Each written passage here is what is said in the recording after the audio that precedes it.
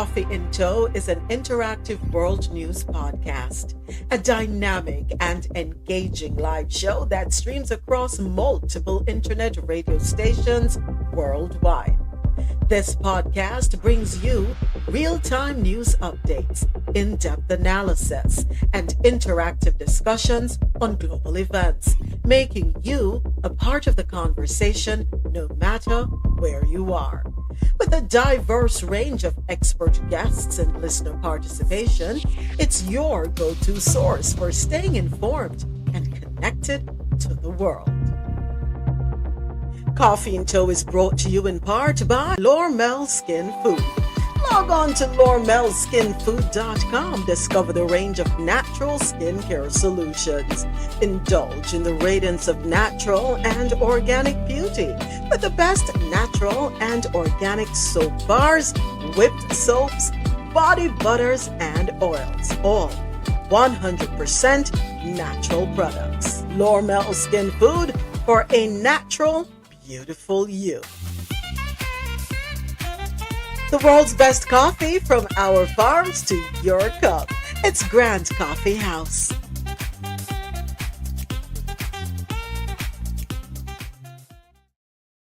That is it. Want to say thank you once again. It is Wednesday, June 18, 2025. Feels like we've been in, 6 years into this administration already? Oh my gosh. I'm tired. I don't know about you, but I'm tired. I'm just tired. I want this next term to be over with so quickly. All right. Thank you so much for joining me for Coffee in Tow, World News on the Go. 4 hours filled with news from around the world and always great conversation. Coffee in Tow streams live weekdays starting at 9 a.m. Eastern on QMZRadio.com for quality music while you work play. JonoRadio.com, your non-stop party vibe station. And BadMusicHouse.com for any genre, anytime. We are live on TikTok starting at 9:15 a.m. That's where the party goes down until the bottom of the hour. And live on YouTube at 9:35 a.m. Remember to subscribe. Coffee and Tow is brought to you in part by Lormel Skin Food for a natural, beautiful you, and Grand Coffee House from our farms to your cups. Kirk, how's it going? How you doing, Kirk? You good? You good? You good?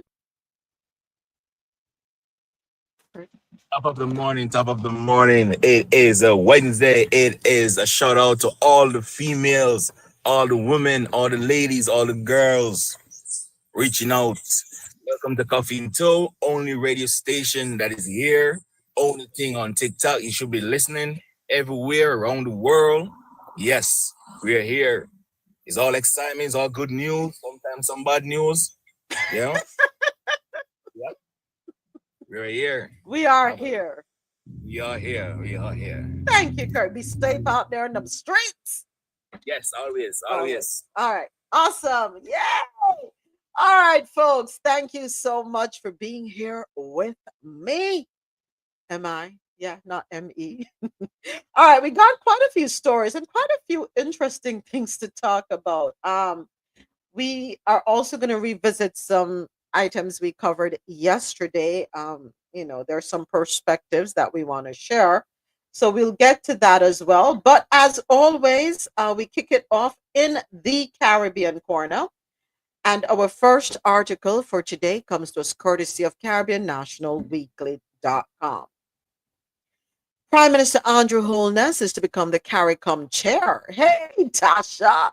So, yeah, Dr. Andrew Holness, come on, Caribbean National Weekly. You have to be respectful and put the titles that have been earned in, right? So whoever the editor is, if you are listening at Caribbean National Weekly, please do yourselves a huge favor and put the titles in, please. It is Prime Minister Dr. Andrew Holness, all right? Yeah, so the thing go. All right, so according to this article, Dr. Andrew Holness, Prime Minister of Jamaica, will officially assume the chairmanship of the Caribbean Community CARICOM on July 1, 2025. His tenure begins just days before Jamaica hosts the 49th regular meeting of the Conference of Heads of Government of CARICOM, taking place from July 6 to 8 in Montego Bay.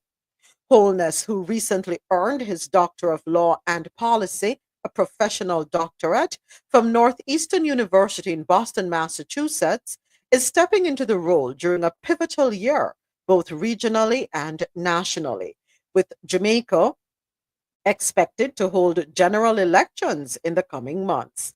As incoming chair, he has signaled a strong focus on digital innovation, regional security, and inclusive growth.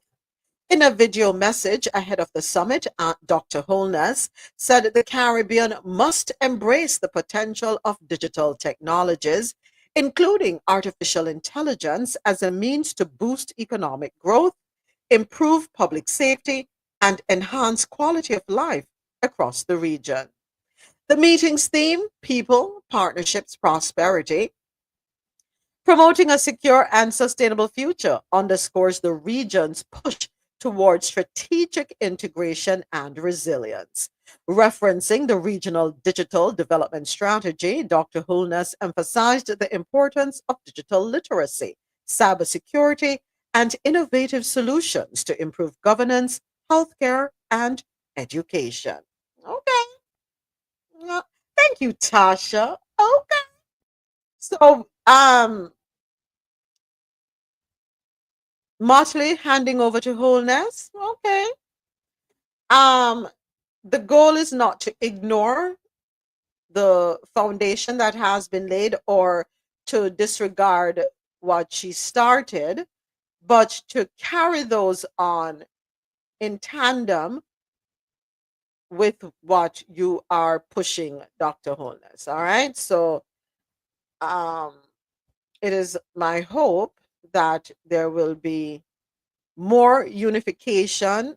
We want to see, yeah, we definitely want to see more unification within the Caribbean and moving forward as a united, or I should say one Caribbean. Let's move forward as one Caribbean. Let me just say that. All right. So, mm, just realized that Prime Minister Motley, she's she's very young. She's only 59.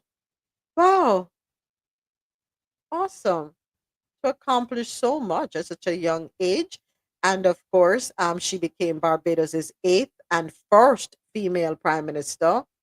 Um, May 25th. Wow, interesting. All right, so Dr. Holness, congratulations to you.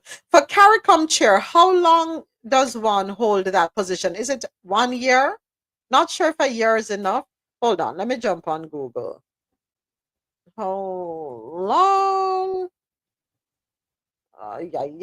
does the CARICOM chair last? Okay, let's see here. So the chairmanship of the Conference of Heads of Government for the CARICOM community lasts for 6 months. That's not right. The chair rotates among the heads of government for the 15 member states. That can't be right, Google. That cannot be right.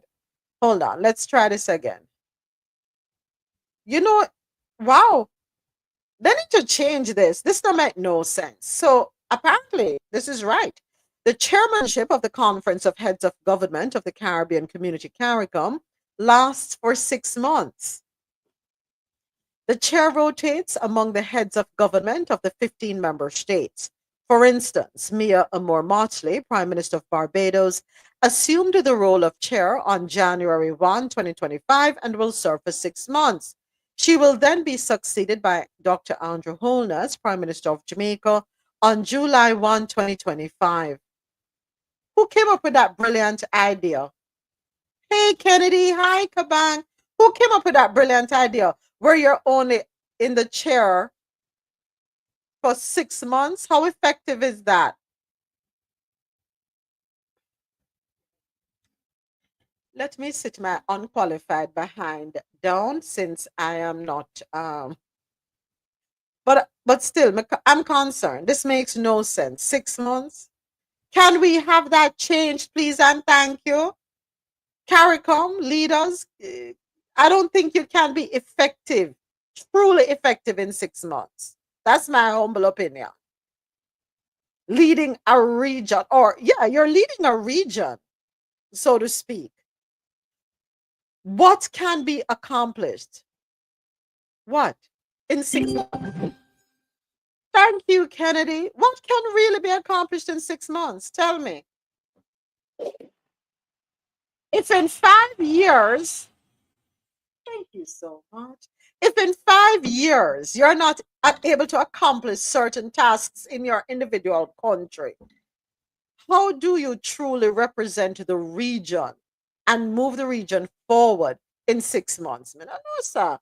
Me kind of dense, so I'm okay. But certain things just don't make sense to me. So I'm gonna fix that quick and fast. That's all I'm gonna say. All right. Next up, still courtesy of CaribbeanNationalWeekly.com, Bahamas pauses Cuban health worker recruitment, plans contract changes. Hmm. Marco Polo, look at what you have done now. Eh? Look at what you have done. Rupture when everything was going well, but you bring your foolishness to the Caribbean, and now countries, not all, some are shuffling the decks. But anyway, the Bahamas is set to overhaul how it engages Cuban healthcare professionals, moving away from government to government agreements and instead offering direct contracts to individuals. That is according to Health Minister Dr. Michael Darville when speaking with Parliament on Monday. The move comes amid heightened U.S. scrutiny of Cuba's overseas medical program, which Washington has labeled as exploitative. Darville said the Ministry of Health plans to shift its contract arrangements with Cuban medical workers currently serving in the Bahamas. Those who are not interested in this new arrangement will be given time to wrap up their affairs and return to Cuba. The change follows months of diplomatic consultations between Bahamian and U.S. officials. In March, Darville defended the Cuban medical presence, noting its importance to the country's healthcare system, particularly in optometry, where Cuban professionals have delivered critical eye care services to hundreds of Bahamians. At that time, the Bahamas joined other CARICOM nations in standing by Cuba's Medical Brigade program, which the U.S. has described as a form of human trafficking. Washington recently expanded visa restrictions on individuals involved in Cuba's labor export initiatives, further straining regional relationships.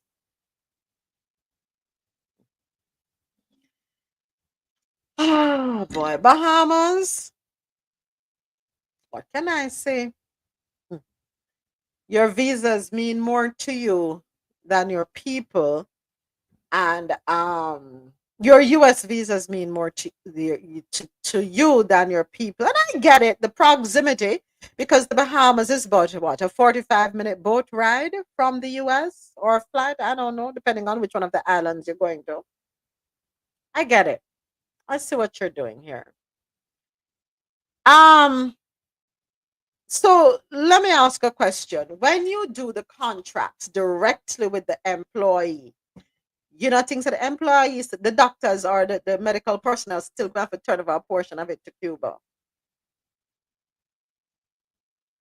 Things that I'm still have to go to that. So it's all about optics, is what I'm going to take away from this. Optics. Yeah.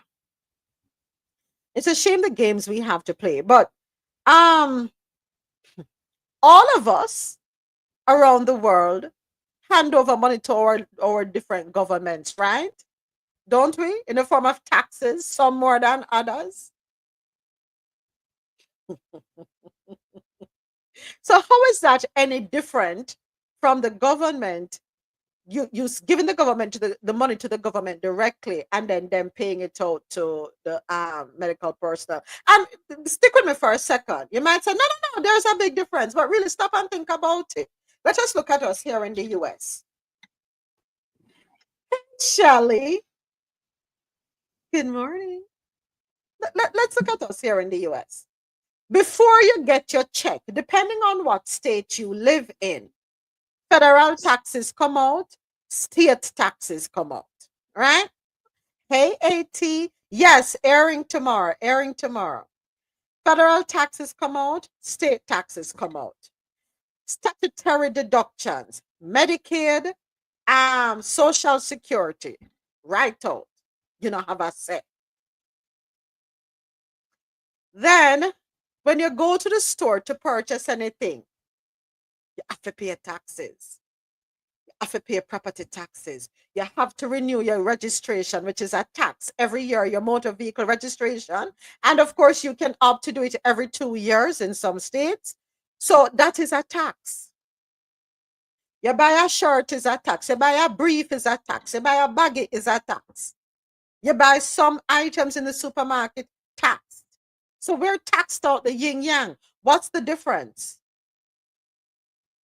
What really is the difference when we talk about the Cuban government and how they treat their people with regards to the salaries, and that we're giving them the salary and then them only give them a portion of it? Really and truly, there's not much difference. Check it. What they do, at least I can say more them to fulfill them people when them all on for the money. Education is free, healthcare is free. We know there needs to be infrastructural improvement. And when you talk about the electricity, granted, market, I was speaking with someone on Saturday. I went to a baby shower slash birthday party, and a couple of people, they're Cuban, and we're having a conversation, and they're saying that right now the situation infrastructurally, other soldier to go to the back of the class. You are going to the back of the class in timeout.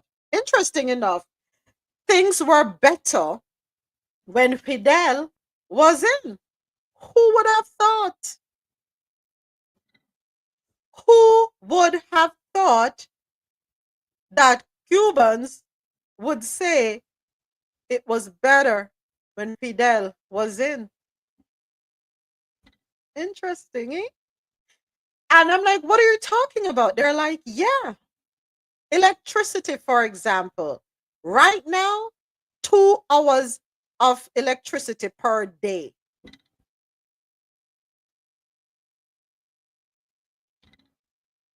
2 hours. Um, the resorts. It's only the resorts. Thank you, Kennedy. It's only the resorts that have electricity, really, because of generators and what have you. Yeah, but everybody else on the island, 2 hours. So they need to fix that, right? They need to fix that. Thank you so much. Thank you, thank you, thank you. They need to fix that there. There are countries in Europe where the taxes are significantly higher than what we pay here in the US. But guess what? Education free up to your first degree. Mhm. Education free. You can go to the hospital, have a baby, and not walk out with a $30,000 to $60,000 bill. Mhm. Roads are clean. Their prisons are like hotels. The prisons are not for profit systems. So we are complaining. Little Marco is talking about the financial abuses against the people of Cuba. But let us step back for a second. And before we start joining hands and saying, yeah, yeah, yeah, it's true, about that, let's think for a minute. Do they have homeless people over there?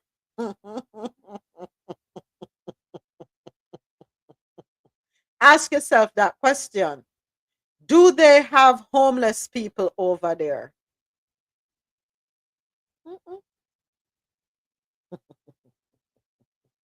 That may not have the best conditions, but then I have homeless people come off of a country. every city, every single city, there is a homeless encampment somewhere. In this country, if you not pay your rent the first of the month, and some places will give you a grace period up until the 5th, no eviction order file for you. Quick and fast. So who really cares about their people? We say we live in a democratic society. I have to be careful with the words I use because I don't want TikTok can flag with the constitution and all and politics. Yeah. But let us stop for a second and really think about it. Kennedy said, I'm surprised when I saw that the jails are like that in Amsterdam. Yeah, I have a friend who was incarcerated in Amsterdam for Mary Jane. And he said he was fine. Saying he had the best time of his life. You know, you don't have to worry about. So don't worry about Jack Yor. Jack Yor, all right, in comfortable over there.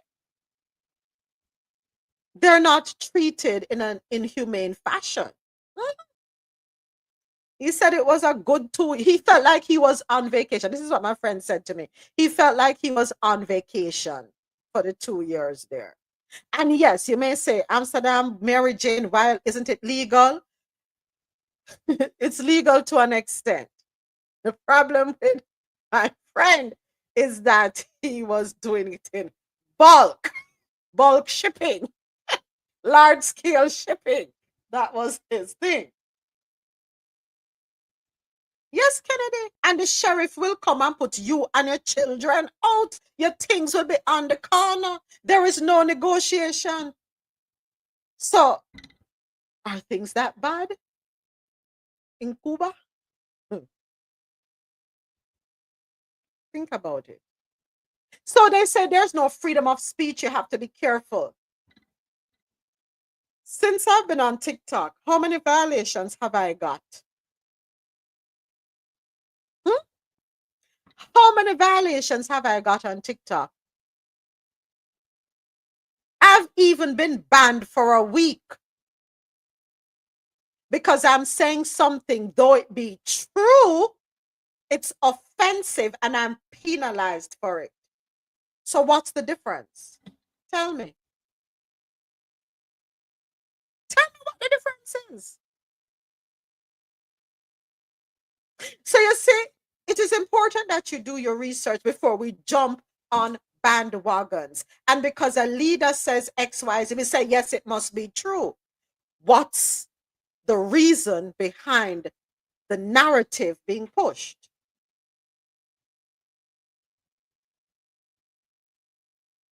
Have you ever been to Cuba?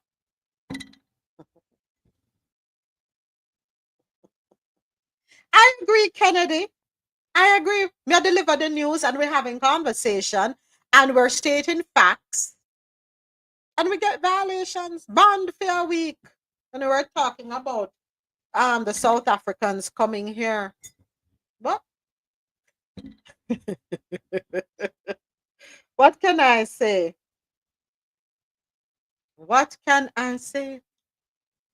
So until we can fix homelessness in this country, I don't think we should be talking about our neighbor, which is just 90 miles south of us.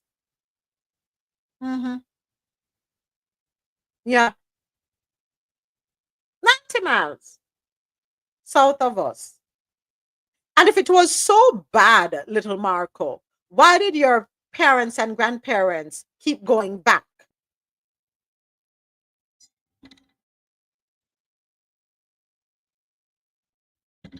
That's all I'm gonna say. Any comments before I move on? Okay. Um, YouTube comment, whitewashed. Little Marco whitewashed, not true to himself or culture. You know what? Let me keep it moving before I say something I'm not supposed to say.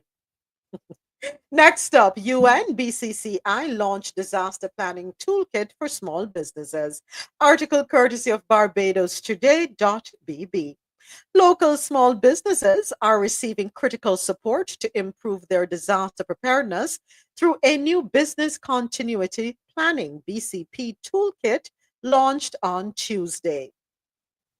The initiative, a joint effort between the Barbados Chamber of Commerce and Industry and the United Nations Office for Disaster Risk Reduction, is designed to help micro, small, and medium sized enterprises assess risks, develop continuity plans, and better respond to disruptions.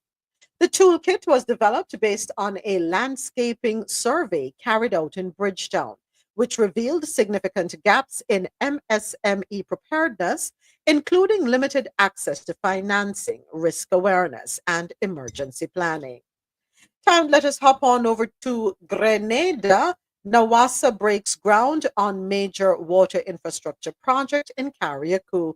Article courtesy of nowgrenada.com.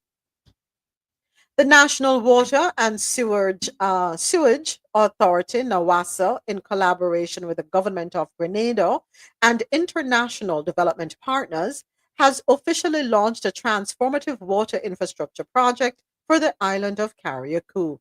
The sod turning ceremony was held on Thursday, May 30, and marks a critical step toward improving water access and climate resilience for residents of Carriacou.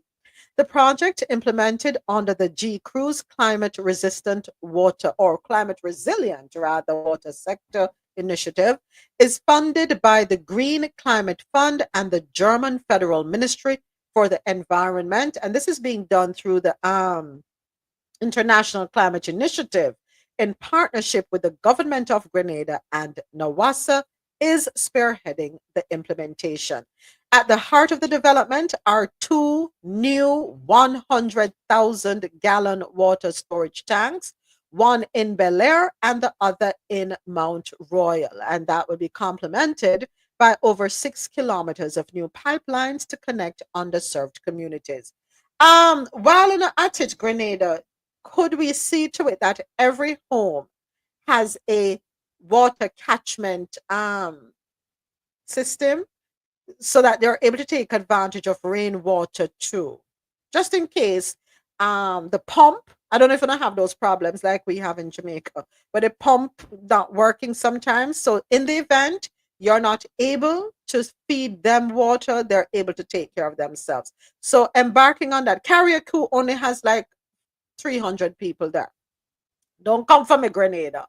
So I think it's something the government can embark on, right? Just a thought. Okay, next. But good job, good job. Oh, by the way, do you know that here in the great United States, the big, beautiful United States, depending on the state that you're in, collecting rainwater can land you behind in jail. Okay.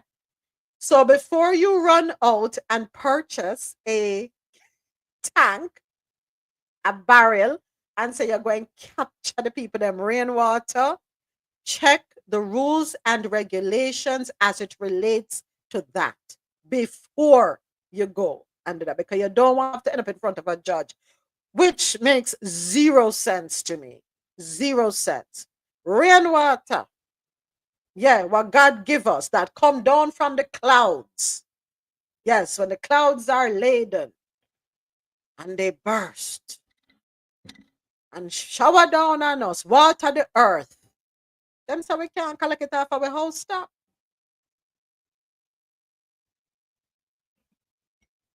Oh boy. I bet you they don't do that in Cuba. Thank you for the subscription on YouTube. Thank you so much. I guarantee you said I'm not do that in a Cuba. Well, they certainly don't penalize us in Jamaica for catching rainwater.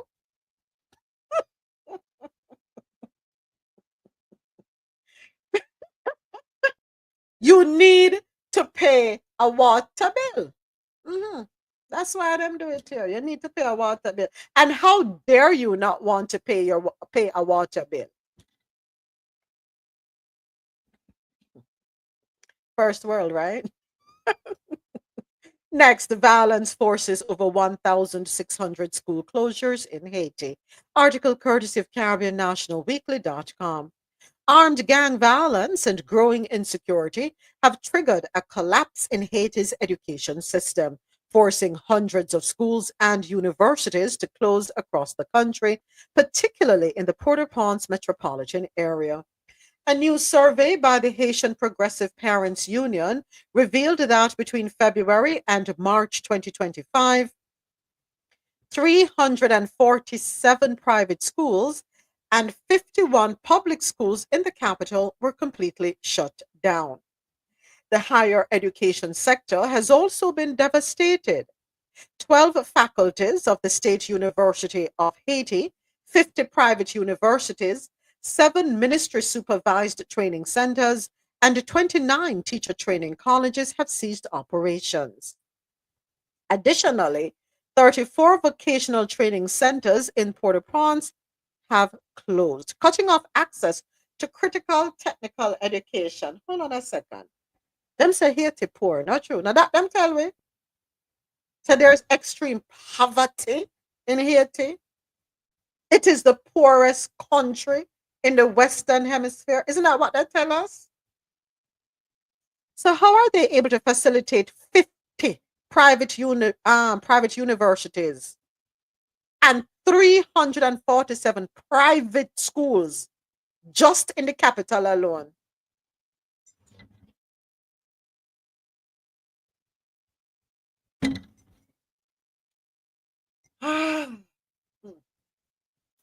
You're not supposed to add two and two together. You're supposed to listen to one side that you're supposed to disregard. Just keep running with that narrative. But Haiti is without resources. The capital alone that is being decimated, where its citizens are so poor.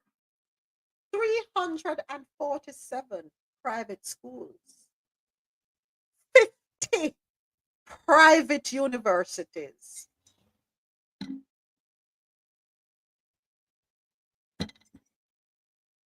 The last time I checked, okay, Kennedy, the last time I checked, private, no mean free.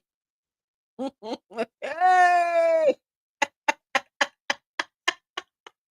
You know, I wonder if the coffee is making me a little, probably I need to come off a coffee and a soju. What do you think?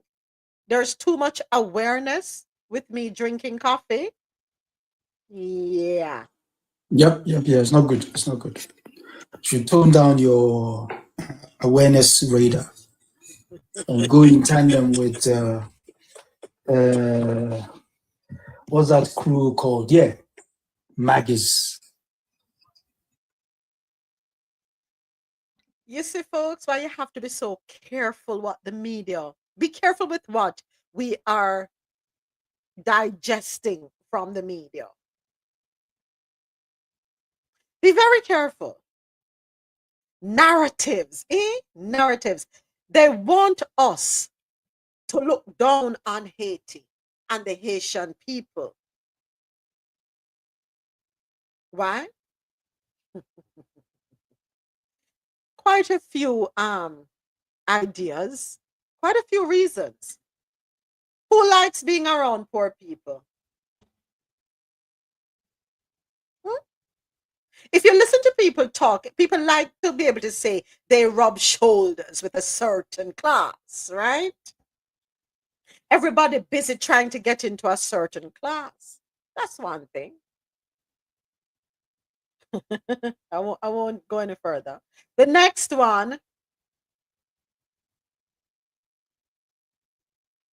I'm trying to deconstruct the idea of race because race is a social construct. And the more we um, hang on to the fringes of race, it only perpetuates and furthers the behavior or behaviors associated with it, discrimination and alienation and hatred.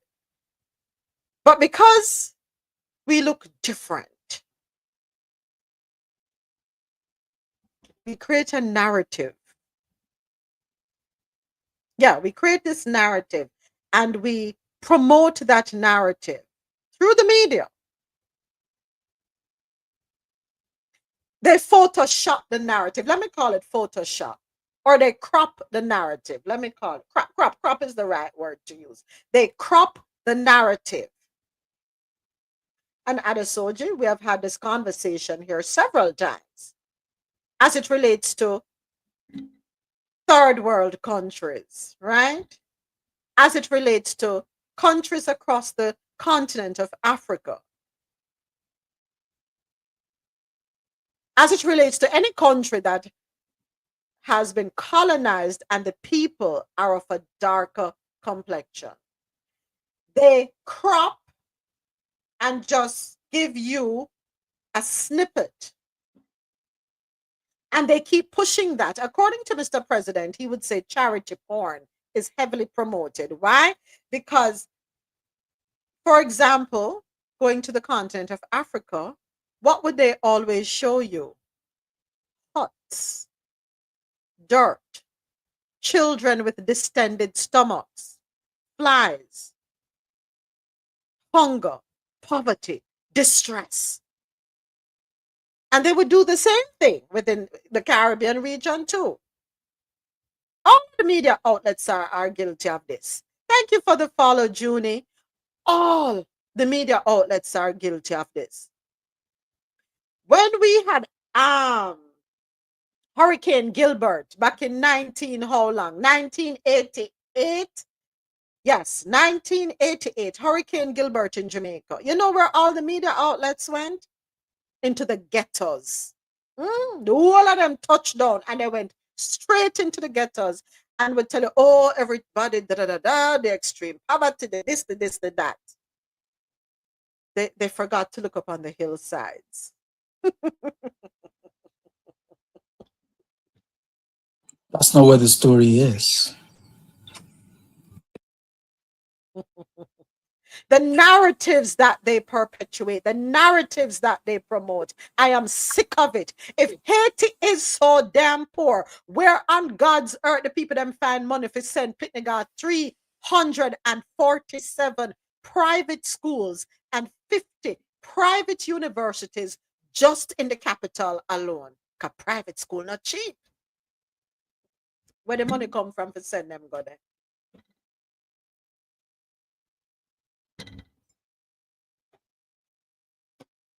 Thank God for the for technological advancement, right? It's a double-edged sword. Can be used for good, can be used for bad. Boy, Cupcake, I believe you. They do that in West Virginia also. Always interview the addicts with no teeth in a trailer. Never average people. Isn't that what they do in Chicago?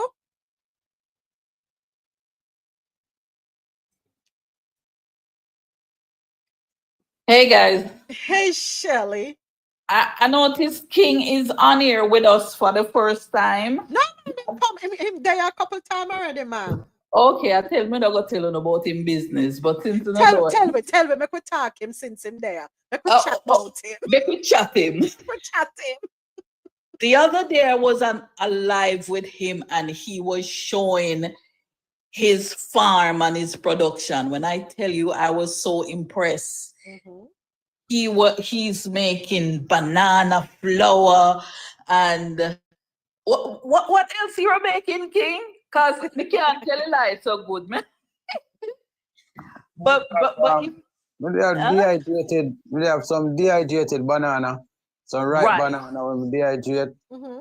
And we have milk jumbling, and we just stew some jumbling there. Jumbling is star fruit. For those of you who are wondering. No. No. Jumbling is not the star fruit. No, it's star fruit different. Oh, my bad. My bad. Yeah. I know Jumbling as star fruit. That's what I know. But anyway, go ahead. Let me not interrupt. My apologies. Go ahead. Yeah, I was very impressed by what he's doing to self-sustain. Mm-hmm. you know, so he is doing a very impressive sustainable living, and he was showing it on that other live that I was on. And I've never seen him come over here before, so I was like, wow, there goes my friend King. You guys should follow him. Only it's only 2 or 3 person live me go on right now. This live and Fifth Element. Because if the conversation have nothing to do with growth and really talk about now and the work will come next, I don't want to feel that conversation. I don't have no time for waste. Yeah, that's true. And the peaceful nature of the life. Because, well, Miss Lady. You chip out, King. You chip out. Where are you? Yeah. Sorry to cut you, madam. No, it's all right. It's okay. Yeah. Okay. It's all right. Yeah. Go ahead, King. Let's see if we can hear you. That's a part. Probably. Okay. Yeah, the connection bad thing. Just yeah. say that little piece of it. Yeah, me I go say that little piece and come in. Yeah. All right. Just like you were saying earlier, me go right back to the point where you guys were making pertaining to the people them that they interview and the major media companies them. See the other day the whole thing in Jamaica pertaining to the FID, as they call it. Yes. Right? And the appointment at the Virgin, and some Virgin say them are go speak out against what them call protest. And the interviewers them, some of the persons them where them highlight were some of the not so well learned persons, in the sense that them find the people them and show them people that have no clue how I go on. The person them will just know say I am supporting that vibration there because I something me just you know the people them will just me I go to. You know what I mean? Right. Me I go because them say I want good thing. And the so-called major media houses, you see now that we know who they work for, we know that we don't even need to call them media houses anymore, right? We just call them either whatever company they work for. We just say, okay, that media house is a branch of the Jamaica Labour Party or the Jamaica, any one of them. Just put them in a category and make it be so. Just put up the sticker on it that you know their vibration over there, so how them pray. Right? Because at the end of the day, as Shelley did bring me into the conversation pertaining to, because the power of food, we get to realize the power of food, and it's one of the things that they're using on this rock here. Because watch if an establishment is doing so well, why you need to bring a big old promotion? Why you need to promote your business if you're doing so well? One of the most pristine eating establishments in Jamaica, well known with the letter them, and them have big sale. Why? Because the economy is tanking. The economy tanking, right? And these people don't want to say, hey, something, the best thing for you to do is try to preserve some amount of food, because now that's, as I don't know if this are everything connected. That's the one thing I always say. Personally, I always say, oh, you're all over the place. But I can't tell you, say, every one of them connected. The prices of food in Jamaica connected to the conflict we are going from 3 years now between the World War III. Yes, I always say, World War III already started, right? And it'll get worse. And the food thing, that's why you see me I work on for try to make sure say me can start preserve some food for myself and now. Because I said to them the other day, what if my mind them had planned for black who don't know about the Strait of Hormuz, so they need to find out. Because if that when that lock up, just expect food now will come your way anytime soon. And then I bring those information to tell people, say, listen, man, we don't need to prepare for what come. And preparation is not no scare tactic. It's that's something we're supposed to do. I used to be in the scout movement, and that was the motto: be prepared. And just you were talking about Gilbert. Me did the run when Gilbert are going, you know, me did the right in the middle light.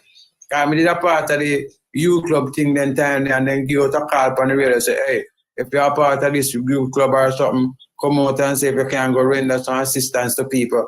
I mean, I drive up and down. They give me one button, you know, blood fire pass get flat. Then give me one button on my station. Me turn police with the deal. They're a bad man. So, but it just listen, I mean, I tell you, in at the time when that are going on and you see people are hustling around, and all of the hill them on the hillside just exposed. Some places you never know, say expose. And that's what happen again. Because I said this, and people don't want to believe me. This place is showing us some darkness. Yeah, some dark time I come. That's why you see me and got up my little food them like one squirrel. Yeah, because me see one time I come and some people don't want to say. They don't want to say it I come because they don't want to pay period. That I want. Because they still want to control through them vibration. They still don't want us to be what you call not dependent. Right? And own we own and stuff them. That's why me I try to me want to have it. Me tell them say my plan is the next course of action is to have a small factory type setup where we can produce more and flour down here. And that I want to do. That's and me it will can. happen. Hey, listen, let me tell you this. You stay the course and it will happen. I know that at 6 years now, me depend this at track here Jamaica. You hear me? And me not tap because you know me this I know this much. That are my job. Just like you depend your work right that's away there and you pass on the information and make we can reason about some stuff where you don't find people want to reason about these things. And know that the thing about what happening now, and we use that word, now in the greatest time of revelation, this is the greatest time of things being revealed.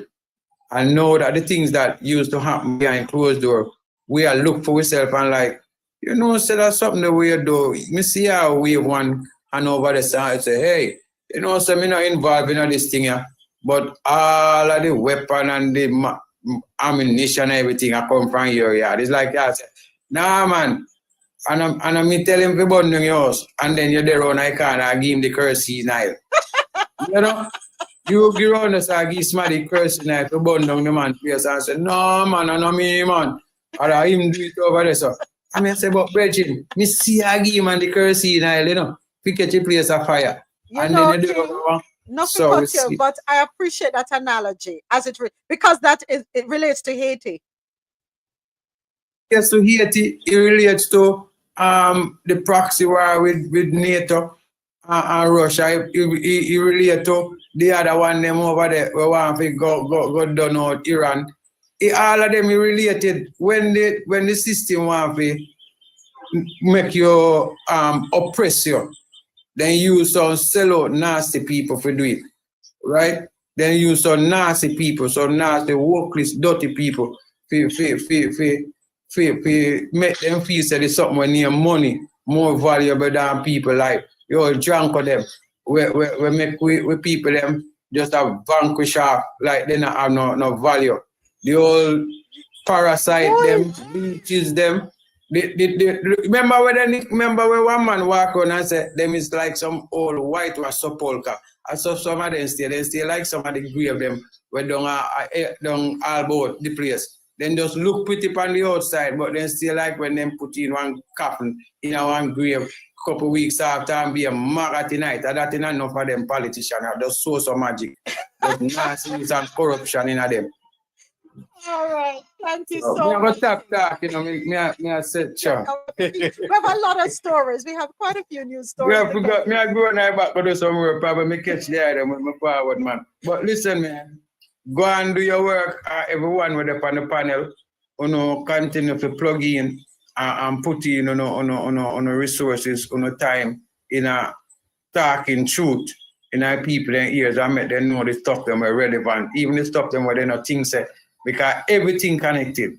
Yeah. Anything will happen with Iran, and Israel.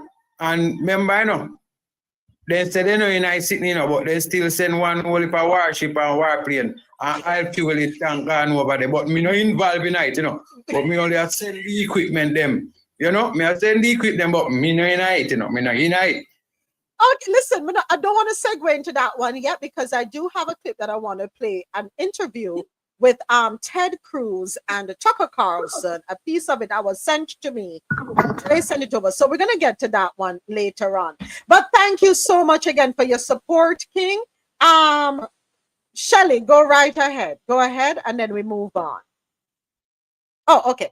All right. So we just finished talking about Haiti, and where it says violence has forced over 1,600 school closures to happen.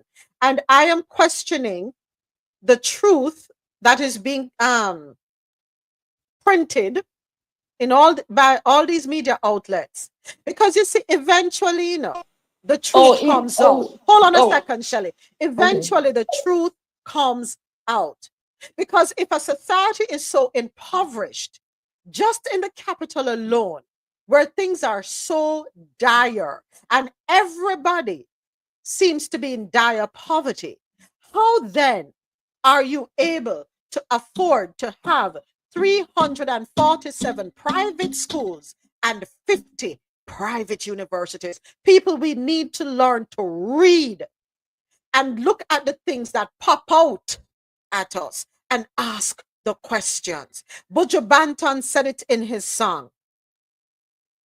The narratives that have been perpetuated about countries across the continent of Africa, I could have was about the East, where everybody want a peace. They are telling you how bad everywhere else is, and the same people telling you how bad it is are the same people going in there to take advantage of the resources that are to be had. So we need to stop this foolishness of being so gullible. We're far too gullible and lazy. That is what we are. Lazy, because we refuse to do the research, refuse to get to know people. And don't come to me, well, if things are so good, why did you leave your country? People can leave and go anywhere they want to go in this world. What if people want to be exposed to new cultures, new opportunities? It doesn't mean that they hate where they're from. And don't get me started on that one. Go ahead, Shelley, and then we move on. One of the things I was saying about the 50 plus universities in Port-au-Prince, you know, you have to weigh that information a lot, because a lot of those universities and colleges are not at the level that we are accustomed to universities and college being. Many of them are private. They are from people who are going abroad and setting up a little thing, so it goes up in the numbers. Hey, there's some amount of truth to it and some amount of looking at other detail to see how much of it is true. But many of those universities are not at the level of what we would call universities, because they are still at one of the highest illiteracy rates. Oh, you're sure about that, Shelley? But the illiteracy rate, they speak 3 languages, some of them 4. They do speak 3 languages, though. I admire that about them. Seeing them, I always say Jamaica should bring in other languages, but they do, though. So they speak 3 languages because they're really forced to do it. But at the end of the day, the colleges and universities may be the number, but it could be a private institution or a non-profit institution setting up a school which is not so structured or under the quote-unquote real proper regime of what colleges and universities should be, but they're counted anyway. So my thought when I saw that number is that, yeah, it's not really a University of the West Indies per se, 50 of those, because if you have an educated society, the behavior is usually, somewhat different. So I don't believe that those 50 universities are what we're used to or what we know of. All right, fair enough. I'll accept your perspective, Shelley, but let us step back and look at the US. Mhm. We rank 30 something. No, we are what? Our illiteracy rate here is very high. The vast majority of the nation not read past a third grade level here in this country, yet we have so many universities, colleges, private, public, right? And people here speak English and they want us to speak English, and yet those many of those who want us to speak English can't even construct an English sentence. So I will stand 10 toes on this one. I do believe the Haitians are far more literate than the Americans. They're very talented people. The fact alone that they're able to speak French, Creole, Spanish, and English, no illiterate person can manage that. Jamaica speak 2 languages. Right? Hold on, the king. So, Adesoji, I know you wanted to chime in. Go right ahead. Not to push back on Sister Shelley, but at the same time, you're basically playing into the notion and stereotype that the Western standards is the standard is obtainable everywhere else. And if the standard does not meet the Western standards, then it cannot be considered. What's it called? It can be considered up to quote unquote standards. We need to move away from that very much so. I'll give you an example. Cuba has been under embargo since 1959. And Cuba has per capita against any other country the size of itself in the world, more doctors than the entire Caribbean combined. So would we say, because the West has sanctioned them and quote unquote, so the doctors that they produce are not doctors? This is the same country that, despite being under embargo, gave the world 2 vaccines during the last COVID pandemic. So we need to move away from, if Haiti were to come out to me today and say they have 75 universities, who am I to doubt the fact that they have 75? They have a metric for counting what they consider to be a university.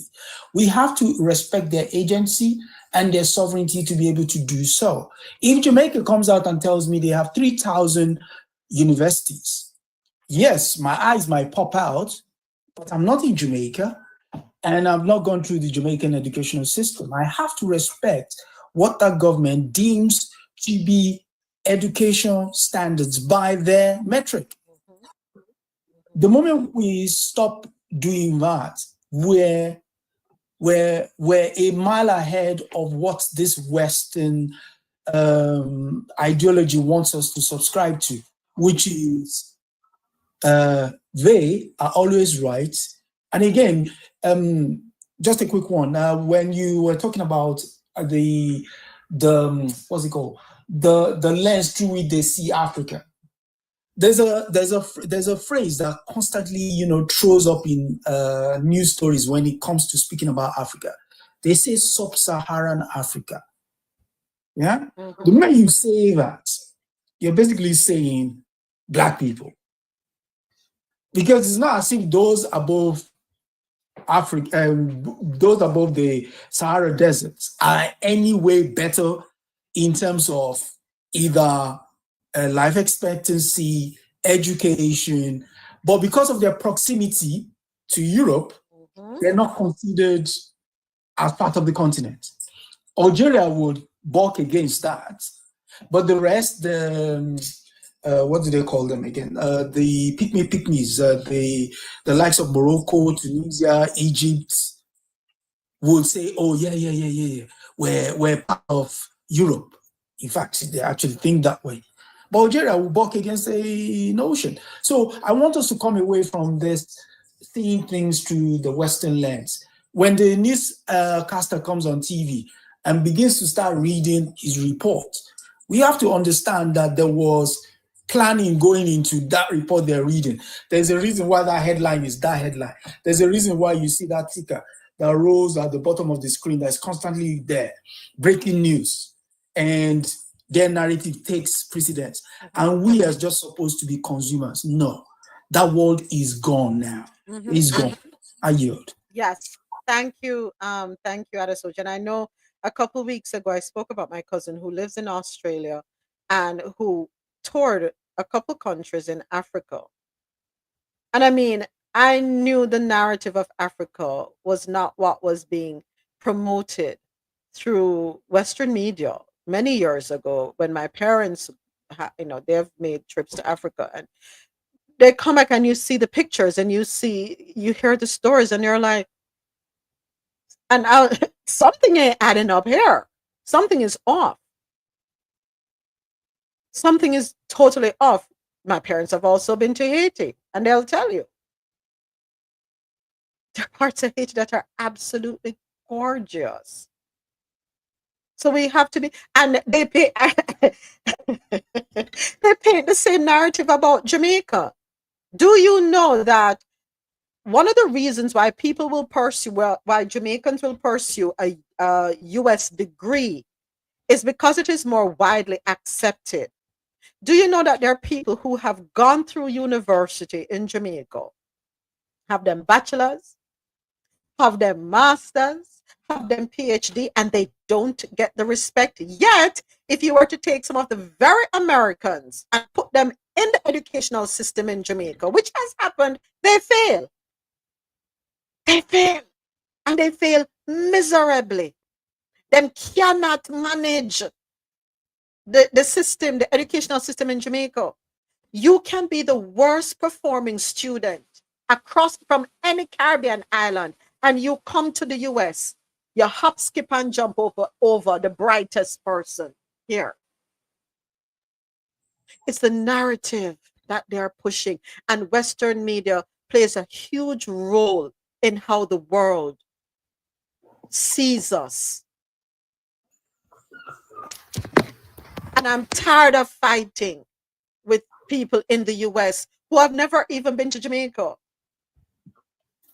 Tired of fighting with them. They think everybody living on zinc house. Them think everybody sitting and smoke Mary Jane. Them think everybody is poverty stricken.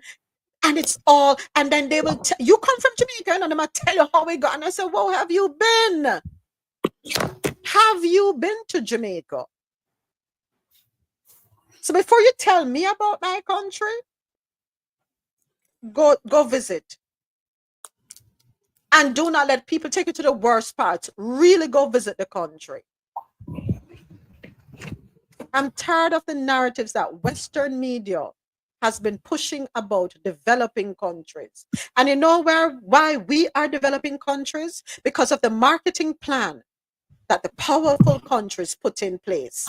Yeah, a marketing plan. And they lure the best and the brightest away from our countries. And that is why our countries will remain in the state of being small island developing states. Them trick we. That you know how many Jamaicans look down on their own country, or how many other Caribbean people look down on their native countries?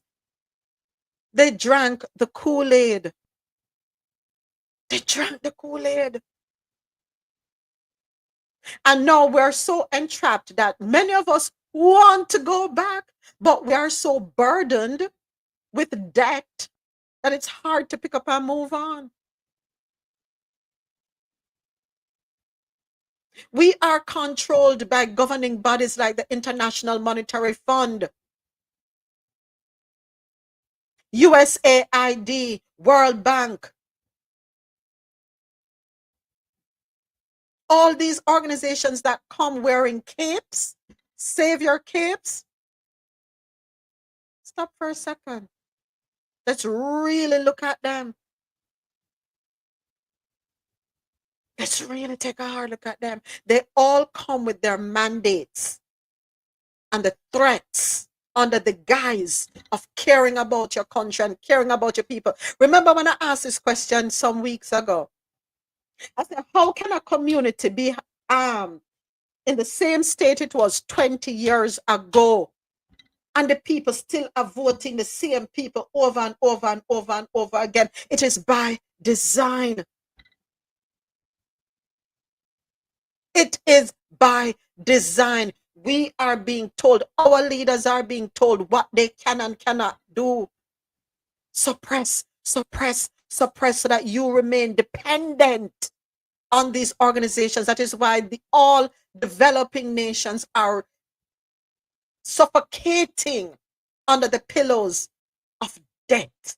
These loans here. What you call it? Refinancing of the loans that we will never be able to pay back.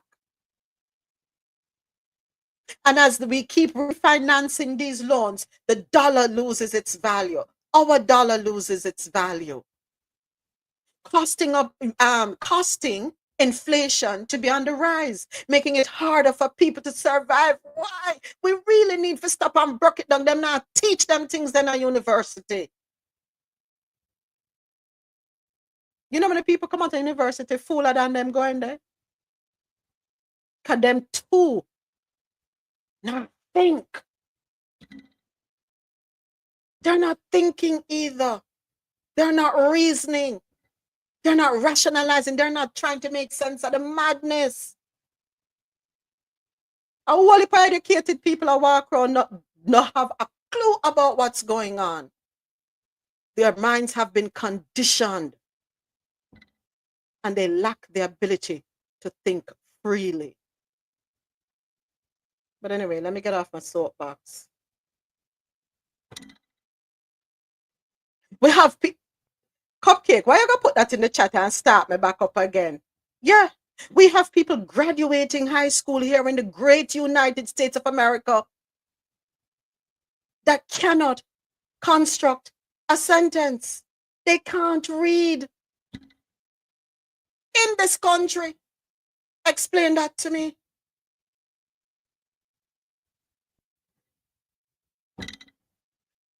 The Pitney Gas School for years, and at the end of it all, they can't read. This country, it should never happen. The greatest nation on earth, everybody should be super literate. But that is not what we invest in. We don't invest in education. And then we have the audacity to talk about the education system in other countries when their people, their children will come here and surpass the children here. Why do you think immigrants are not liked? We're not too progressive. We're not too smart. Look in the tech industry. Who you think make up the tech industry? Look in the health industry. Who you think make that up? Majority immigrants. The problem we have in our countries is the resources to take us to the next level. And that too is by design. It is what it is. It is what it is. I know Haitians.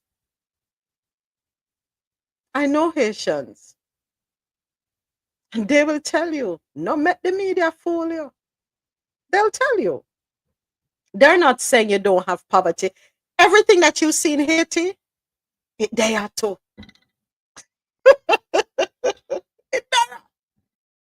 It's here. Squalor, it's there. Poverty, there. Homelessness, there. Hunger, there. Illiteracy, there. Everything that we're pointing the fingers at another country for having, it is right here. There are dirt roads in this country. I was shocked to find that out when my husband used to be over the road. And I'm telling you, so when you go through some communities, you don't never know so people living as zinc fence in this country, board house in this country, pit toilet in this country, the greatest country on earth. The greatest country on earth. There are communities where street light now exist. But it's the narrative that the media, if the media would just turn the lens on this country for a minute and speak the truth, this country is no different than all the countries that they want to look down on and classify as S-hole countries. One thing I will give them is marketing. Phenomenal. Excellent. Excellent. The day you're born, you're already in debt. The day you come out of your mother's womb in this country, you are already in debt.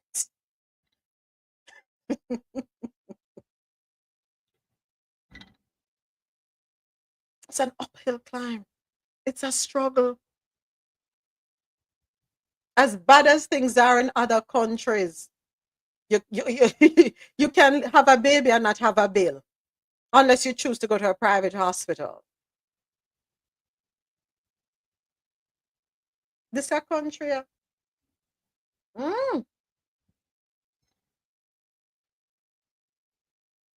Remy, you are so right. So right. Adesoji, do you get do women get maternity leave over there in the UK?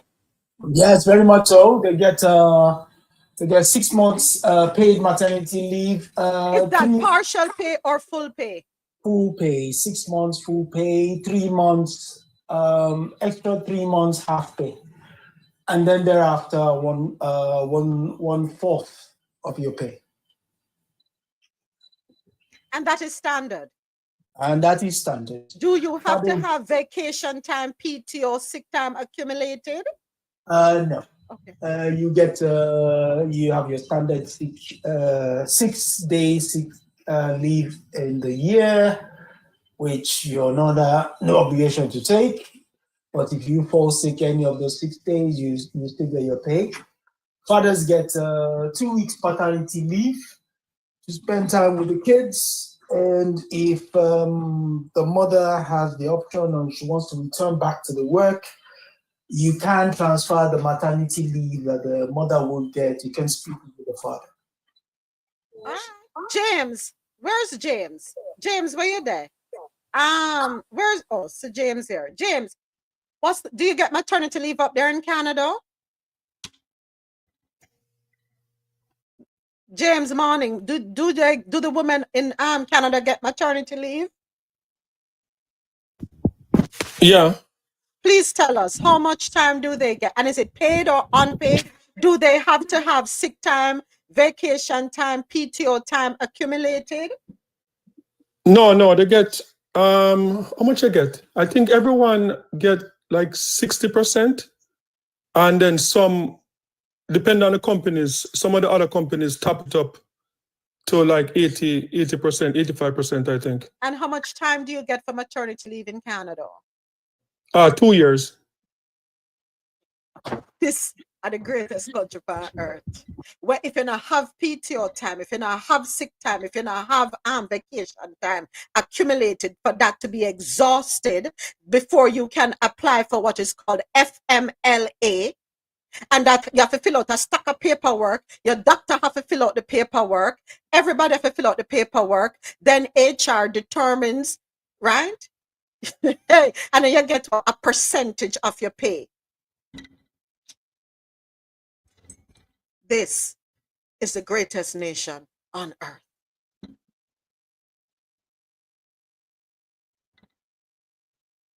Yeah. That is why people push out today and tomorrow them they back at work. Women are not allowed to heal. In Jamaica, 3 months maternity leave, full pay. Go on, talk. Sorry, my apologies, Shelley. Go ahead. No, you're good. I was just going to say that because my kids were born in Jamaica. And when I come to work here and I see people coming back to work after 6 months, after 6 weeks, I'm like, how do they do it? I remember when I had my kids, my pay was the same every month.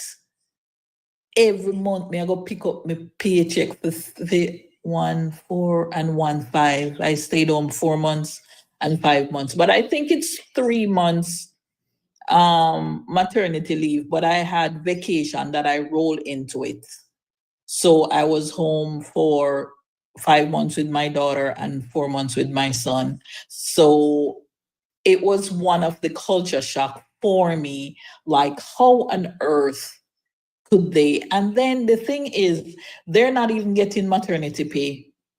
The pay that they're getting is different. While I remember back in those days, we didn't have direct deposit. I remember every 25th of the month, me I go health department, go collect the pay, same amount of money. So it's just sad. Sad, Shelley. Thank you so much. Remy, I want to say welcome to the stage and thank you for coming to Coffee and Chill. We are live on internet radio, live on YouTube, and live here on TikTok. Please go right ahead and share your thoughts. So I've said that America, from its like manufactured streets and how everything is kind of, they sell grass, they got to mow grass. That whole vision is such a marketing scheme, right? That, like, I come from Guyana, and I used to hear as a child that you can buy grass and stuff like this in America, right? And it's like, you buy grass, doesn't grass grow by itself? I mean, what do you need to buy it for, right? But that's it's interesting that in 2025, America has come to this point where it's being revealed that everything was a grift. The whole system was a grift, right? Even down to, Chinese products are cheap. Well, it's not that it's cheap, it's that the CEO of these companies are buying cheap Chinese product to sell back to the Americans to have this propaganda of cheap Chinese products. Meanwhile, you go look at China and they're like, wait, if you sell cheap products, how come you got all these weapons and these buildings and this technology, right? So it's the biggest marketing scheme. And I think once America figures this out, I don't know what's going to happen. Right, I really don't. I have no idea what's going to happen to this country, because even with this MAGA group, right, and then they voted this dude in because they thought he was going to do something amazing, and he's not, right? When they turn on them, that's it. It's a wrap. Mm-hmm. This country is going to eat itself from within. Remy, they have a saying, and I'm sure you say you're from Ghana, so I'm sure you're familiar with this. You fool me once, shame on you. You Right. fool me twice, shame on me. No, you fool me a third time. Now, who is the damn fool? Right. Yeah. I mean, America has always said it has the best this, the best that, the best, and then you for an American, right? Mm-hmm. If you're stuck in that perspective, you don't know anything else, right? So when somebody says this to you, you're like, well, yeah, that's what it is, right? And then you can look out maybe even at India and find that India has blue waters as well, and you're like, what? I thought India only had like junk in the streets. Right? So the propaganda, and it literally took this guy 4 years to demolish this country, right? Which is very interesting. Like, this thing was on a pinpoint of collapsing and not collapsing, right? And then here comes Mr. Orange, right? And he's literally collapsing this thing for what? $5? Really, dude? That's what you want to do to the country for $5? Wow, that's crazy. Remy, we have the conversations. We're here daily, by the way.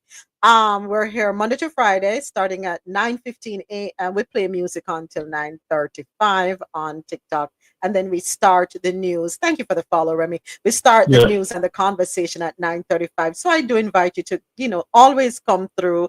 And I also invite you to subscribe to our YouTube channel. For everyone listening on janoradio.com, remember at the top of the hour in the next 6 minutes, you need to switch over to talk and radio, whether you're on the Jano Radio app or you are on your desktop. So you're going to switch over to Jano Radio's news and talk so you can continue to enjoy Coffee into World News on the go. Folks, and here's the thing that I want people listening to understand. We're not anti-America. We don't hate America. We love the country. We're here. But nothing is wrong with criticizing. And through criticizing, that should encourage conversation that will yield action so that we can have change, positive change. The playbook that is being used is played out. We need to go back to the drawing board, come up with new strategies, figure out new ways with how to engage with people on the international scale. I guess we need to clean up home first before we even talk about going outside. We have to learn to dance a yard before we dance abroad. If we did not care, we would not be having these harsh conversations. Uncomfortable, if you want to call them that, but necessary. We're not trying to put you down. We want you to see the error of your ways so that you can fix it and regain your space or your spot on the stage. But I think we're going about it the wrong way. Right now, 2020 had to happen. As unfortunate a situation as it was, and we're still feeling the effects of it. For those of us who got COVID, myself included, we are living with it, right? But that time had to happen for everybody to sit still, where the world came to a grinding halt for the most part. And what happened during that time? People were forced to pay attention. We were either watching TV, on the internet, on the different social media apps, and people started talking more. And that is when the veil started lifting from our eyes. Where you come from? Jamaica. You literally are talking all the points that I've always said, that during that COVID thing, the world slowed down just enough to be like, wait a minute, that's not important. That is also not important. Why am I doing this? This doesn't make any sense, right? And so it had to like react so quickly, because it was like, holy crap, we're blowing the cover, right? And it would be interesting. I have no proof of this, but it would be interesting if what they said about China launching COVID, right? If you could do that without firing a bullet, right? Cause people to have a perspective different, or slow down just long enough, right? So you have a different perspective on your day to day, right? And that's literally what COVID was doing. Okay, so it injured a lot of people, killed a lot of people, and that kind of stuff. But even in America, unalive. We have to switch up. Unalive, right? It unalived a bunch of people, right? And even in America, who claims to have the best this, that, and the other thing, right? They lost a lot of folks. So how'd you do that? I thought you were number one. I thought we were number one. I'm in America right now, so I thought we were number one, right? So we're not number one, and it's okay to not be number one, because who wants to be number one? It's just it's a planet. It's a planet of human beings, right? So I think the grift is almost up, and it would be interesting to see or study this later on, that the grift is up because Russia and China and these other countries found a way, without firing a shot, to corrupt the system internally, because America went after the money with social media, and instead of using it as a platform of discussion and enhancing knowledge and that stuff, they use it as like a mall to sell you stuff. You know what I mean? Listen, Remy, I thank God for the folks that come here every day. I thank God for the supporters that come to Coffee and Toe. We're pretty much on the same page. Yes, we will have differing perspectives because everybody can't think the same, right? And excuse me, everyone is exposed depending on where they are in the world to different narratives, and those narratives shape their perspectives. But for the most part, we are like-minded, and we like to shed light, what we call the truth on situations. So I appreciate everyone that comes here. Go ahead, James. I know you want to say something. Go right ahead. Yeah. What I was going to say is what is interesting to me is that the thing is the American dream was real, right? You have Like to get sleep. we grew up seeing the American dream, and most people wanted it. And at the time, like if you wanted it, it's something that, yeah, like you're like, that is the American dream. I want that. And it was real. Like a lot of our like parents and foreparents that migrated to America in the early 70s, and we saw in real time where people came back to Jamaica and people were able to, from being PSWs, from being regular jobs, go back to Jamaica, go to Mandeville, build like 6-bedroom mansion, retire, and they're living good. The American dream, right? The American dream was the middle class. Like the white picket fence, the station wagon, you could afford to go to Disney World, you could afford to get a good education, send your kids to college. But it's like we wake up one day and somebody changed the American dream and they tell us, like, no, the American dream is like, okay, you can be Oprah Winfrey, you can be LeBron James, you can be, Elon Musk. That is the American dream. The 1% is the American dream. And it's kind of sad to see people cheering for the American dream, the new American dream of the 1%, when that ensured that most people will never be able to attain the American dream, because now it's for the 1%. From the middle class, you would say at least 45, close to 50% of Americans would have been able to attain the American dream, like of the 70s, the 80s, and probably the 90s. But now it's just the 1%. And people are cheering for something that they can't get to. They're not a part of that club, but they're cheering for it. And that is just crazy to watch. That's probably the educational system, right? That's Exactly. when the educational system failed. Failed. Yeah, well, we'll have a lower than fail. Where you get the lower than fail? We need a new word, right? We definitely need a new word. We definitely need a new word. Definitely. Loving the conversation, definitely enjoying it. All right, but we gotta keep moving. Thank you everyone for dream. Jody, it is a dream. The American dream is a dream to believe in as long as you're asleep. And you're right about that, Cupcake. Both parties are controlled by the 1%. And interestingly enough, Dre, who is one of our supporters, coming from Clubhouse days, and we used to be on Clubhouse and then fan base, and now we're here on TikTok. But he sent me a video. It's an 8-minute long video, and I'm going to play it tomorrow, talking about the controlling and who is behind. Who are the puppet masters, right? And I've said this, you've heard me saying this for the past few months, that the person at the helm is not the one controlling everything. They're only being told what to do, and they have to follow suit. I've been saying this for the longest. So tomorrow, we will be playing that video. All right? So 1 second, let me just respond to something here real quick. And by now, everybody on January, they should have already switched over. Johnny, don't get me started. That name is included. Believe it or not, that name is included. All right, give me 1 second here, folks. 1 quick second.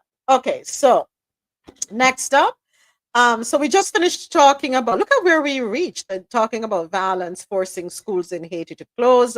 All right, next up, we head on over to Jamaica, where police have seized $15 million, 11 cars in lottery scams raid in Hanover.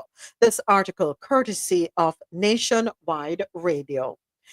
The Jamaica Constabulary Force, the JCF, their anti-lottery scam unit, has seized roughly $15 million in cash in a series of raids across the parish of Hanover. Woo! Wow. Okay, we don't have a soundbite for this one, so I'll just read this. More than 30 raids were carried out in Top Hill, Newtown, Sandy Bay, and other areas between June 12 and 14. 4 people have been arrested, 3 of whom have been charged with breaches of the Law Reform Act. They are 21-year-old Maurice Campbell, 21-year-old Tajray Jones, and 22-year-old Shamar Forbes. All 3 are from Hanover addresses. The JCF says the cash seized was of various currencies. Investigators also seized 3 imitation firearms and 11 high-end motor vehicles. The raids were carried out under the Scam Done Justice Are Run initiative, which was launched on June 5th in sections of St. James. It has since yielded over $28 million in cash, multiple high value, and the arrest of and charge of several individuals. Okay, where a 21-year-old can come up with 11 luxury vehicles. So who them live with? Them live by themselves, or them live at them mother yard or them grandmother yard? Who them live with? Because there's no way my 21-year-old or my 22-year-old Maurice or Tajri or Shamar going pull up in my yard, my driveway with a high-end motor vehicle. Where you get it from? Where you get it from? Me not see you go 9 to 5. I don't see you getting up every day, going to work. You never told me that you got a job at any place. And even if you got a job, is what kind of job you get so that will allow you to be able to brandish 11 high-end motor vehicles? You roll out in your GLE? Yes, Kirk. G-Wagon, please. AMG must be. Silver, black interior, silver rims. Thank you. You know, and the reason I'm asking who do they live with, because whether you want to believe it or not, or accept it or not, the people that they live with usually know what's going on and condone what is going on. That's all I'm going to say. Internet stock trading at a soji, I guess. Next up, Permanent Secretary defends a new social housing program. This article courtesy of Nationwide Radio. By the way, me still need why displaying this thing. Okay, I don't know what you're doing, so let's close that out. It's doing its own thing, folks. At this point, I'm not gonna even argue with this website here. Okay, let's get back. Let me close out and come back. Okay, so I think the thing is saying to us that take a break, take a break, take a break. Thank you, Kennedy. Thank you, thank you, thank you. All right, so Permanent Secretary defends new social housing program. And this one comes to us courtesy of Nationwide Radio JM. Permanent Secretary in the Ministry of Economic Growth and Job Creation, Arlene Williams, says her ministry is not to be blamed for the lower than expected performance of the new social housing program, NSHP. She made the declaration at Tuesday's sitting of the Public Accounts Committee. The PAC was reviewing the Auditor General's performance audit report on the management of the government's social benefit programs. The NSHP, launched in 2018, was expected to provide 315 houses to indigent persons yearly, with 5 to each constituency. However, it has only provided 292 housing units so far. Ms. Williams says MPs and constituents have failed to accurately complete their applications and that many applicants do not own the land intended to be developed. We try as best as possible, and I really want to give credit to the former PS Audrey Sewell to look at the applications when they come, and we do not see color because indeed the project oversight committee is chaired by a technocrats, and we have civil servants on there. And so each MP has the responsibility of submitting 5 applications, and they'll tell you they are here. When the applications come, they are not properly completed, and there has to be this toing and froing and backing and forthing. The land matter, as we say, continue to be an issue. So, when we speak, I just really want it to be in a very holistic way, because we do make every effort in the ministry to ensure that we are meeting the demands. Arlene Williams, Permanent Secretary in the Ministry of Economic Growth and Job Creation. She was responding to concerns raised by MP for Southwest Clarendon, the PNP's Lothan Cousins. But MP for North Clarendon, the JLP's Dwight Sibley, agreed with Ms. Williams.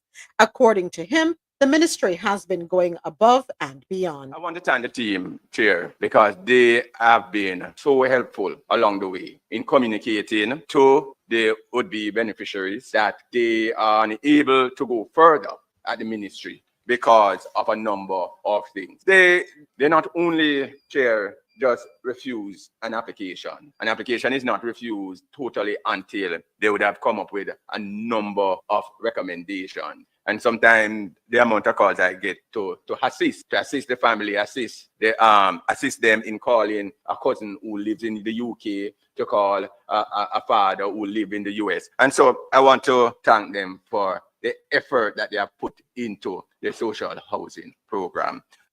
Dwight Sibley, Member of Parliament for North Clarendon. I do have a question, Mr. Sibley, yes, and also for Ms. Williams, or is it Mrs. Williams? I'm not sure.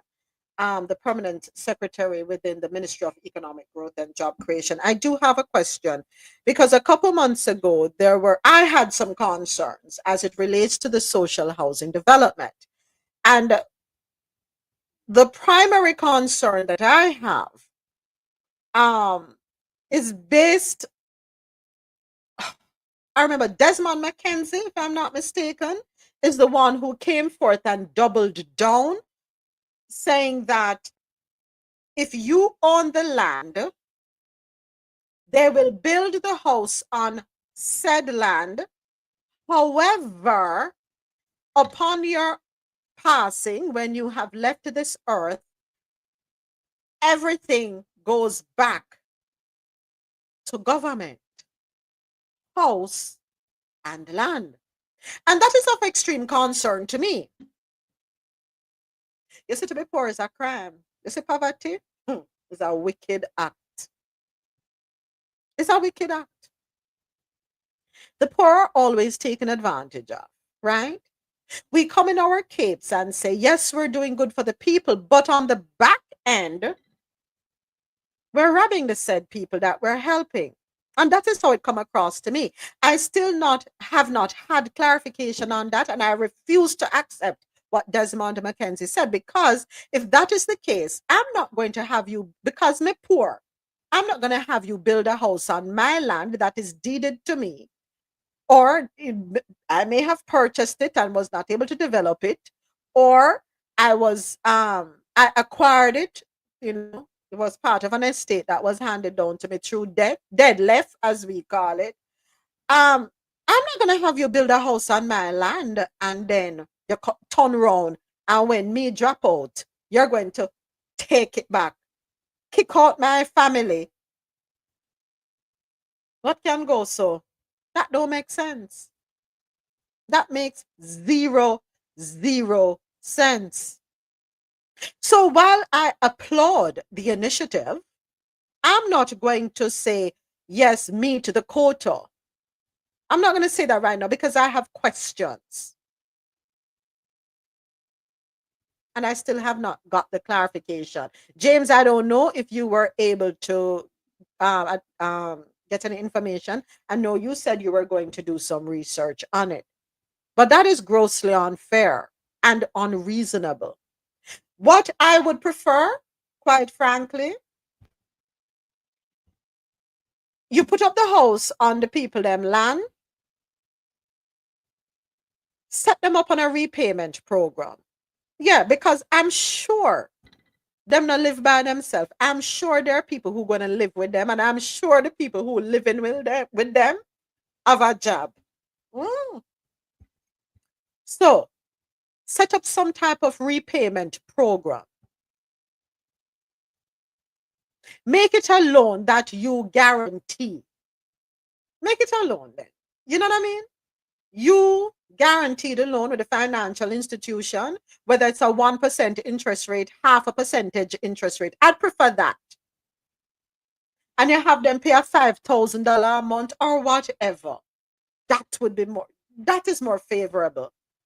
So that you're not robbing their family in the end. That when them pass on, their family members can continue to live there. And they continue to pay into it until it is paid off for. So I'm waiting for clarification from Mr. McKenzie. I'm not giving a clap on you now on this. Sorry. Ms. Williams says MPs and constituents have failed to accurately complete their applications and that many applicants do not own the land intended to be developed. How much crown land do we have that is not suitable for farming but would be great for setting up housing? They're going to take a look, half an acre, quarter acre, 1/8 of an acre and give to the people them and put up a house on it for them then. That one now you can take back when them pass on. Have we looked into that, explored that as a possibility?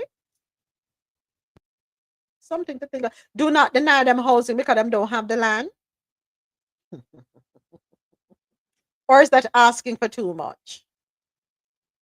Mr. President will say, I'm utopianistic in my ideas. That's how I go. Okay. Next. The government. CT, I know me talk about it. I'm sorry. Let me behave myself. Let me be professional. Government retaining almost half of its money earned from tourism. Article courtesy of Nationwide Radio, JM.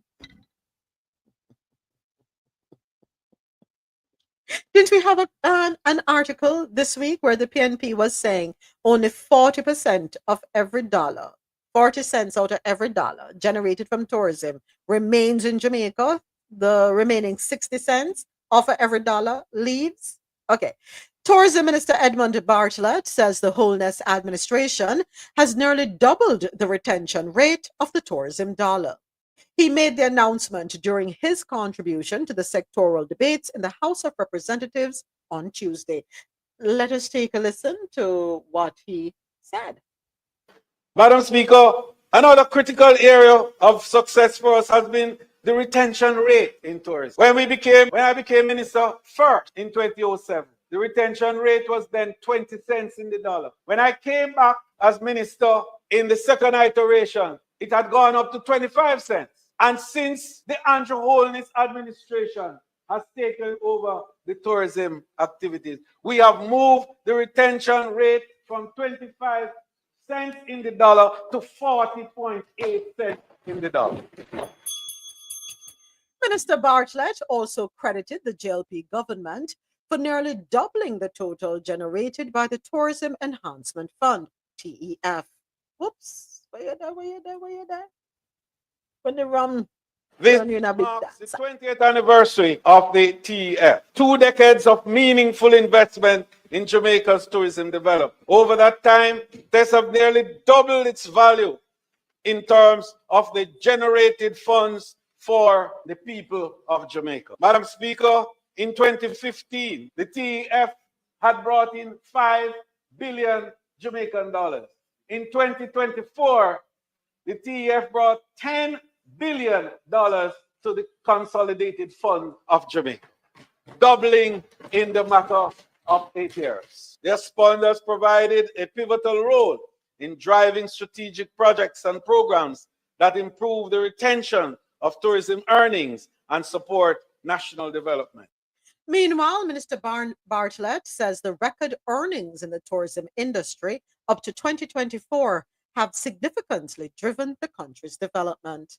By 2024, 4.5 million visitors and $4.3 billion in earning, exceeding the pre-pandemic level, and tourism was able to drive 10 consecutive quarters of national economy. Madam Speaker, this marks significant progress towards the nation's ambitious 5x5x5 growth targets, securing 5 million visitors, as we say, and earn $5 billion in the year, hopefully ending 2025. All right, that was Edmund Bartlett, Minister of Tourism. Well, let me give you your flowers. I have to give you your flowers, right? Yes, give credit where credit is due. I personally believe he is the hardest working member of parliament right now. He's the hardest working person within the wholeness administration. Yeah, mega give credit because the man really work hard. And here I was complaining that we're only retaining 40 cents on the dollar when it's coming from what, 25%? So I'm grateful for that, but I'm greedy. I think we should be retaining more, and that is because of poor negotiations. Go right ahead, James.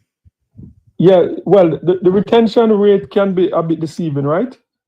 The rate that he's speaking about is because of the 1.3 million people that stayed in Airbnb, right?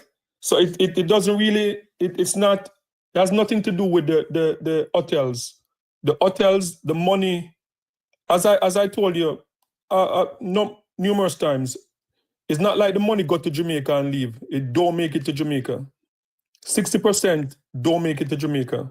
When you book your stuff through Expedia or wherever, the money don't make it there.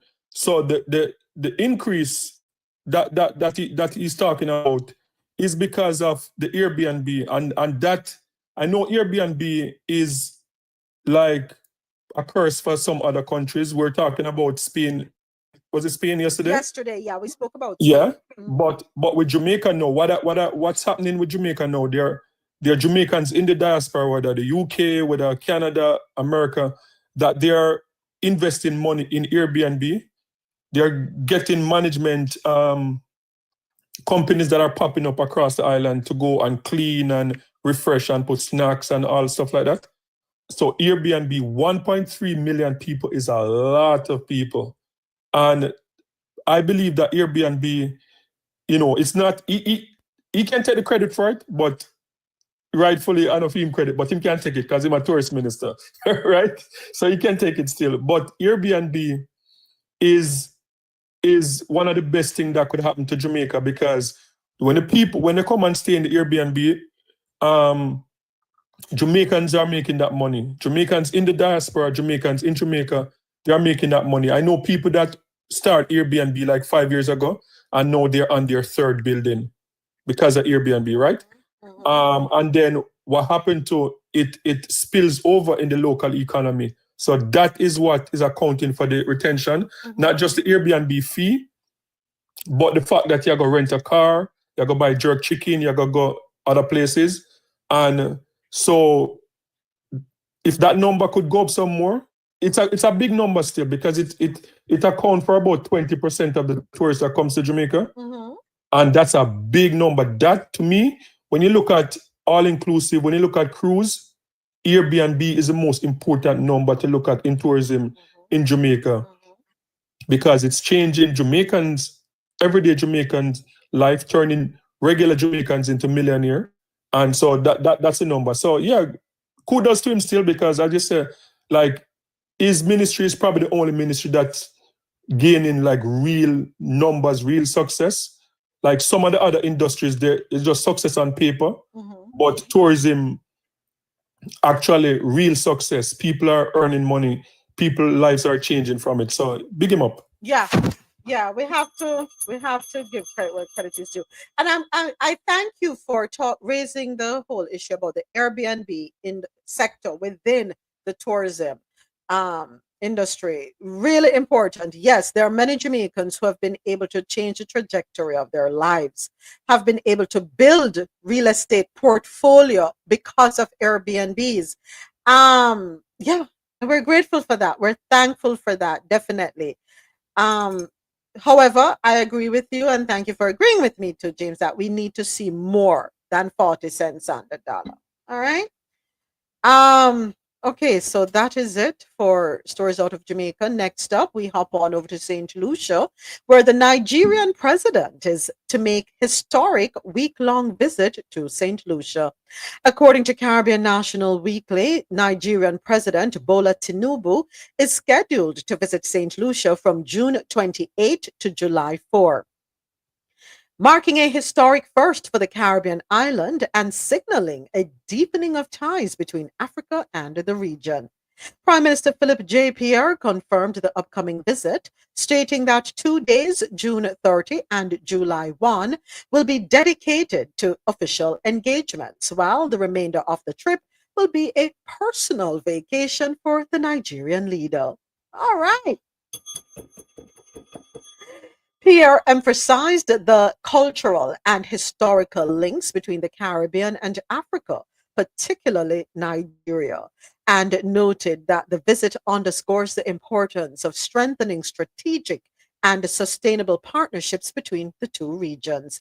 Pierre has also invited leaders of the Organization of Eastern Caribbean States to travel to St. Lucia during the visit for formal talks with Tinubu. The discussions are expected to explore cooperation in areas such as economic development, education, infrastructure, and diplomatic exchange. And the OECS includes Antigua and Barbuda, Dominica, Grenada, St. Kitts and Nevis, St. Lucia, St. Vincent and the Grenadines, Montserrat, the British Virgin Islands, and Anguilla. Yes, on a better merge that's so the people them can leg on a shirt. I tell you no who no can give citizenship to and all these things and I issue mandates to uno want to know how to run on a ship. Mm. Nigeria move aggressive in the Caribbean though. What's interesting because I think Caribbean people, I think we're more Americanized than anything else because the same talking point that you hear from European media Mhm. and American media as to why the gateway has to be through them, like the same talking point you're hearing from Caribbean people. So Caribbean people are like warning the governments of the danger of doing business with Nigeria. You know, it's very interesting, and yeah, so they're pretty much spreading their wings across. What I'm very interested on hearing update on is Trinidad and Tobago Mhm.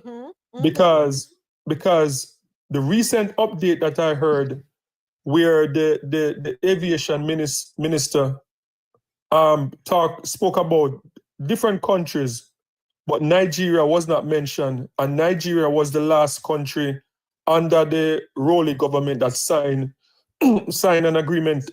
I think it was earlier this year too, but I did not hear anything about Nigeria, and that is cause of concern because from what is going on in Trinidad, people are saying, you know, like look out for the deals with India because you see India send rice and everything already to Trinidad. So people are in Trinidad, Afro Trinidadian are thinking that this administration might just push Nigeria to the side and just continue doing deals with India. So we'll see. Stick up in there, James. So Dre just sent this over. Dre, thank you. Dre just sent this over. A piece that can be found on Jamaica Gleaner's Instagram handle. St. Lucia's opposition leader, Alan Chastanet, on Tuesday said the relationship between the Organization of Eastern Caribbean States and the larger regional integration grouping, CARICOM, was not working and suggested that OECS leaders imagine what would happen if they break away from CARICOM and negotiate bilateral agreements with other member countries.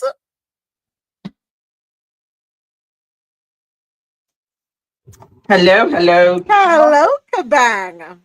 How are you? We are well, thank you. How are you doing? I am doing great. And oh my goodness, this is such great news. You know, here is the thing, right? The Caribbean might be so caught up with supposedly having some kind of alignment with America, but the truth is they might end up finding that they are even more aligned culturally with Nigeria than these other countries. The other part too is Nigeria has the money. Okay, there are Nigerians that are living in Mexico, that are now Mexican citizens living in Mexico. Nigerians have the money. They would bring real investment. They would bring Nigerian fashion. They would bring food, culture. They will bring boldness. Boldness. Talk about the boldness, Kabang, when you talk about swanky, but they would bring boldness. Naja no go carry last. Adesoji knows what I'm saying. Okay, like you can go anywhere in the world and you will find a Nigerian. Because those who go out of Nigeria are go-getters. They are going there to make a change, to do something, to raise money, to work, to build businesses. They don't just go there to go and sleep and eat. They go there to change their lives. And if they can change their lives, they will change the lives of those around them too. If they are going to open businesses, if there is trade, direct trade, where, for instance, you get textiles direct from Nigeria as opposed to other entities. If there is trade in services, Nigeria is one of the top oil producing countries. That means you've got engineers, you've got drillers, you've got all of that. It is a market that Caribbean countries should be looking into. And they can, when they go for tourism, they can. They are not your tourist, your white tourist who goes and get a $10 Airbnb and then walking around with flip-flops and just like their bikinis and their hair looking like their pharaohs and stuff like that. No. If they are going to a place that is a destination place, you're going to see destination weddings.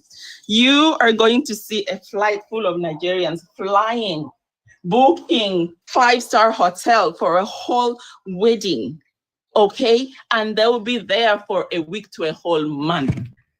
I promise you. Tell them, come back. Hold on, come back. I want to play something real quick. As you spoke about flip-flops and what have you. Folks, humor me for a second. I came across this one and I saved it. I said, I have to play it for now. How are you enjoying Spain so far? It's all right. Just too many Spaniards, though. Every resort's full of them. How are you enjoying? Carry on. I'm sorry. I had to play that. Okay. Yeah, I'm still here. Oh, and then Adesoji said, oh, and your women will be happy. Adesoji, why do you have to put that? I mean, the Kenyan President Ruto already complained at the wedding, I think last month, where the bride was getting married to a Nigerian man. And he's like, my daughter is also married to a Nigerian man. He's like, well, the Nigerians are coming and all our women are getting married to them. And then he looks and he's like, Kenyan men, what's wrong with you? What's wrong? Do you not have game?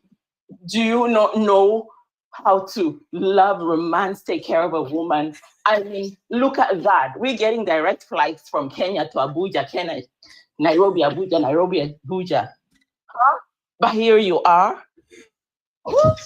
I'm here for it. Thank you, Kabang. I don't know who wants to go next. I'm going to step away for a quick second and I'll be right back. Go ahead, James, and I'll be right back.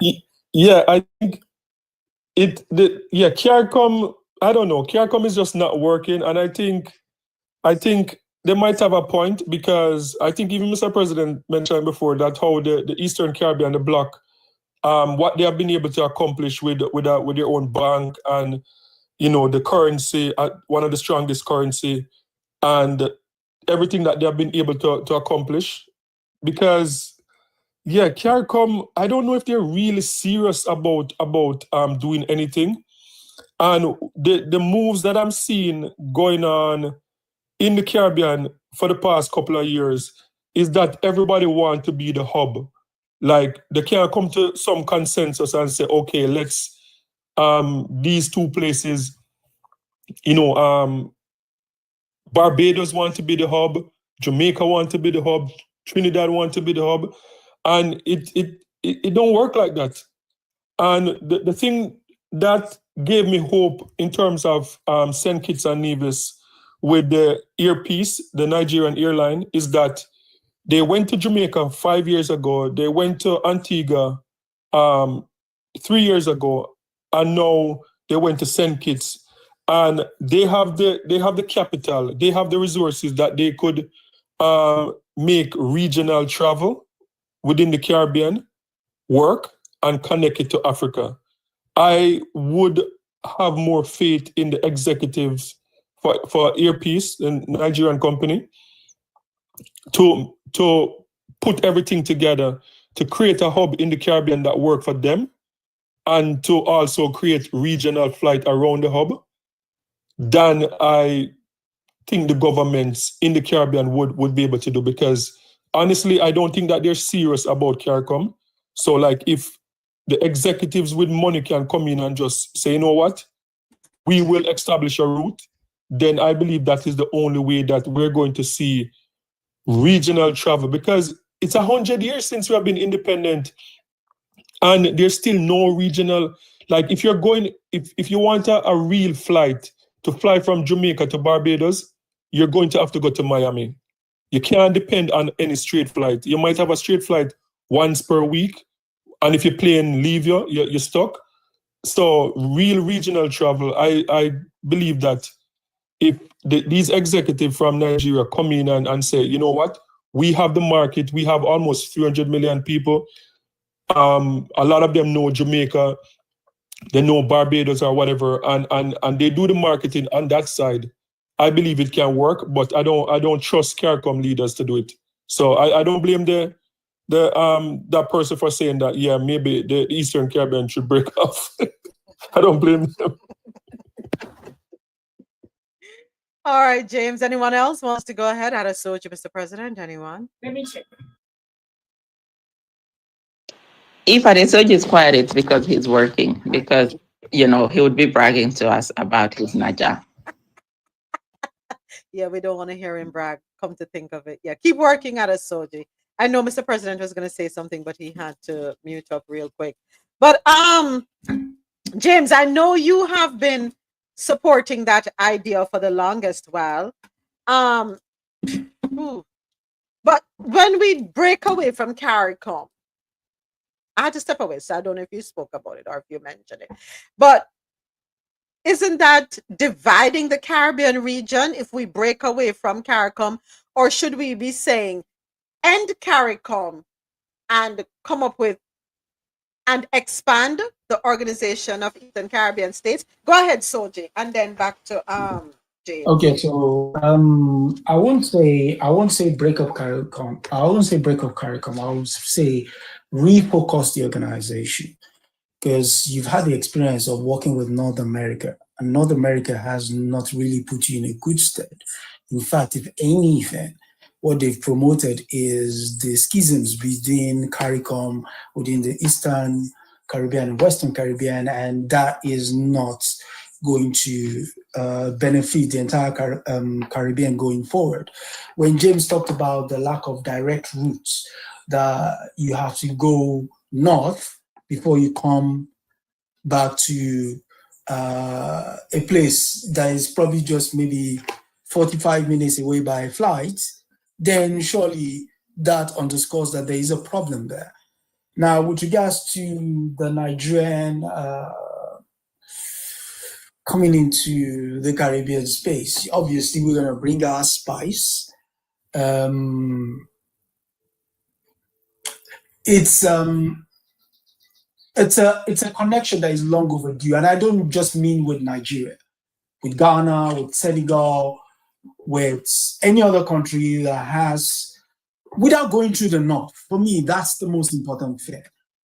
This idea of having to go through them, to transit through the north to come to people that look like you, that can speak the same language, even if it's French that they do speak. There are French-speaking countries, and we've got the benefit of translators. Let's speak to each other.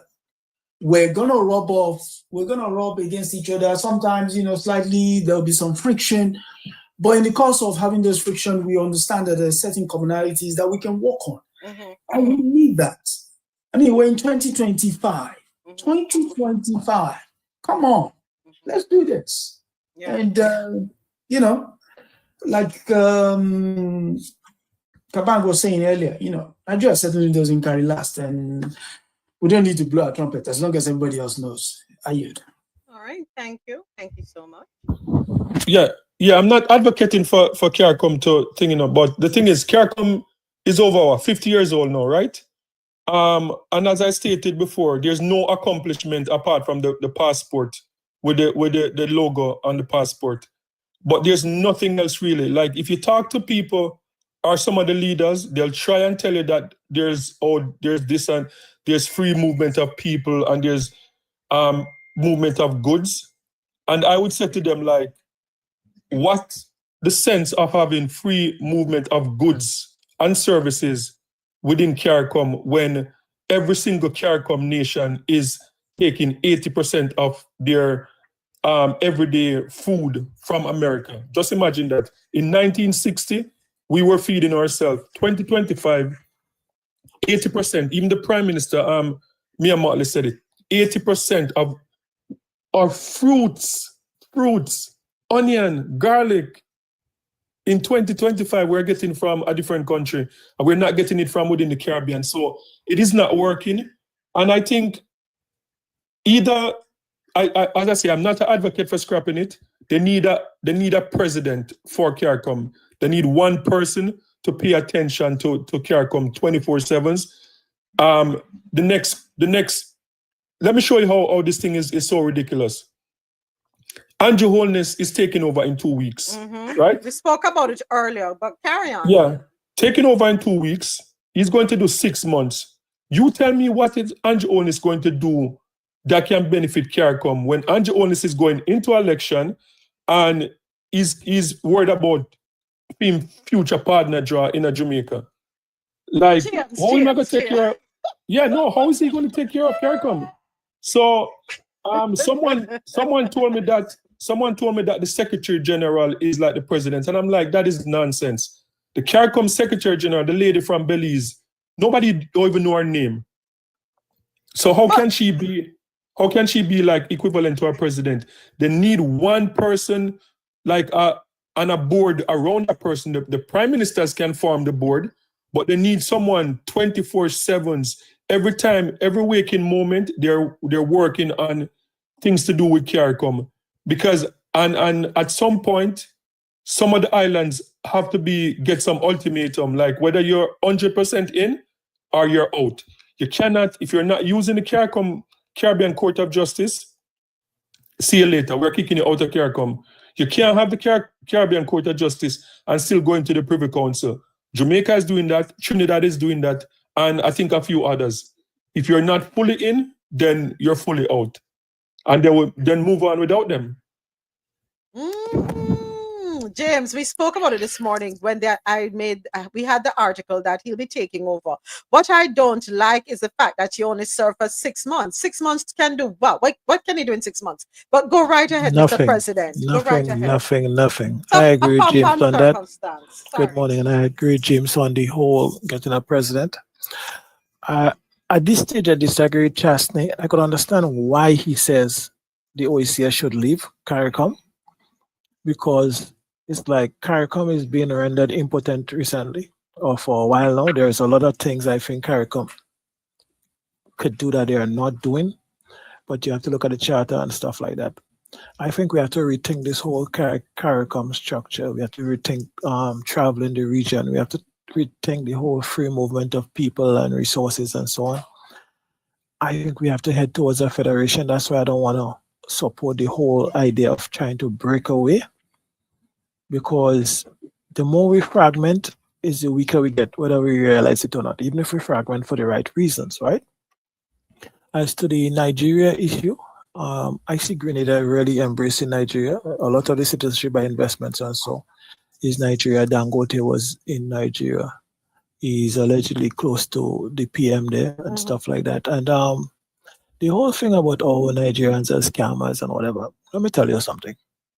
The people that told us Nigerians are scammers and Nigerians are unscrupulous and all the stuff like that is the people that have been doing business with the scammers, who have been teaching people in Nigeria to scam, who has been working with the scammers in Nigeria, and they don't tell you they do business with them. The same Western countries who like to put it in the articles is the same. If you look at them, all of the businesses in Nigeria, all of them in bed with the Nigerians, all of them is paying the bribes to the people that they're calling scammers. So if you're doing business with Nigeria and Africa as a whole, with the Caribbean, it's a good thing. You set out your framework for how you're going to do business. You have your processes, you go through, you do due diligence.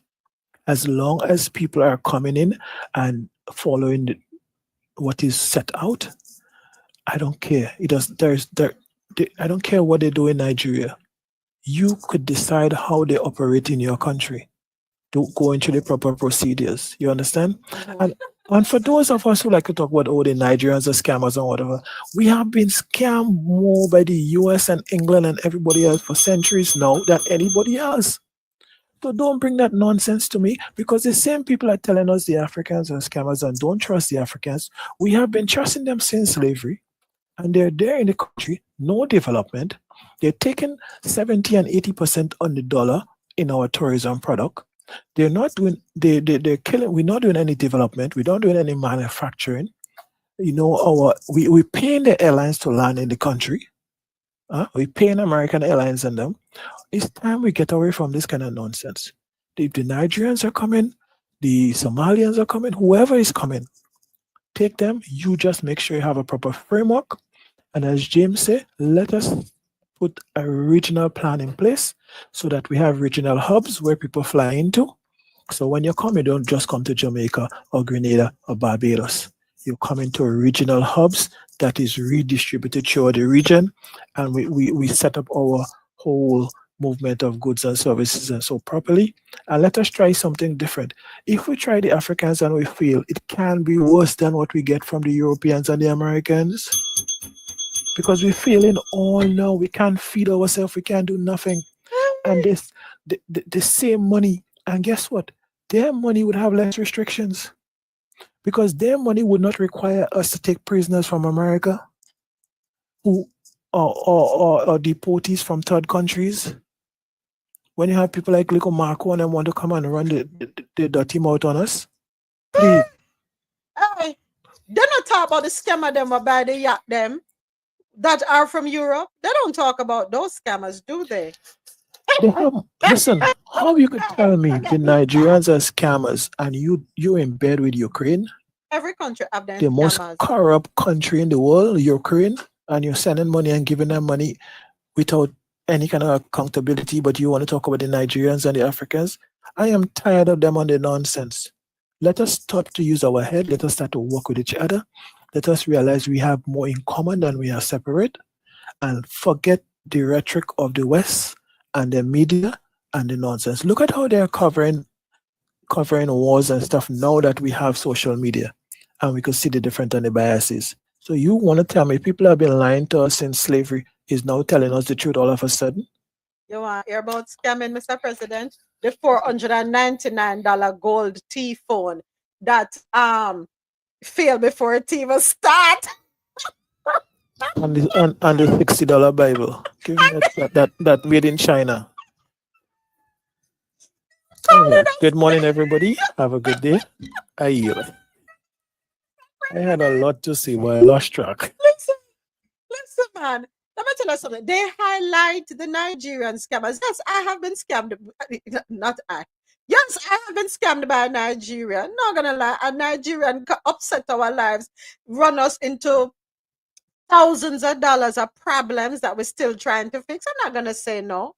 But they're no different from everybody all around the world. But you see, we don't talk about the Europeans who scam and they gather in Italy or in Morocco with their yachts. Don't get me started on that.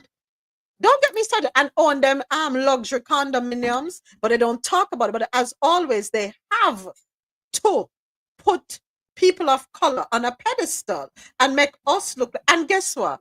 We learn how to scam from Uno. Goodbye. Moments. When you're talking about high level investments, when you're talking about people bringing millions and billions into your country, that don't apply to some guy on the phone who scam you or somebody you had to bribe at immigration. You understand? Because you could do proper due diligence, and they do the due diligence on them. Okay? You're coming in with an investment portfolio. You're coming in to do a particular project. There are contracts. There are things that govern how you conduct yourself. So it's not like it's some arbitrary person off the street. And that is what we have to get out of our head. You think a guy that is coming to spend 100 million in your country is some guy that just working some scam in some backyard fleecing old ladies? Give me a break. Listen. And we spoke about Haiti earlier and the narrative that is pushed via Western media. And this is what they do to nations of color, to people of color all the time. We refuse to call out ourselves. I mean, not us. They refuse to call out themselves. Enough is enough. You remember that interview that what's his name, Farrakhan did with is it Walter? Go ahead. Yeah, the 60-minute guy. James, come out of the hole. Yeah, the 60-minute guy. What name? Ben Wallace, or I can't remember. I forget one name. The 60-minute guy though. But and even okay, so even in Jamaica, like the only heart hospital in the entire Caribbean is a Nigerian business, right? The Nigerian guy opened the hospital. So yeah, like I think, and the thing is, like, even when I'm looking at the flight from St. Kitts, I'm just saying, because to fly from Toronto to Nigeria, I think about 16 or 18 hours, some crazy amount, but I think it's like 10 hours to St. Kitts. So it's so close, right? Much closer than we, like, you go from Jamaica to like London, from London to Nigeria, or you go from New York or wherever. You can fly straight from the Caribbean. So I believe that, hopefully things can go through in good time. But my concern is just the islands that's holding back the progress. And I think the two culprits have been the culprits from a long time. Jamaica and Trinidad, they're the two culprits. And I think there should be some conversation, like sooner than later, that say, you know what, if you're not in, then just leave us alone. And the Eastern Caribbean islands, Guyana, Grenada, well, Barbados, all of those islands can move forward without Trinidad and Jamaica, because Jamaica is in a position to make this thing happen right now. Jamaica can have a flight flying into Jamaica from Nigeria, from Ghana tomorrow, if they want. You see they're going signing deal for Middle Eastern flight.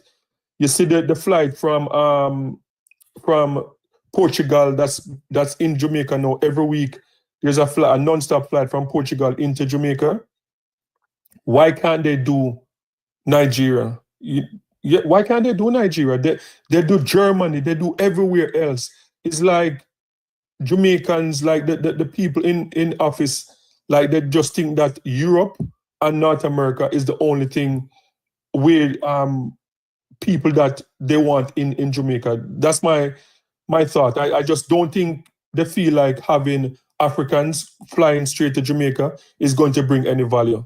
So yeah, get them out of CARICOM. James, you have to understand. You remember after Jamaica pulled out, and then Eric Williams said, 1 from 10 is not. You end up with Barbados and the little 8, right? Which was considered a little 8, right? That little 8 now has had the most stable currency in the world for a long time. So much so that the euro was modeled after the EC dollar. You understand? In Jamaica context, you have to understand that Jamaica see themselves as first world. And the current prime minister and administration in Jamaica is waiting for Jamaica to become the 51st state. So they would not do anything that would ruffle the US feathers. Trinidad has its own problems. And I don't even know if the current prime minister in Trinidad is even outward looking. So we might end up with just Barbados and a little 8 again. So maybe the OECS countries probably have to come with some kind of arrangement with Barbados, because that would give it some more power, and we take it from there. But I don't see Jamaica, especially under the current administration, looking towards the Caribbean to come together with anything stronger. And as you said, this 6 months chairperson for CARICOM is a waste of time and resources and everything else. Yeah. Because by the time he even settled in, he out. Oh boy, stick up in. Why? I get this alert from TikTok. I have to upload a photo of my government issued ID, be it an ID card, driver's license, or a passport, if I want to get we recommend verifying your identity to safeguard your funds and avoid transaction restrictions due to regulations. You must verify. No, your payout was not sent because you have not verified your identity. Well, I don't need my government ID. When I ask Elon Feet, don't have it already. Ask Elon, send Elon a message. You will send it to no.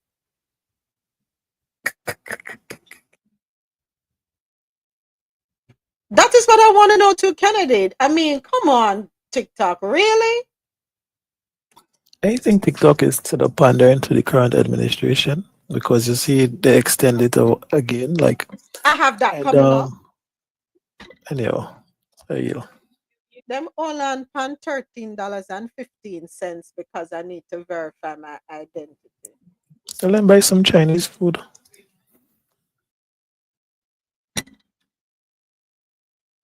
Any other creator on here got that message? Has any other creator on here got that message?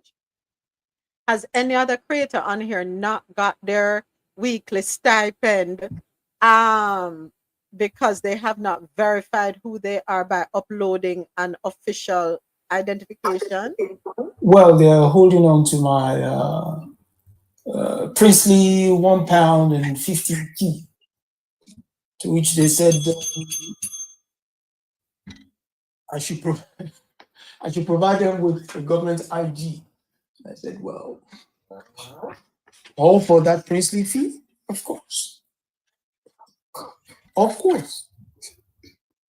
So you've got £1 all from being right here with us on No, not just £1. Not just £1. I'm sorry. £1 15 pence. £1 and 15 pence. They've been holding on to that, and you've Yes, garnered very much that so. from being here in Coffee and Chill. Awesome. Yes, and I'm so proud of myself. Of course. Kennedy says they've never told me I need to identify myself. So I guess they're telling us now. Or do you? He said he's rich from TikTok. Oh my gosh. So I want to know before me upload anything to any of them. You wonder if anybody else get that besides you, other soldier. I mean, any other content creator? I know on YouTube, part of the setup was your monetizers that you will provide.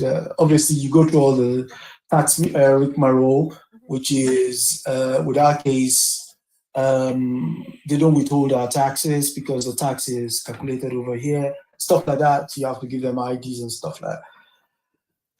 I'm going to ask James. James, you're the big superstar on YouTube. You had to send up your government ID because you're monetized on YouTube. Did you have to send up your stuff? Yeah, I set up like an account and personal information and stuff like that. And you had to give you had to send them your government ID? Yeah. Oh, yes, I messed up in our life. Well, you upload it on a portal. But the thing is, what I'm realizing is that all of the platforms, it's almost like, I don't know. Can I say government interference? I would say it's trying to make sure you're paying your taxes. No, not just that. But remember I told you the incident with what name? The French Prime Minister? Macron. And they said that I got a message that sponsors don't like this type of stuff, so you might not get paid for it or something like that. And then shortly after that, every time I upload, they said they have to something like verify that your video is qualified for 24 hours, 24 hours or something like that. I mean, James, your girl, they took down some of her videos in Odetta Rockhead. I know. Yeah, they took down a ton of her videos and she can't figure out what's going on. She don't see where she do anything wrong. I was like, what? Yeah, I think somebody report her. That's why. Report her for what though, James? And yes, I know I've been reported over here on YouTube for what I don't know. But the hate is real out there. And I'm going to say it's hate because Odetta, she has more than one YouTube channel. She puts out phenomenal content. Her content on YouTube is all about teaching people to be independent and how you can monetize your life pretty much. Become an entrepreneur so you can either have an extra income or you can pivot and do that full time. I don't see why them take down our video them. I think someone was saying that some of the stuff that she put up is unrealistic, so they might see it as like scam or whatever. Them say it's harmful. Yeah, so I don't know, but yeah, they're getting like and because with the AI, right? Like they have keywords, you can't say certain words. Right. Sometimes I try and type it. If you type it, it still pick it up. Yeah, I get that on YouTube. There are certain words I have to remove that block it for me on YouTube. Still pick it up. Like even visual. Like if you do a on on certain leaf show. Yes. Them a thing to so yes. It's and I'm kind of surprised because both administration kind of messing with these platforms and telling them what to do, what not to do. And I thought that it was like, freedom of speech and, I said but I guess not. Freedom of speech does not exist. So, Dr. Keisha, I know you do lives on, welcome to the stage, by the way. I know you do lives on TikTok. I don't know if you've been asked, but I did not. Every Wednesday. So every Wednesday, whatever you earn, they pay to you, right? For the week. So this week, they did not pay me, and I got a notification a while ago saying that I need to identify myself to safeguard my funds and avoid transaction restrictions due to regulations. And to verify so that the funds can be released, I must submit either my passport, state or government ID. So I don't know if you've got that notification, Dr. Keisha. You may want to check and see. I haven't. What in the tomfoolery is going on? You, we can hardly hear you. That's better. Come on through, Dr. Keisha. What you just said? I'm at work. I'm like, what in the tomfoolery is going on? I haven't seen that. All right. Well, I'm still in Aruba. You know that. I'm still in my mind. In your mind, yeah, we know. I am not. I did hear this though. all of this stuff is they're trying to make it even more difficult to get reimbursed. They're even changing some of the things, like people that post other videos and then show themselves in the little window. You can't do green screen anymore. They want any way possible not to pay you.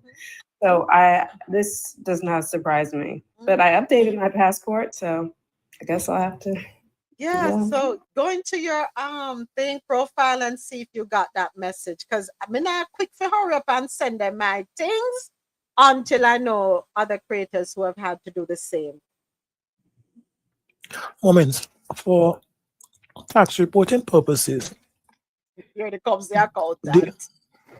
No, they may pay you once or twice, right?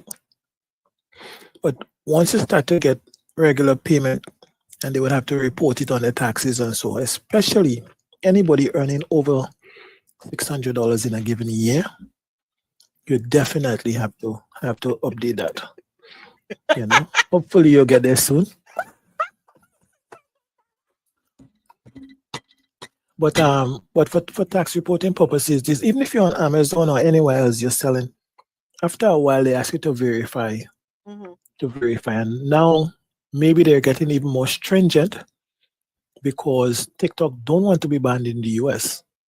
So they will bend over backward to please the current administration to ensure they could continue to operate. Because the US is a cash cow for them. You say, any day me make $600, you can't talk to me. I'm rich. You know, y'all gonna have to talk to my secretary to be able to talk to me. $600. Who come up with that term? Bend over backwards. Hold on, what you say, Mr. President? Just remember, you're gonna need an accountant. Yeah, I need it any I day. will charge you $595. Any day. I got the $600. Auntie, y'all gonna have to speak with my assistant to be able to talk to me. I'll be real rich. Of course, dressed in your Chinese Chanel. Stop it. You gonna leave me alone. You gonna leave me alone. What you say, James?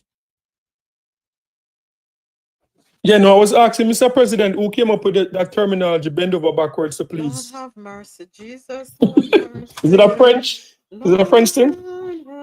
Yeah, it's a je ne sais pas. Yeah, it's a very Je ne sais pas. Somebody sprinkle some holy water in the space, please, and thank you. Oh, sprinkle. Okay, hello. I can't say nothing right with you know something. I mean, let's stick to the news. All right. So next up, it's time for us to go down in our coffee pot for some unfortunate news. Reggae singer Leroy Gibbons dies after collapsing in studio. Article courtesy of CaribbeanNationalWeekly.com. Veteran Jamaican reggae artist Leroy Gibbons has passed away following a collapse at a recording studio in Hanover on Tuesday morning. The news was confirmed by King Jammy, the legendary producer with whom Gibbons had a long-standing professional relationship. Sources close to the artist indicate that he had been experiencing respiratory issues in recent times. Gibbons was renowned for his contributions to reggae music, particularly in the lovers rock and dancehall genres. Gibbons' musical journey began in Kingston, Jamaica, before he relocated to Toronto, Canada, where he continued to develop his career. He recorded for King Jammy's label, contributing to the reggae scene with both original tracks and covers. He gained prominence in the 1980s with hits like Four Season Lover, I can't sing, so don't ask me to, Samphire Girl, and Little More Like You. His soulful voice and romantic ballads earned him a dedicated fan base both in Jamaica and internationally. His 1988 album, Four Seasons Lover, remains a standout in his discography. How you pronounce that one there? I can't say that one there right now.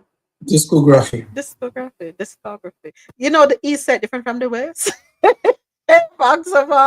Tragically, in October 2017, Gibbons was shot in Portmore, Jamaica, during a walk with a friend. The incident left him with a fractured pelvic bone, but he expressed gratitude for his survival Viewing the experience as a spiritual awakening in recent years, Gibbons continued to engage with his audience, releasing the gospel themed EP Heaven Bound in 2022, which featured classics such as Heaven Sounding Sweet and Peace in the Valley.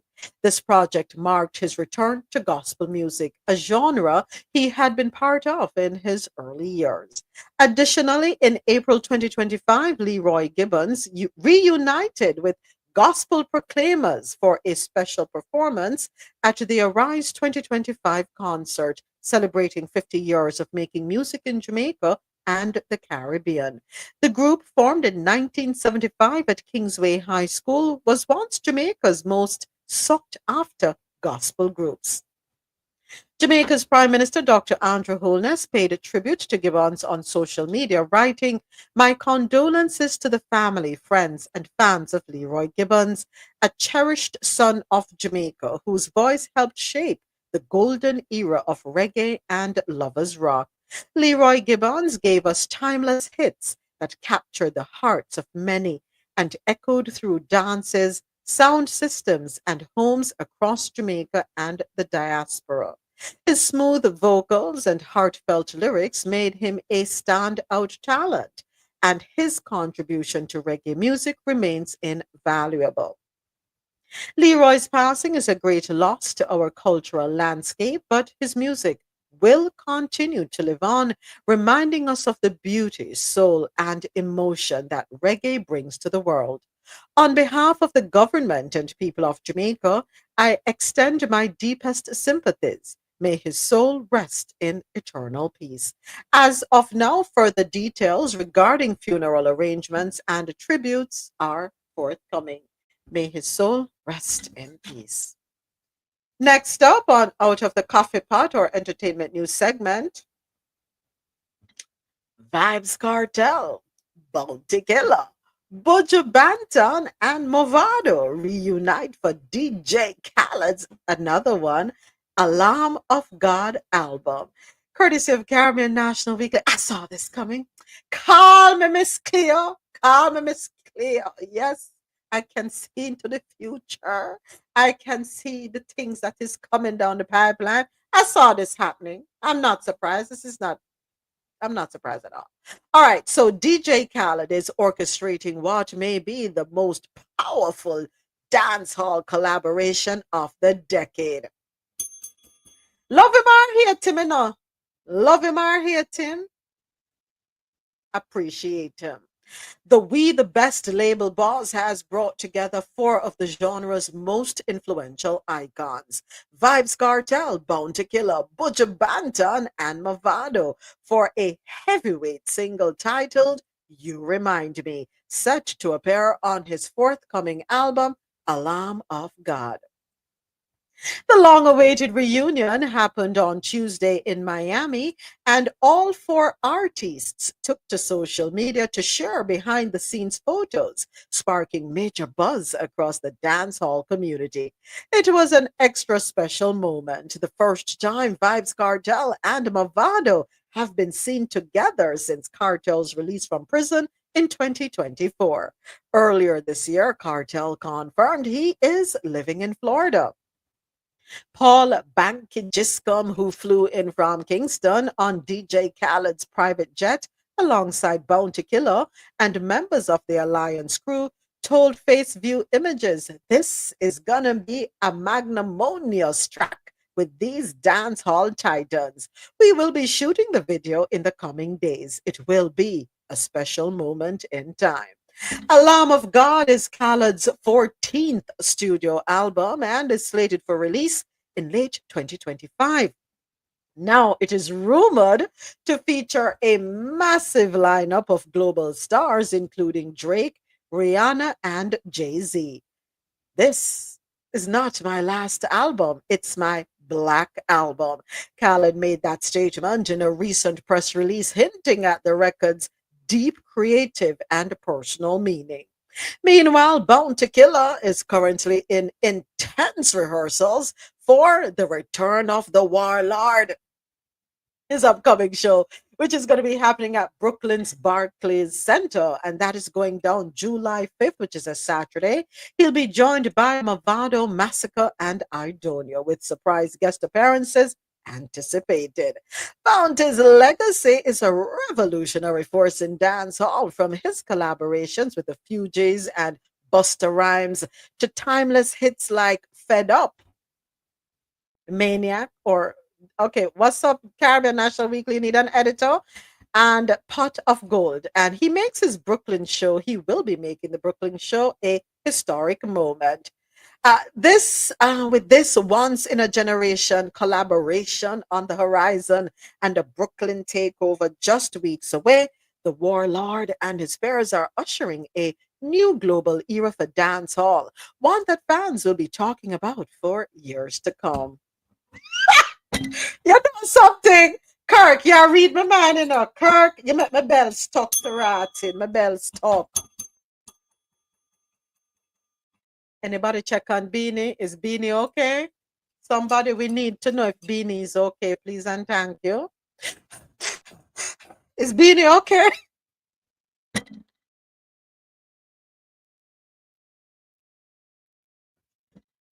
Kirk, send out a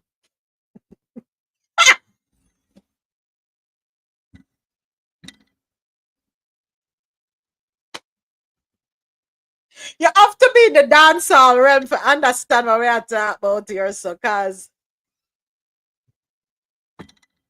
Beanie, somebody please let me know if Beanie is okay. That's all I'm asking. Please let me know if Beanie Man is okay. It is important. Send out, yes, a SOS. We need to hear from the present king of the dance hall. Why wasn't he included? I mean, he recently got back his visa. Khaled, you could have included him. And you really make them put out this in the article and said the heavyweights them.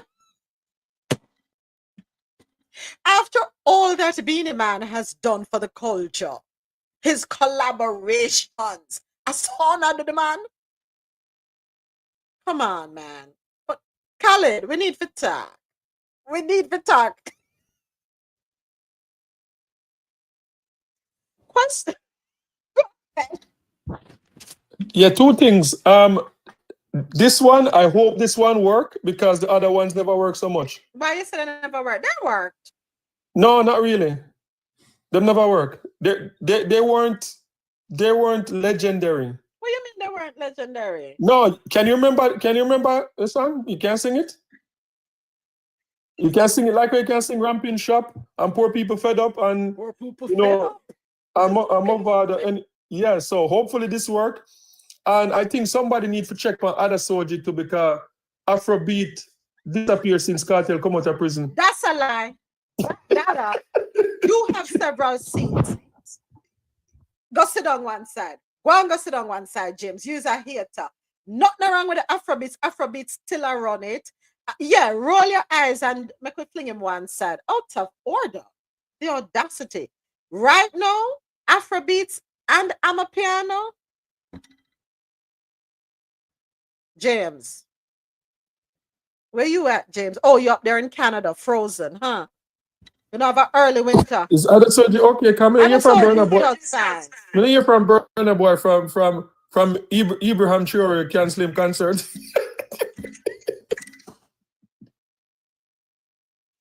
Other soldier in Kabang gonna really go and sit down and take that from James, a washed out, white out Jamaican sit down up in Canada. Do you know what? James, okay. I mean, imagine it took this long for this type of thing to happen. Huh? When the rest of Afrobeats and all have been making hits after hits after hits and hosting concerts all over the US. Currently, Davido has stadiums full. Wizkid gets stadiums full. What's his name? The big one.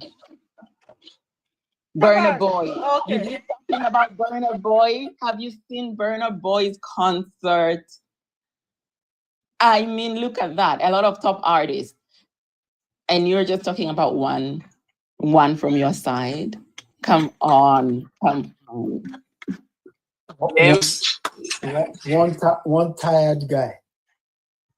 James, I'm here to defend James because I see what James is saying. Afrobeat is not really dead, but it's dying because I see that they're watering down the music now. It having too much Western influence, too much hip hop influence and R&B influence, so it doesn't hit the same. So I see what James is saying. It's still big, but I see a shift that is happening, and I think it's because they blend in the music, they're fusing the sound too much. And that's what happened to dancehall and why dancehall died down. We're fusing our music too much to appeal to the American audience, and they like the music raw. They like it dancehall raw. People like Afrobeat raw, and when you fuse it here and there, cool. But when you start fusing the music too much, you lose that audience. So I see what James is saying. I if you guys don't see it, I don't know. I see what you're saying, Dre. I see what both of you are saying. I do see it. However, I understand the strategy, right? In the watering down, because yes, as you mentioned, Dre, they're trying to garner the American audience, right, to bring them in. And it's quite possible that they're bringing them in and then they will switch them back over. You have to hook them. You don't have to, but they look at it as hooking them and then reeling them in. It don't work. It don't work exactly. I was just going to say it don't work. They're drawn to it first because the authenticity of it and the rawness of it. And every time you water down your music, them same ones shift away from it. It do not work. The censure thing don't work. If you see, none of DJ Khaled tracks don't work because it doesn't have an authentic that you could put all those jams on one track. It doesn't have that authentic dancehall beat. It don't work. Censure don't work. None of these people do not work, right? So I don't know if they study the history of music and see what work and what don't work. It's like when they tell us if the clock door broken, you don't fix it. Right. So if something worked for you, you're doing straight Afrobeat and it worked for you, why would you try to switch it saying that you appeal? What you're appealing to? The people that you're trying to appeal to already like it raw and authentic. So hold on a second, Dre. Let's go back to Khaled. Could it be that Khaled is paying homage, right? Because he was, remember back in his youth, he was all up and down dancehall. He has an affinity for dancehall and reggae and Jamaica. And this is his way to show appreciation. We are looking at it from a different lens, that we're looking through a different lens than he is. He is showing appreciation, gratitude. No, that's not what I'm saying. We understand that moments he is showing appreciation and gratitude, and honestly, we I respect that. But I'm just talking about the tracks that he's putting out itself when him do it.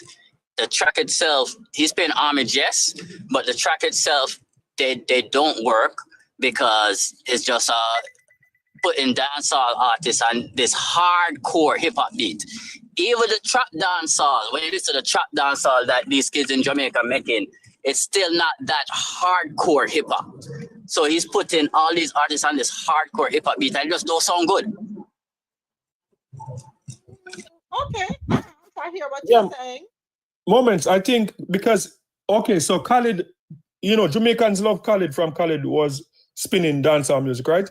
And the one criticism that a lot of people from inside the industry say is that for someone like DJ Khaled, a dancehall song should have hit the level, like what he did with Drake and some of the others. A dancehall artist should have hit that level, because dancehall is what brought Khaled to the forefront. And because of him refusing to work with like people like Stephen the Genius and those guys who have the dancehall thing down, like he's not getting the result. And that's why I say the other songs, the other songs that he did, yeah, they got pushed, but you can't remember them. So for college standard, none of those songs were hit. None of them. That's why I'm hoping that this one, you get an authentic dancehall. Because remember, like, the blueprint is there.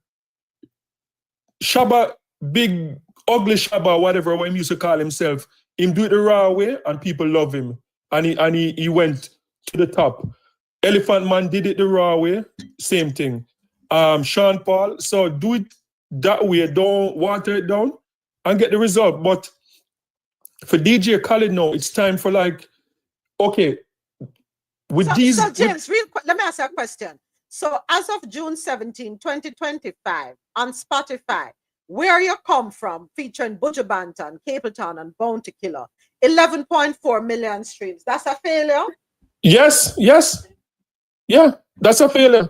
The thing is like, okay, and you see the bar now, you see with these men on this track, if this not hit, like the bar for this is like Billboard chart, like top 50 or something like that. This is Khaled.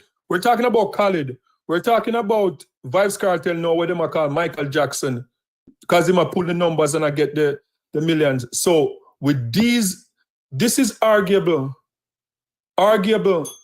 like three of the, if you're going to put a Mount Rushmore in dancehall, three of the people on this track would be on the Mount Rushmore. And you can't have three Mount Rushmore people on a track and it not make it at least in the top 50. All right. Okay, let me ask you a question again. Buju Banton, Sizzler, Movado, that Holy Mountain, 21 million. No, fail. Well, it's the reason why it failed. It doesn't resonate with no audience. Hip hop people is not playing it. Dancehall people is not playing it. It resonates with no audience. You see the number because people listen to Khaled album. So those listening is coming from because people run through the album and listening it. But no one is playing these tracks. No one is not playing in any dance, no party. It's not playing in the hip hop side. It's not playing in the dancehall side. It doesn't resonate with an audience. It just get played because it's on the album. Moments, check one of Burna Boy song when they do the remix, Mariah Carey. Not Mariah Carey, you're talking about the one with Tony Braxton. Okay. Like, cause those Burna Boy songs, you go anywhere. People not even understand English, or people whether white, Filipino, Chinese, anywhere you go, that would be playing. The track with DJ Khaled, it's almost like back in the days when you have the songs, what they call them, 45, and you have the hit tune part one, and then you have the B side. On the back, B side, yeah. The B side, that's how it coming, like, let's just play this B side because I call it, but no, in a hit. Like Ramping Shop hit more than it. Ramping Shop hit. And Ramping Shop wasn't a big production from a DJ Khaled. So if Khaled have these 4 giants per one track, it's supposed to compete with like Drake and all the big rappers. We're not talking about dancehall or whatever.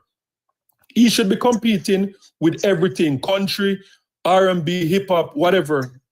That's the category it should be in, because these are legends on one track. So sorry for if you not hit. James. So Dre brought something very important, and what you guys are saying is very important, which is his popularity has actually died. He wants to use the Jamaican artists. He wants to use them to beef up and put himself back in the market. You all remember with what's going on the Middle East, his own people have actually dumped him because they said he has no loyalty. And he's lost traction. What he's doing here is to try and find traction and to find something that is catchy. And he knows a lot of people love dancehall. this is really for him. He is trying to get himself back on the books. Buju Banton, people know Buju Banton. They'll play his songs, you know. Right. They'll play it regardless of what. But I see what you're he's a saying, Kavan. politician. Yep. You're saying that he needs them more than they need him to cement or to reacclimate with his community. Now, you brought up the point that they're not in favor of him right now, his own community. Could it be that because he's removing himself because he understands at the end of the day who writes his check? No matter what, no, his check is written by somebody, and we know who controls the entertainment industry. Their names will not be called here. So because he has to appease them, instead of saying something that could get him canceled altogether, he just isolates from the situation. Is that a right move? Is that a wrong move? I don't know, because I don't know what I would do if I am in the situation. Go ahead, Adesoji. Okay. Let's give him the benefit of the doubt. Do you know who DJ Khaled is? You know who DJ Khaled is. So if you put his name on a poster, regardless of whether he's cancelled or not, as long as he doesn't do anything criminal, he will still be a veritable name. The problem with him is this. He's chosen to be silent. And there is two things here. When you're silent, in the face of overwhelming evidence, you're somewhat complicit. And these are not people that, I'm not asking you to go and support somebody in North Korea. These are your people. If they cut your check for 2 years, dude, you can survive. Yeah, you might need to eat less, but you can survive. No pun intended on that one. Yeah. But you can survive. You can survive. You know, so I'm sorry. Anytime I see the guy, it's just like, man, what a waste. What a waste. Yeah. All for what? All for what? For a pedestal?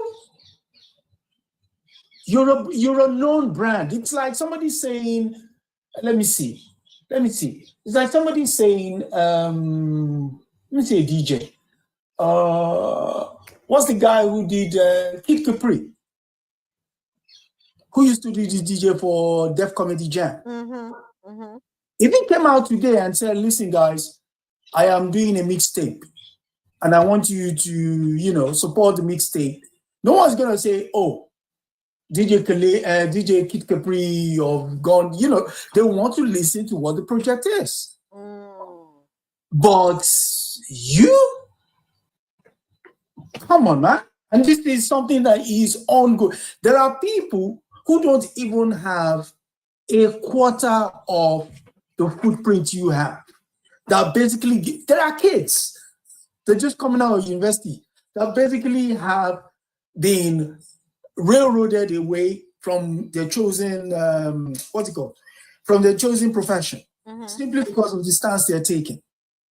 Yeah. Dude, like I said, they're not going to take your cars. They're not going to take your house. Well, we don't know. Except you're telling me you're not wise enough to run your own affairs. Or they're not going, like I said earlier. I remember he lives in Miami, and Miami is run by who? Not the Latinos. Him live right beside them. Something. Don't be fooled. As much as Miami is predominantly Latino, it is not run by the Latinos. Yeah, I know. Okay.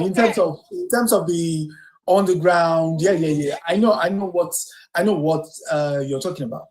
But then again, you're okay, you're comfortable. You can give that up for your people. Come on, man. Yeah.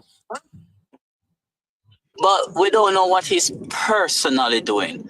DJ Khaled is a brand.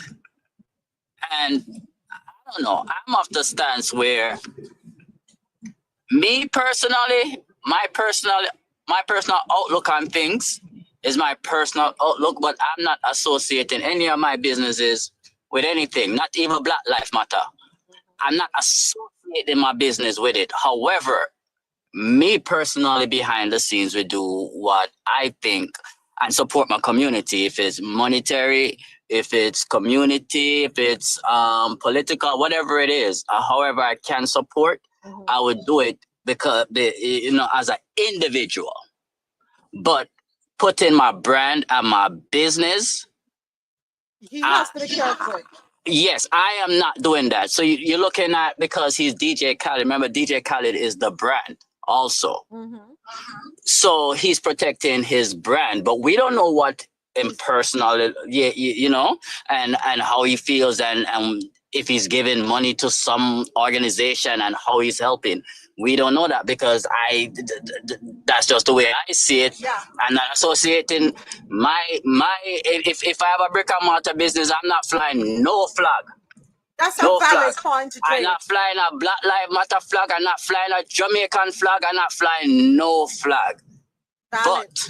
But when it comes to supporting a cause as an individual, 100 I would do it. You know what, Dre? I totally agree with what you're saying. I think we have become so accustomed to people flying flags, right? Whatever the flag may be, that we forget there are a lot of people who are of significant means who don't come out publicly and side one way or the other, but behind the scenes, they're very quiet about what it is that they do to promote communities or movements or organizations. You're absolutely right. We forgot about that, because they're not just they have to think, if I put myself in this particular position, I may end up losing, where no, I can't help anybody. Moments. I understand the point you and Dre is making, but what people are saying, this is an extraordinary case. And to remain silent in such extraordinary case is to be complicit. You don't even have to come out with no forceful stuff, but at least some kind of statement, something saying, even if it's a general statement talking about, doing the right thing and not, having people go through so much atrocities. But to stay silent and say nothing is, people already know your brand. Whether you do individually or not, you cannot separate from your brand at this stage right now. So to stay silent, anything you do would affect that brand, because you're too high profile to just stay on the fence. I get what you're saying, but has Kanye bounced back? No, you can't compare those two. No, I'm sorry. No. Kanye is no, but you understand what I'm saying. Kanye is a whole different level. Yeah, I level. Get that, but Kanye spoke out, and he was penalized. With regard to what? What did he speak out on? You don't remember why he ended up losing the Adidas? Saying slavery was a choice. No, not that one. Which one? I'm not going to repeat it before me get. He didn't get no licks for the slavery one. No. Is the other one? It's the other one. Yeah, the other one. Even the other one in this case does not now. Okay, stick up in right. Let me give you an example. Hold on, Adasoji. Look at it. If I come out and say something right now, I will get blocked.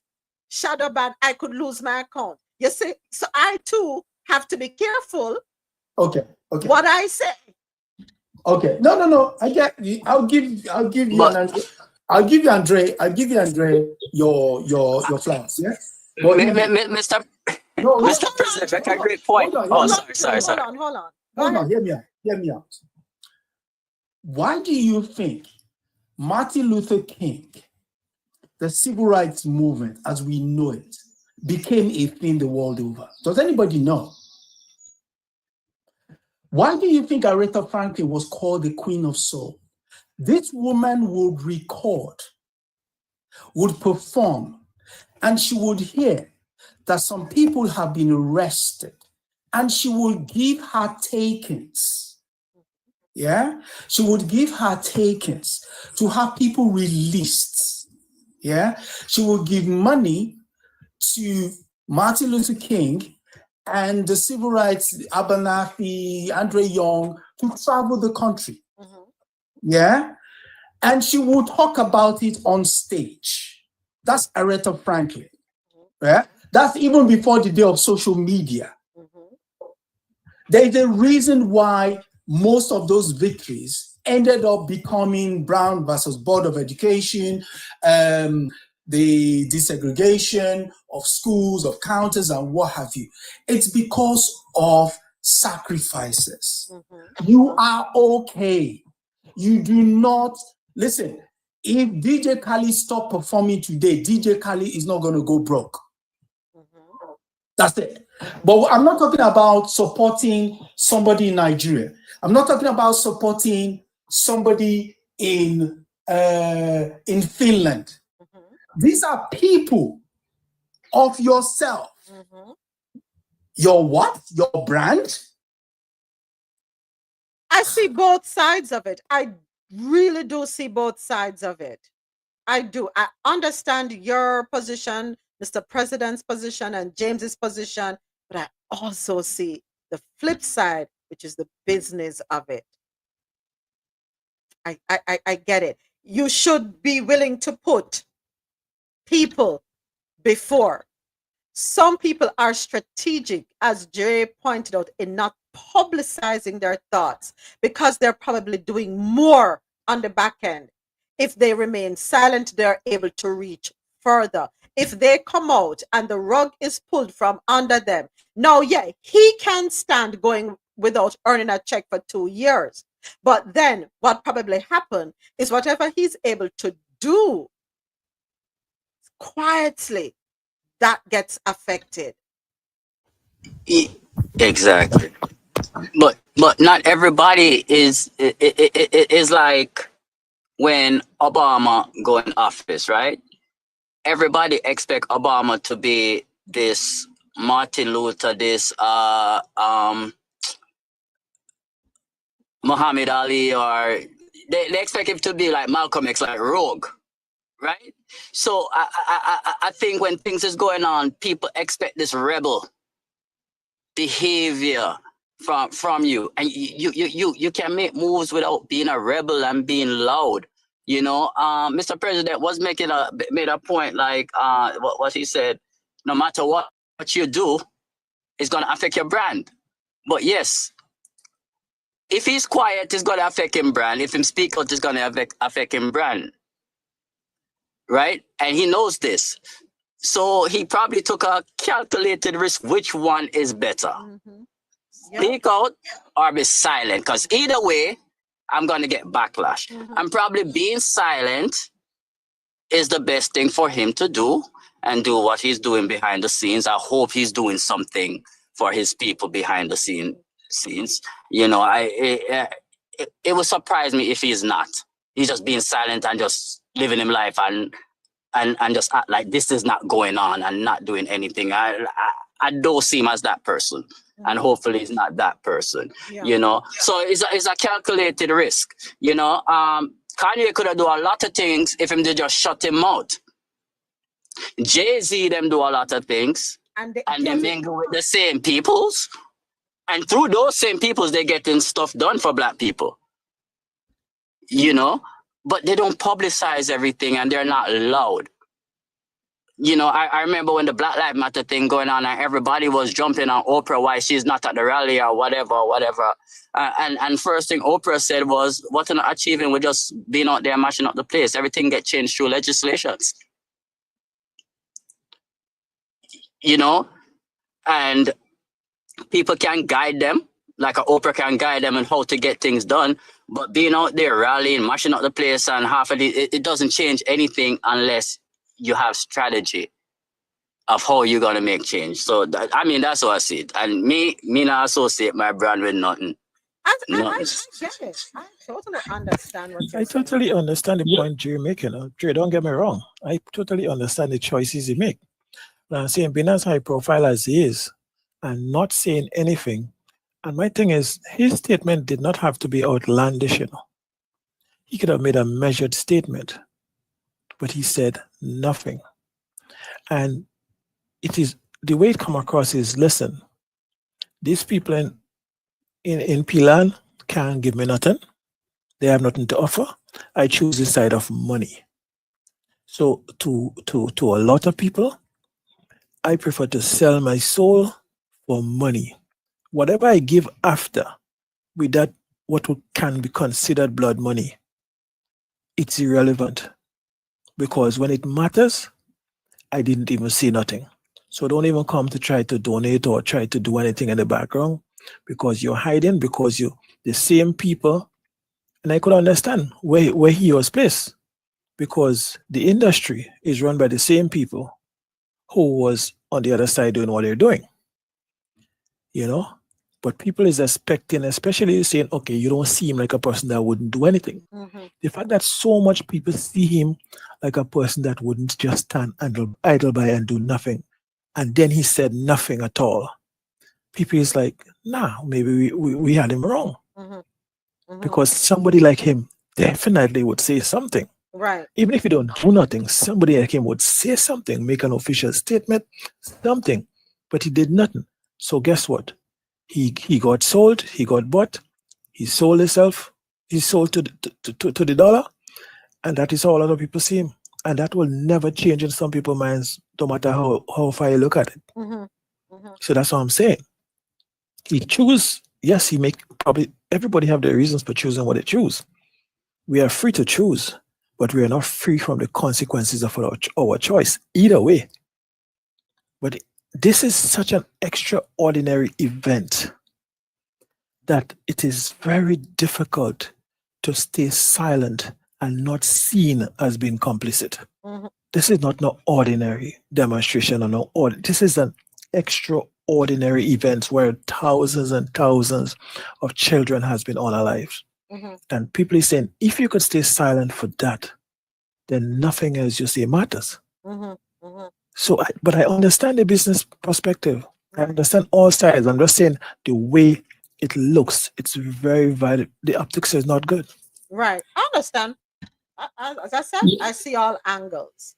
Yeah, Mr. President. Yeah, I used to think the same way, but what my thoughts now is that knowing what we know now in 2025 about the industry, I kind of want to lean to the side that he wasn't really trying to protect his like career or his money or stuff, but himself. Because we know now that apparently there's a tape out there for everybody, right? So you never know what is happening behind the scene.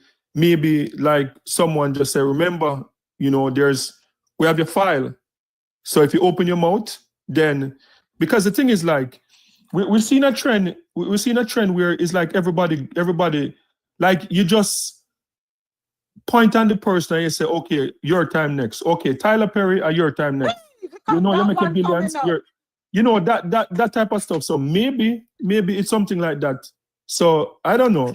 I'm going to give you the benefit of the doubt. Listen, in this game, let me tell you, so it's in this game, when you talk about business and the level that you're at, you have to be careful how you play your cards. We can sit here and say he should do this, he should do that, but at the end of the day, truth be told, we are not in their shoes. We really are not. It's very easy for us to cast our recommendations, our suggestions, our thoughts. But until we are in the situation, we don't know what them are face. Moments. I understand the what's it called?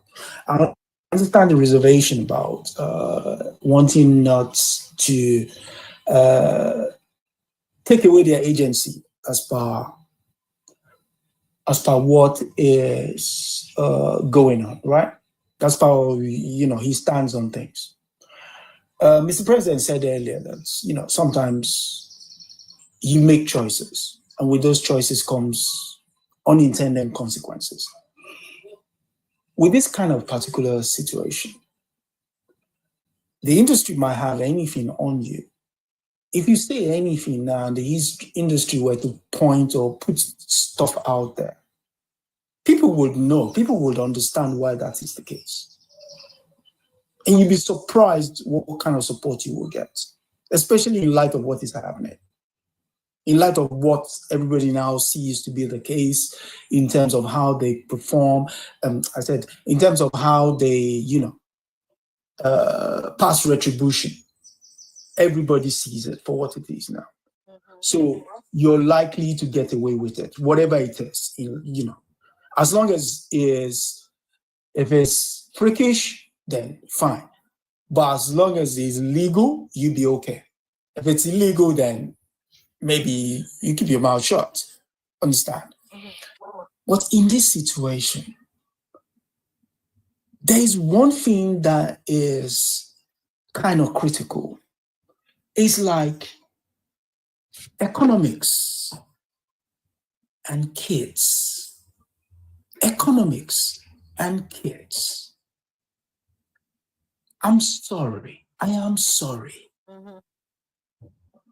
Your status in life would not change an iota. Maybe the size of your house would reduce. The number of cars will reduce.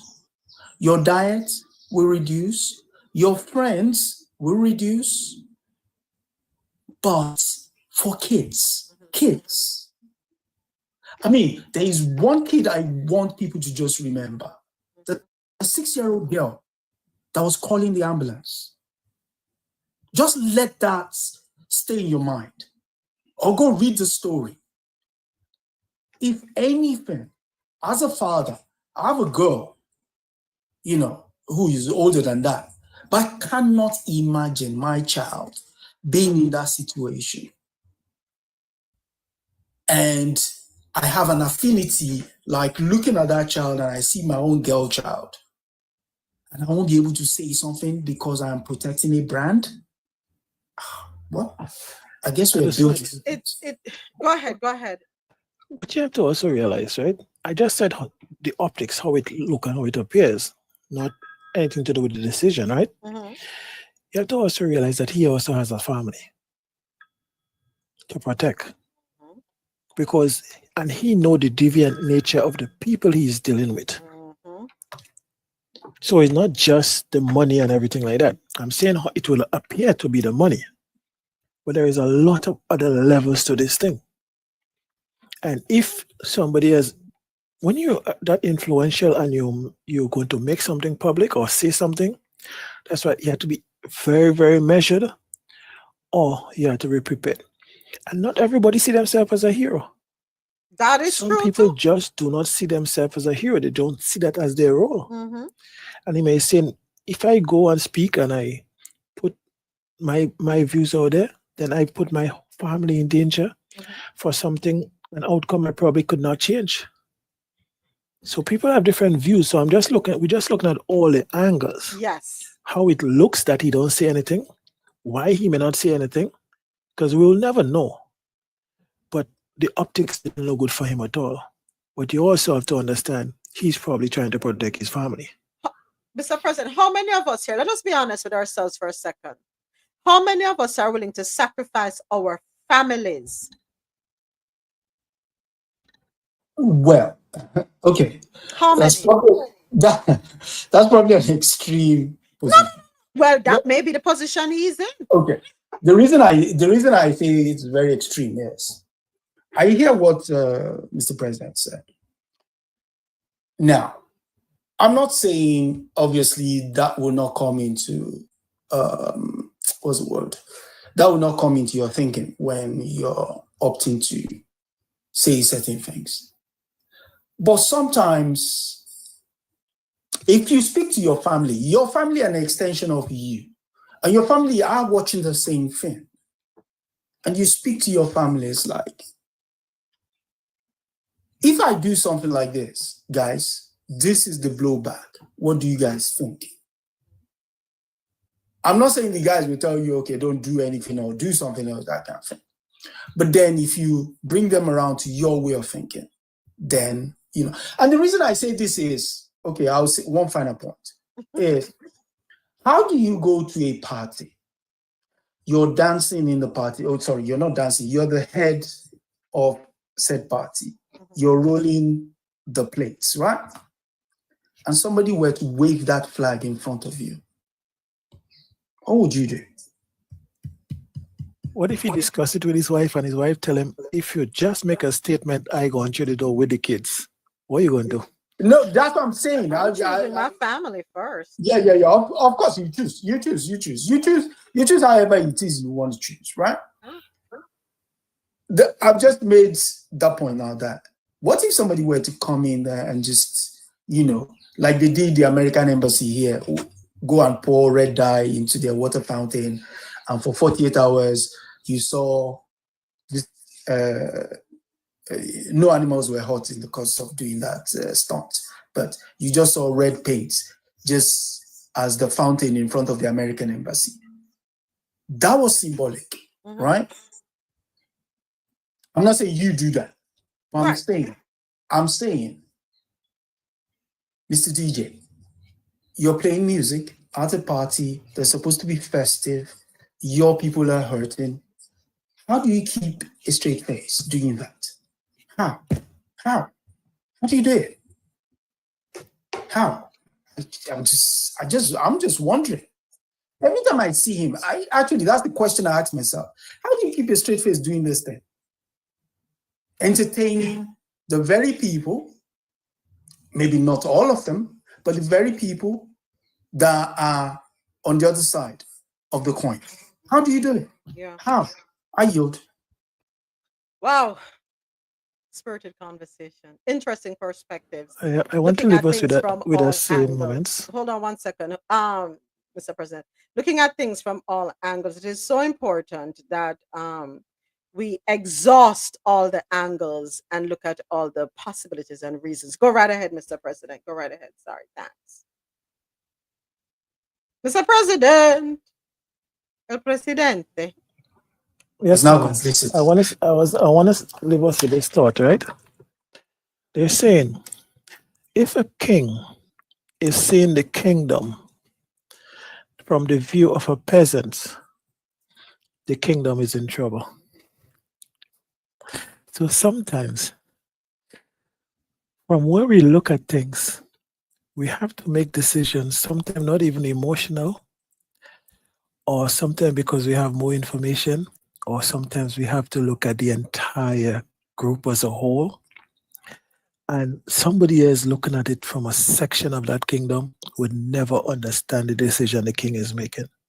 But the king has to make a decision for the kingdom. So I just want to leave us with that food for thought. Yeah. Speaking of kings, my people would say the reason a king exists is because you have people around said king. You cannot be a king on your own without people following said kings. In Europe, there are a host of kings that are doing exactly that. But the people in the streets are seeing things from the eye of the peasants. Probably is now time for that king to come off his throne and come and see what it is that they and get away from the back of that elephant and stop looking at the behind of an elephant, thinking you have a worldview.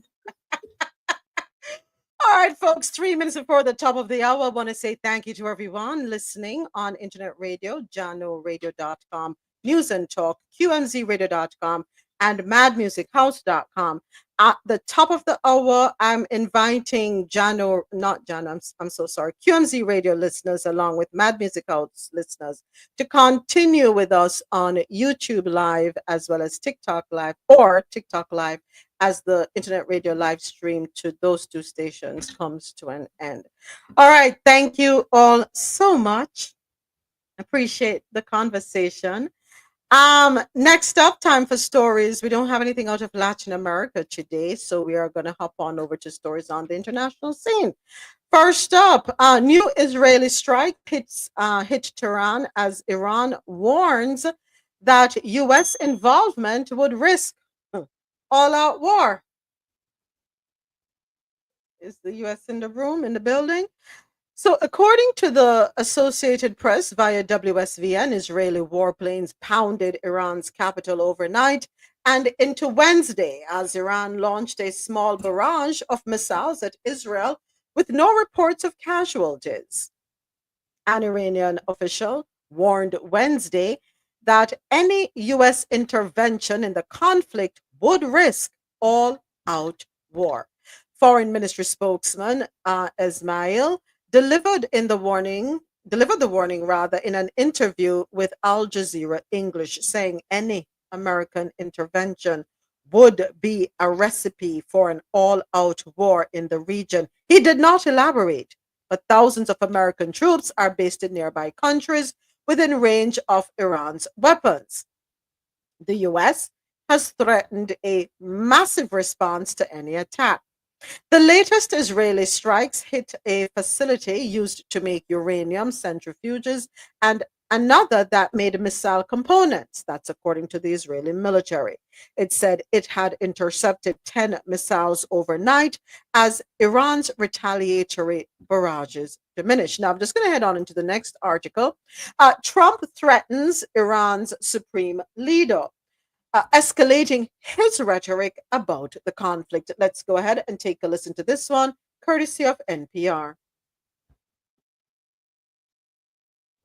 President Trump today called Iran's supreme leader an easy target, but said that he's not looking to, quote, kill him, but that could change.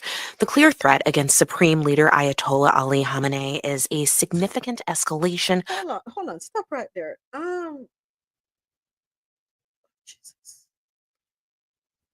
Jesus, this is where we have to really pray for our president.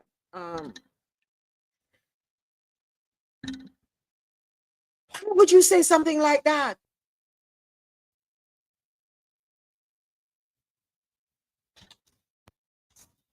No discretion?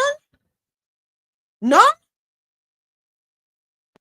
Why would you make this statement? Jesus, have mercy on our souls, Lord. Forgive us, Father. Doesn't just hurt physically. I'm sorry. This is just President Trump today called Iran's supreme leader an easy target, but said that he's not looking to, quote, kill him, but that could change. The clear threat against Supreme Leader Ayatollah Ali Khamenei is a significant escalation of Trump's position over the last week. He previously had distanced himself from Israeli military action against Iran, but now he is taking some credit. NPR's Franco Ordonez joins us from the White House with the latest. Hi there. Okay, Juana. So, Franco, I know that the president cut his trip to the G7 summit in Canada short because of this escalating conflict. What has he been doing since? Yeah, he got back early this morning, and this afternoon he huddled with his national security team in the Situation Room for about an hour. That was after he issued the pointed threats and warnings. Trump said, quote, "We now have total and complete control over the skies over Iran," and called for Iran to unconditionally surrender. Now, this is really a significant escalation in a conflict that now is into its fifth day. On the way back from Canada, reporters on Air Force One actually asked Trump what he wants to see happen now, and he told them he wants something bigger than a ceasefire. And then a real end, not a ceasefire. And then so something that would be permanent. Giving up entirely. It's okay too. Okay, Franco, we've been tracking this, and as I understand it, the president previously was leaning into negotiations rather than military strikes, right? Yeah, and this is really a significant pivot for Trump. I mean, when Israel launched its strikes on Iran's nuclear facilities last week, the White House emphasized that the U.S. was not involved. But now Trump's suggesting that the U.S. is involved. I mean, he's saying things like, we have total control of the skies. We know where the supreme leader is hiding. I mean, he's taking more ownership.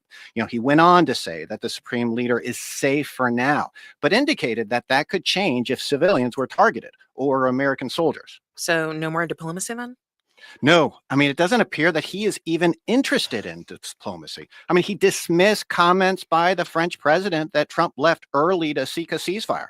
I mean, here is more of what Trump said on Air Force One when he was asked about negotiating. The cities have been blown to pieces, lost a lot of people. They should have done the deal. I told them, do the deal. So I don't know, I'm not too much in the mood to negotiate. Now, he's also saying, though, that he may send Vice President J.D. Vance and Special Envoy Steve Witkoff to negotiate with Iran. Now, the U.S. has assisted with defense efforts of Israel. What are the chances, do you think, of deeper U.S. involvement?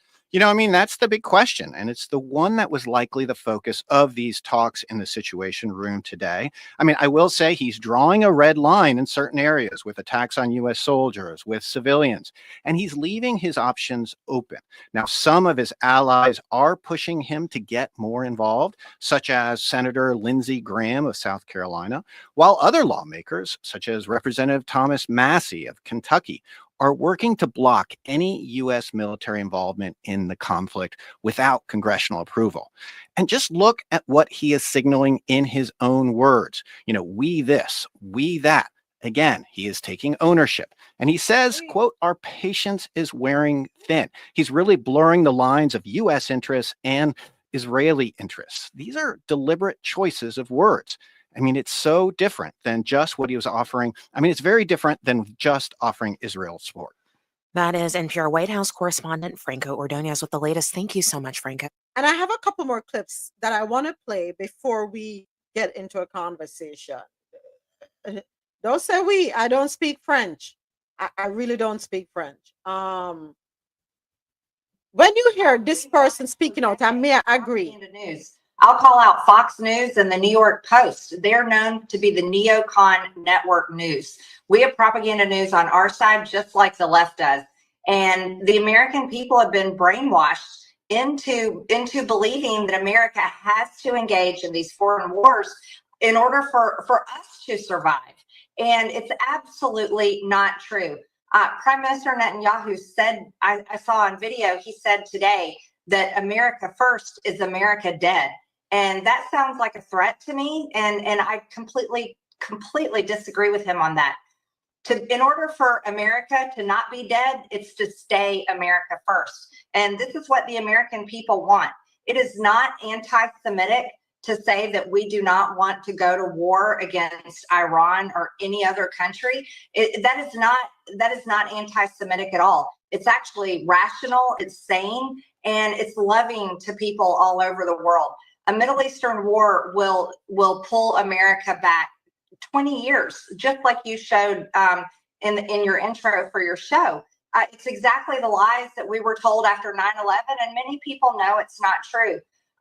So I'm completely opposed to this war. Of course, we don't want to see the people in Israel bombed, but they're only being bombed because Israel attacked Iran first. And that's the truth that we need to be talking about. And Matt, I want to add on one more thing that I think is incredibly important, because Fox News and all these other news stations are not talking about it. Last week on Thursday, they held a vote in the Knesset, and Netanyahu only won by 2 votes, because the polling is showing that if an election was held today, he would lose.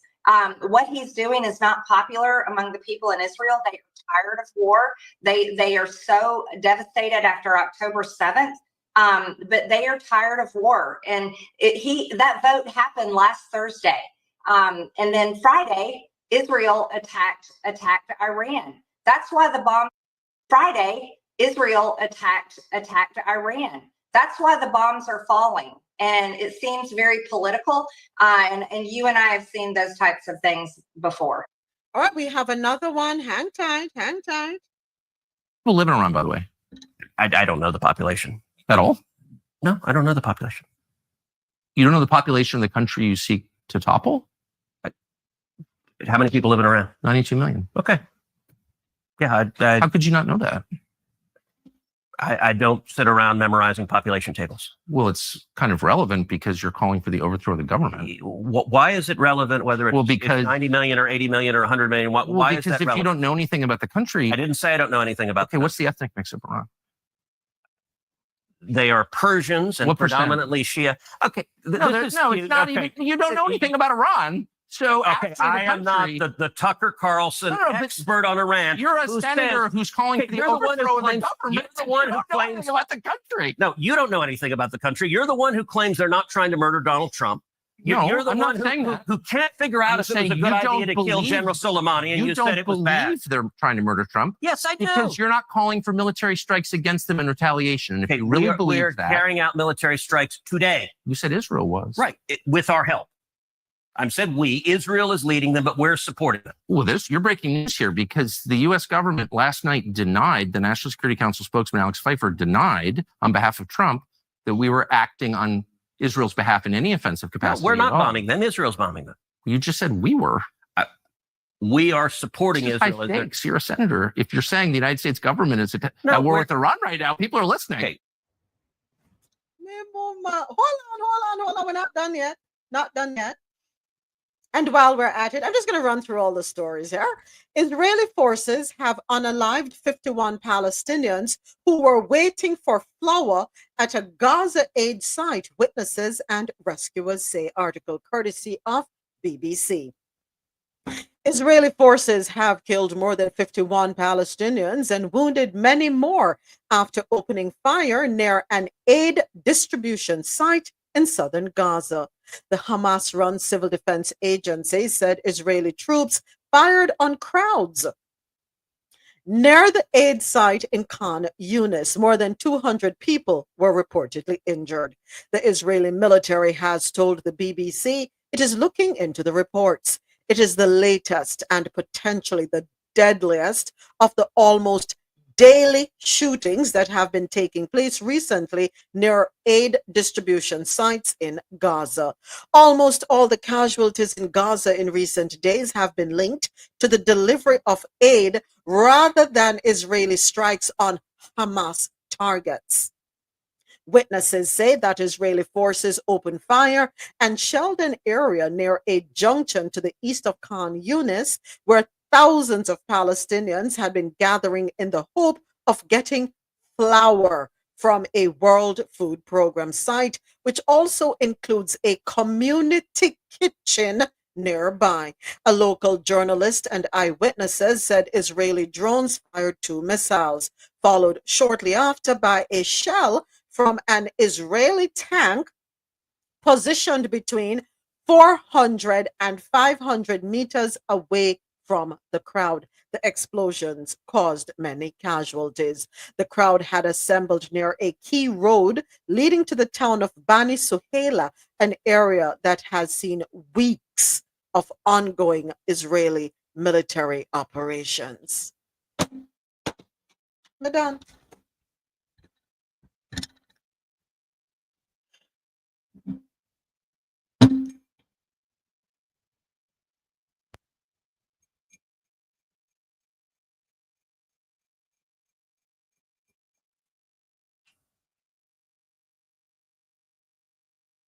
I never thought, hey Sula, I never thought in a million years I would be siding with Marjorie Taylor Greene. And thank you, Tucker Carlson, for the turnaround, the change that you have made. Thank you for that, because you got Ted Cruz to admit to the world that the U.S. is involved. Is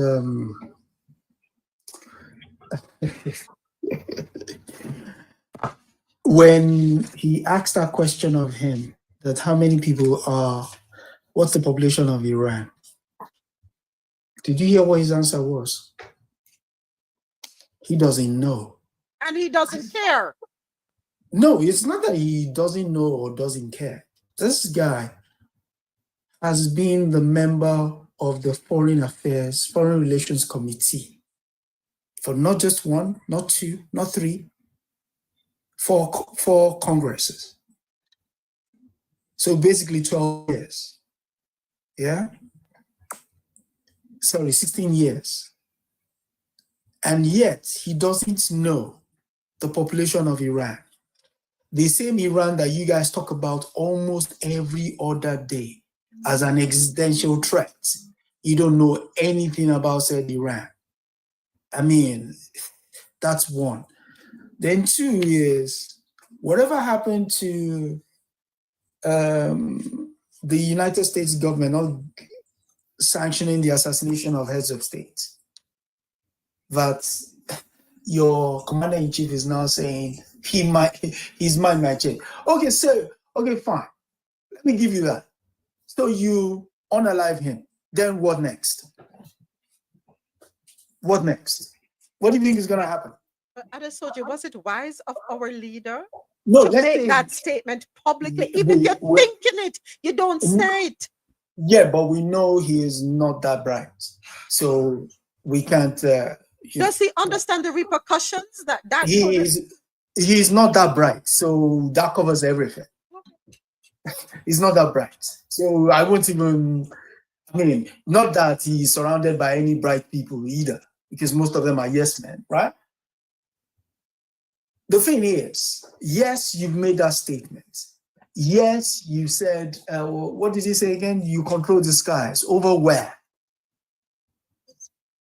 You control the skies over Iran. Yeah? Okay. And then what? You're going to rule them from the skies? You know, are you going to rule them from the skies? You're going to come down at some point. You're talking about 92 million people that have seen you move around that neck of the woods. So they know what's coming. But are your people prepared for what the outcome would be? Exactly. That's the aspect that, that's one. Were they alive during 9/11? Apparently not. They were all asleep. Listen, so, and here's the same guy that was screaming he was anti-war, he wasn't going to get involved in foreign wars, in fact, blah, blah, blah, that kind of thing. Okay. Now, the chappie in that neck of the woods that is constantly going to punch people in the face and then running to come and hide behind your skirts to say, oh, look at me, whoa, look at what they've done to me, look at what they've done to me. And now all of a sudden, that's the same person you're going to be taken seriously. Listen, I don't want to be the bearer of bad news. And I repeat, I don't want to be the bearer of bad news. If anything happens to Iran, you can be rest assured. USA, get ready. You're going to be paying $500 for your barrel of oil. That's the thing. That's the least of what's going to happen to us. Everything else is going to skyrocket. It means the money that you're going to use to buy the fuel to manage your tractors is going to increase. So that means the cost of coming to the farm is also going to increase. And you know what the spinning effect is. Your cheap goods from China that are going to be on those ships are going to need expensive oil, 27,000 gallons for one of those super tankers to bring your stuff to you. I mean, this kind of lack of strategic thinking. But again, I'll say one thing one commentator said over here. That little colony that you have in the Middle East has just written the last chapter of its own existence. Oh, jeez. No, seriously. Because no, not what you're saying. No, because you see, when you do certain things, when you have that mosquito that keeps buzzing around your ear, and because you're concentrated on doing something, but all of a sudden you're like, now I have the time for you. What do you think is going to happen? The mosquito is not going to win. So the worst part is, it's not just that mosquito.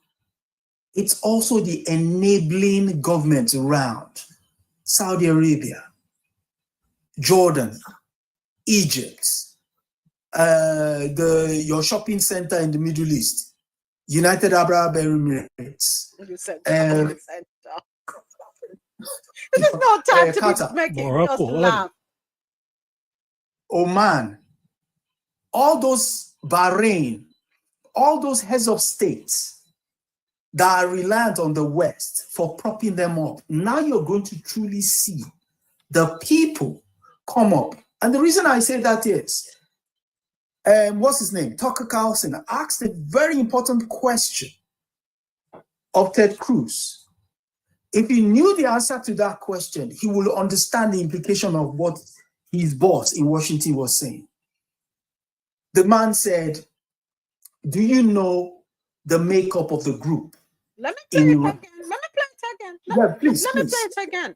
So I'm going to play and I want to say thank you, Dre, for sending these articles over to me. Thank you. I appreciate you. Sending the clips saved me having to go dumpster diving. How many people live in Iran, by the way? I don't know the population at all. No, I don't know the population. You don't know the population of the country you seek to topple? How many people live in Iran? 92 million. Okay. Yeah. How could you not know that? I don't sit around memorizing population tables. Well, it's kind of relevant because you're calling for the overthrow of the government. Why is it relevant whether it's 90 million or 80 million or 100 million? Why is that relevant? Because if you don't know anything about the country... I didn't say I don't know anything about what's the ethnic mix of Iran?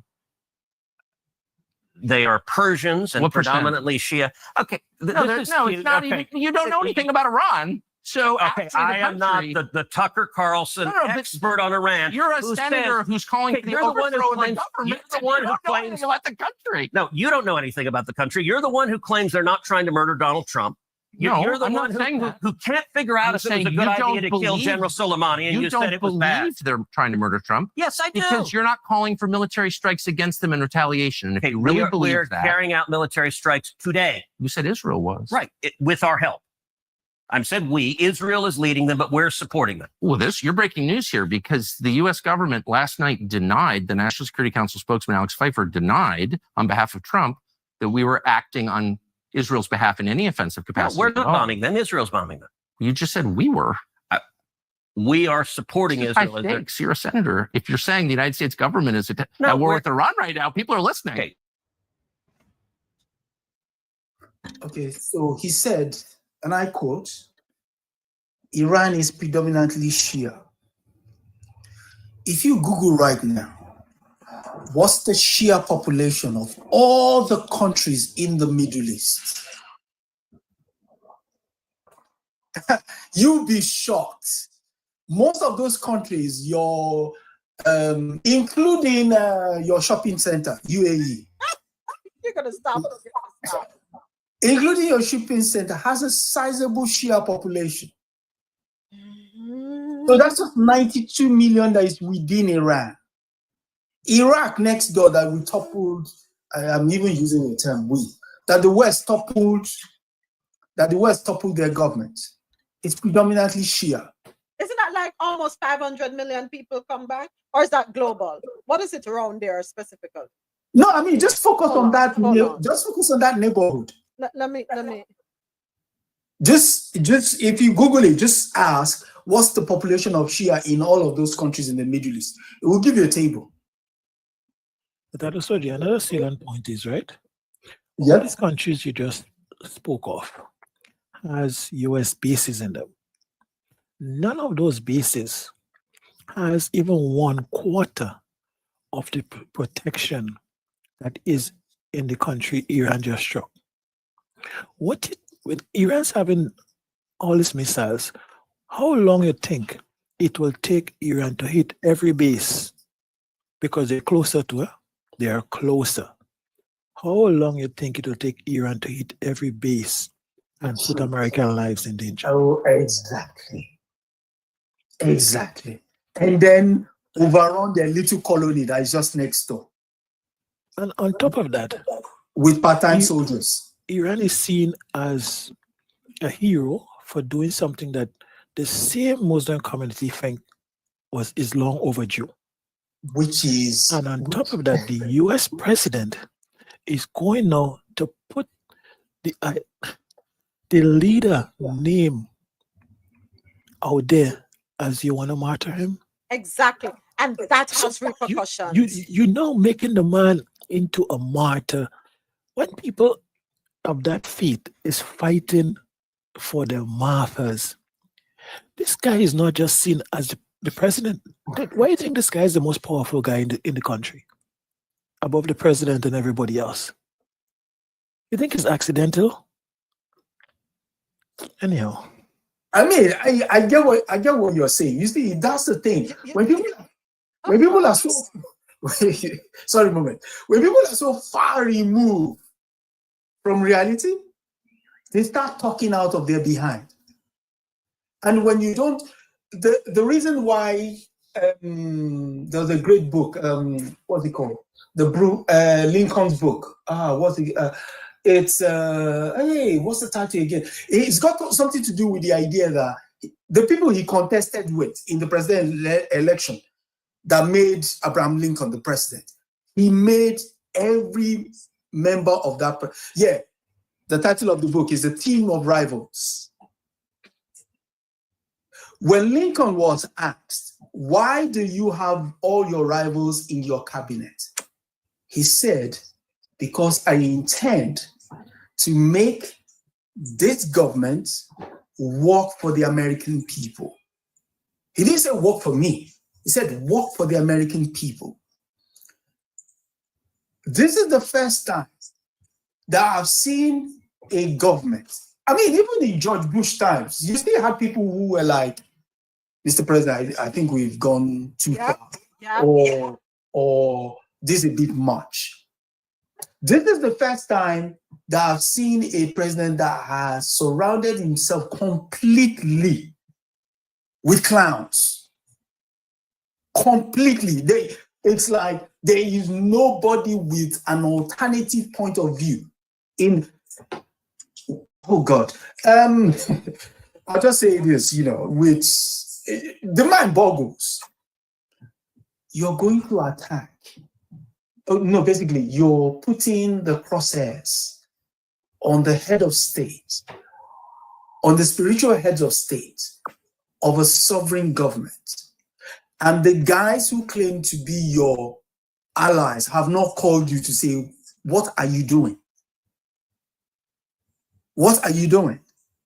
Because it's not that you won't do your, shock and awe, boom, you won't do all of that. But after that,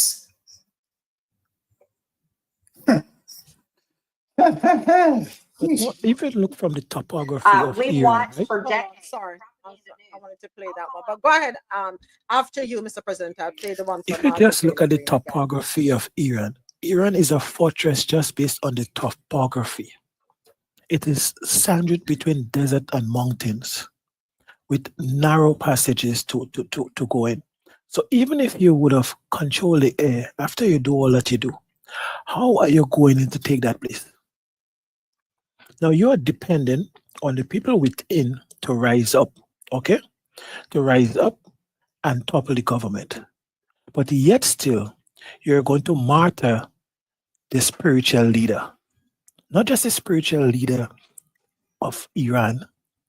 This man is seen as a spiritual leader of the Muslim world. When this man is issuing a prayer publicly, you see people all over the Muslim world praying with him. And you think it is just 1, 2, 3? When they thought they had decapitated Iran, right? And they started to sing victory. Within a day or two, it was raining in that country that Israel was not well, right? And you think that all the weapons and missiles and everything that's there, if you take out the most sane, because there are people in Iran who would like to get rid of the country that is not well. And it's the same spiritual leader, and these people are creating some calm and some balance. So when you take out the people with balance, you already take out the chief negotiator, right? When you take out these people with balance, whose hands is the power falling into? And even the people that had some balance that is left, what do you think they would do? You think they would go against the people that saying, listen, let's just go all out pews blazing? I don't know how we're strategically looking at this here. It makes anyhow. They said, oh, sorry, you wanted to play the tape. Go ahead. Yeah, let's take a listen to what Marjorie Taylor Greene has to say. But before I play it, we have a comment on YouTube. He says Iran will not attack a U.S. base unless the U.S. does a direct attack. The world knows what happened to Japan. I pray Iran does not give the U.S. an excuse to test new equipment. All right, let's go ahead and hear from Marjorie Taylor Greene again. We've watched for decades propaganda news. I'll call out Fox News and the New York Post. They're known to be the neocon network news. We have propaganda news on our side, just like the left does. And the American people have been brainwashed into believing that America has to engage in these foreign wars in order for us to survive. And it's absolutely not true. Prime Minister Netanyahu said, I saw on video, he said today that America first is America dead. And that sounds like a threat to me. And I completely disagree with him on that. In order for America to not be dead, it's to stay America first. And this is what the American people want. It is not anti-Semitic to say that we do not want to go to war against Iran or any other country. That is not anti-Semitic at all. It's actually rational, it's sane, and it's loving to people all over the world. A Middle Eastern war will pull America back 20 years, just like you showed in your intro for your show. It's exactly the lies that we were told after 9/11, and many people know it's not true. So I'm completely opposed to this war. Of course, we don't want to see the people in Israel bombed, but they're only being bombed because Israel attacked Iran first. And that's the truth that we need to be talking about. And Matt, I want to add on one more thing that I think is incredibly important, because Fox News and all these other news stations are not talking about it. Last week on Thursday, they held a vote in the Knesset, and Netanyahu only won by 2 votes, because the polling is showing that if an election was held today, he would lose. What he's doing is not popular among the people in Israel. They are tired of war. They are so devastated after October 7th. But they are tired of war, and that vote happened last Thursday, and then Friday Israel attacked Iran. That's why the bombs are falling, and it seems very political. And you and I have seen those types of things before.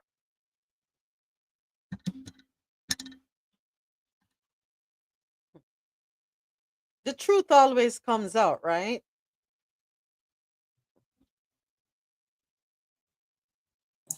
Yes, it does. Adesoji, what's the difference between Christians and Muslims? Oh, well, the only dividing thing is while Christians, Jesus Christ is seen as the Son of God, the Muslim will see him as a prophet. And what else? Yeah, that's the only demarcating, that's common demarcating thread. That's the most common one, but there's another difference.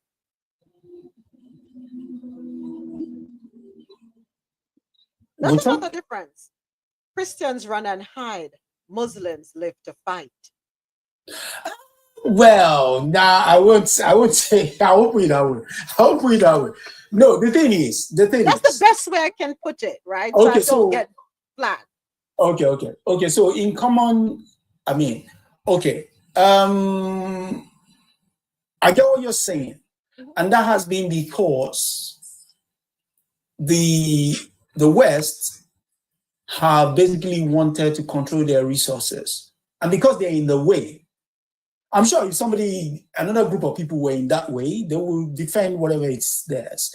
But it's just that they have decided, you know what, we don't need to come to you and talk to you, we'll crush you. And in the course of crushing you, anybody that does a deal with us will do. And so what they will do is they will have puppets in power, which is what they have in terms of the Middle East at the moment. All those so-called royal families and sultans and emirs and all of that is propped up by the West. They're essentially paper tigers. Without the West, those things will fold within 48 hours. We all witnessed to the Arab Spring. When the Arab Spring happened and the people really got into the streets, it was the likes of Britain, in countries like Bahrain, Oman, and the UAE that came in with offering technical assistance with crowd control. With Egypt, who went with the US trained Mohamed Morsi, who was a nuclear scientist and democratically elected, first democratically elected after the overthrow of Hosni Mubarak. When the United States, with the prodding by what made that even cringy? You know what made that one cringy? Was when Obama first became president. Guess where Obama went to deliver a speech on democracy? Egypt. Al-Aqsa Ansar University.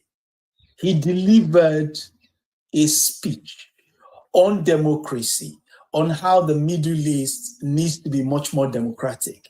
When they then got their president, it was under his government that the same democratically elected president was toppled.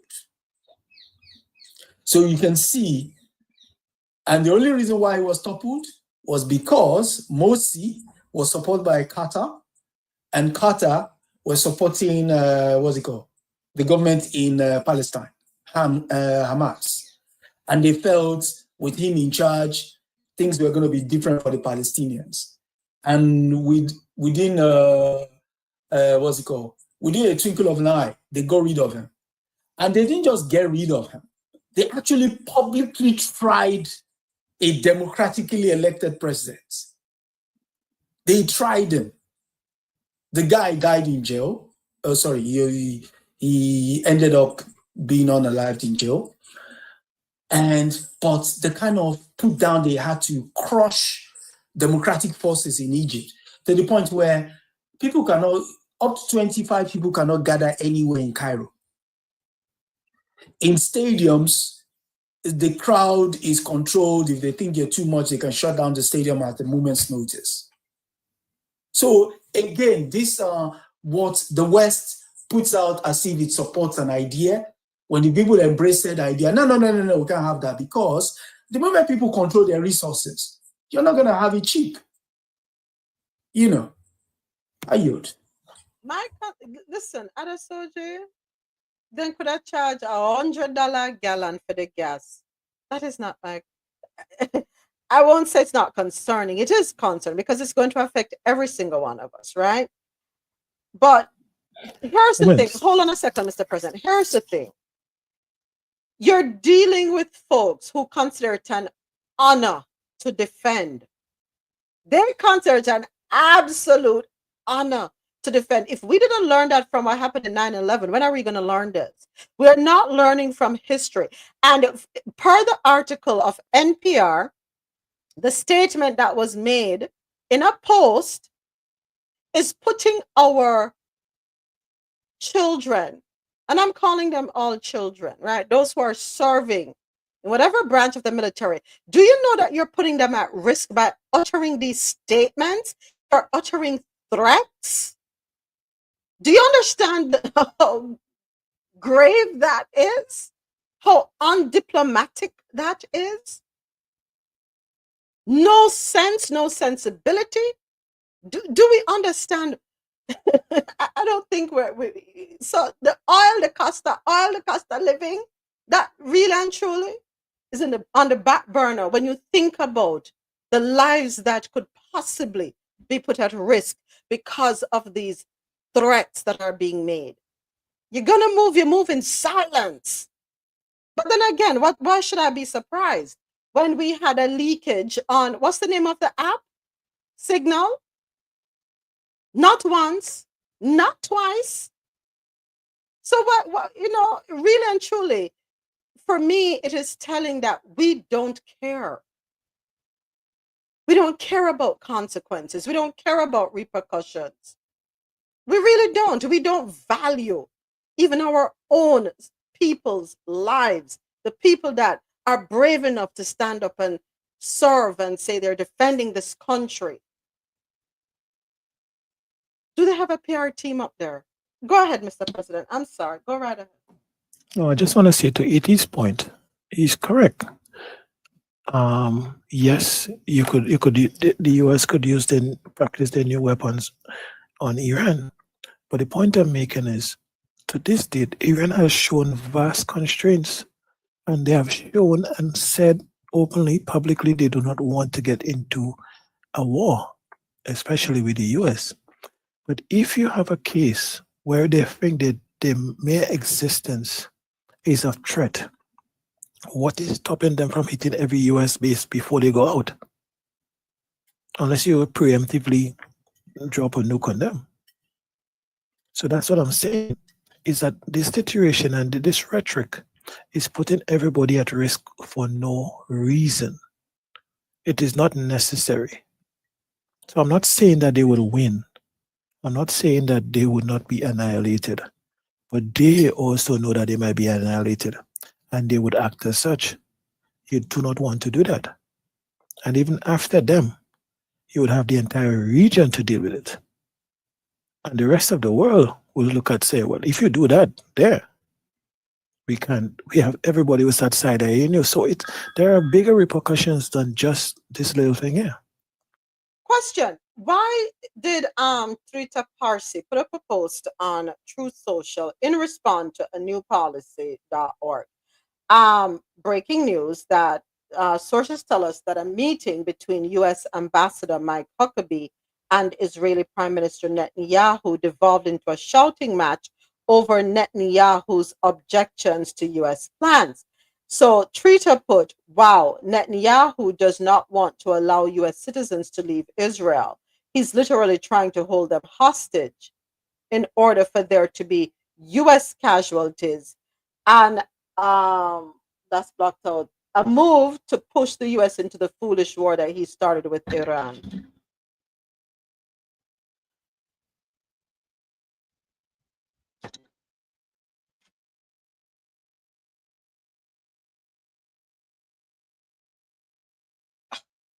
What is Congress saying? What are we hearing? Besides Marjorie Taylor Greene, what is Congress saying? Anybody up there saying anything? Chuck Schumer is saying Trump is not doing enough. Who? Chuck Schumer, the Democrat senator, is saying Trump is not doing enough.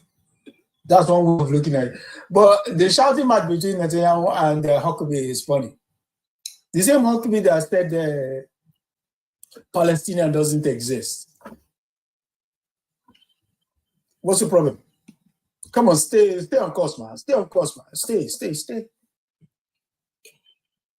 in the United. Come on.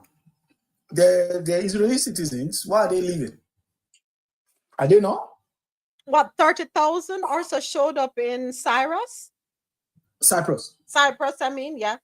Yeah, why are they showing up in Cyprus? They're supposed to stay at home. Come on, man. Oh, can I also say to your viewers, do you know there's a sizable Jewish community in Tehran that have been there even long before the creation of the State of Israel?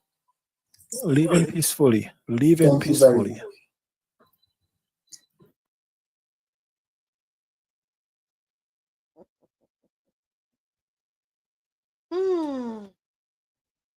This is I don't know.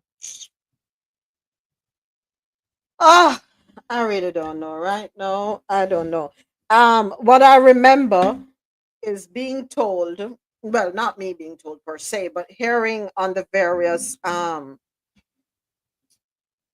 airings that the day we get in, there'll be no more wars. That's what I remember. We're 6 months in. And here we have Ted Cruz saying what he just said. Americans are asking for cheaper gas. Americans are asking for cheaper groceries. Americans are asking for the lowering of bills. Americans are asking for housing. We are asking for proper education. we're go ahead. Go right ahead. Going to war is like American power. What's the problem?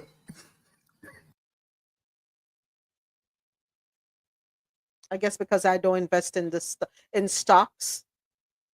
Exactly. And it will be a shame if President Trump were to break the tradition. Every American president must have a war they go to.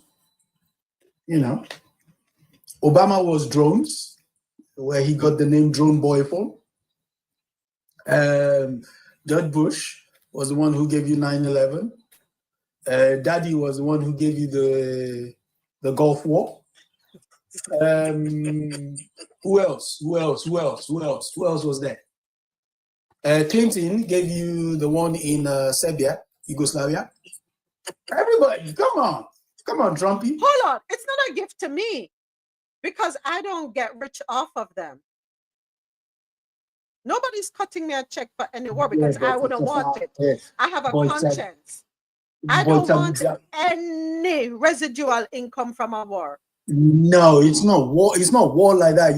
Sometimes you don't get paid. It's the feeling that you're the strong, you're the biggest military government in the military might in the world. You can do anything. You can trample over. I mean, you've got big balls. You can slap people in the face with it. There's something that comes from that.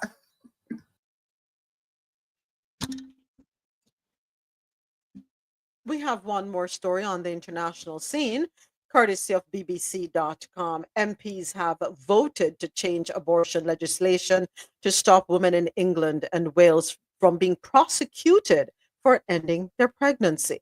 The landslide vote to decriminalize the procedure is the biggest change to abortion laws in England and Wales for nearly 60 years.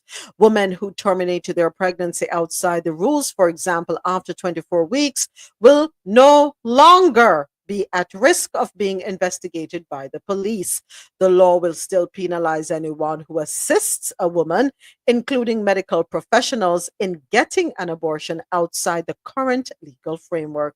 Labour MP Tonia put forward the amendment to the Crime and Policing Bill, which was passed by a majority of 242 votes as an issue of conscience.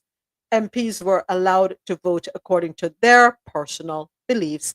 The current law in England and Wales states that abortion is illegal, but allowed up to the first 24 weeks of pregnancy, and beyond that in certain circumstances, such as if the woman's life is in danger. And women can also take medication at home to terminate their pregnancies under 10 weeks. Well, somebody is moving in a different direction. Would you care to share that with us over here at Adesoji? You can get on with it. Oh, sorry. You guys have an abortion ban in your country. Sorry. Oops. All right. Okay. All right. Next up. Time for stories out of North America. Judge blocks immigration. I'm sorry. Let me read this correctly. A judge has blocked a Florida law criminalizing undocumented immigrant entry. But we voted different here in Miami, I must say that. But let me go ahead and read this one, courtesy of Caribbean National Weekly. Authorities in Florida cannot enforce a sweeping new immigration law while it faces a constitutional challenge. This is according to two federal court rulings that have dealt a major blow to Governor Ron DeSantis' immigration agenda. U.S. District Judge Kathleen Williams on a Monday rejected a request from Florida Attorney General James Utnier to pause an injunction she issued earlier this year. The injunction barred law enforcement from enforcing provisions of Senate Bill SB 4C, which makes it a first-degree misdemeanor for undocumented immigrants aged 18 and older to knowingly enter or attempt to enter Florida. Williams said the law is likely to be found unconstitutional. The decision followed a similar ruling earlier this month by the 11th U.S. Circuit Court of Appeals, which also denied the Attorney General's attempt to lift the injunction. The appellate panel made clear the legal battle is ongoing. Next. NAACP will not invite Trump to its national convention, breaking a 116-year tradition. According to NPR.org, the NAACP announced it will not invite President Trump to its national convention in July. The civil rights organization is breaking from its 116-year tradition of welcoming the sitting U.S. president to the annual event that draws NAACP supporters from around the country. The group says Trump is the first president if it has declined to invite. NAACP President and CEO Derek Johnson made the announcement Monday at a news conference in Charlotte, North Carolina, where the convention is scheduled to be held. The group has also shared a statement from Johnson. Donald Trump is attacking our democracy and our civil rights. The president has signed unconstitutional executive orders to oppress voters and undo federal civil rights protections, Johnson said. He continually undermines every pillar of our democracy to make himself more powerful and personally benefit from the U.S. government. The White House responded sharply on Tuesday to the president's exclusion from the event. Trump declined previous invitations during his first term. So, you want to hear the spokesperson's response? The NAACP isn't advancing anything but hate and division, while the president is focused on uniting our country, improving our economy, securing our borders, and establishing peace across the globe. That's according to Harrison Fields, right? And Harrison Fields is a spokesperson for the White House. This is the same vision for America that a record number of Black Americans supported in the resounding re-election of President Trump. Are we talking about the same United States of America? Because I don't know. I think we have two different Americas right now, Adesoji.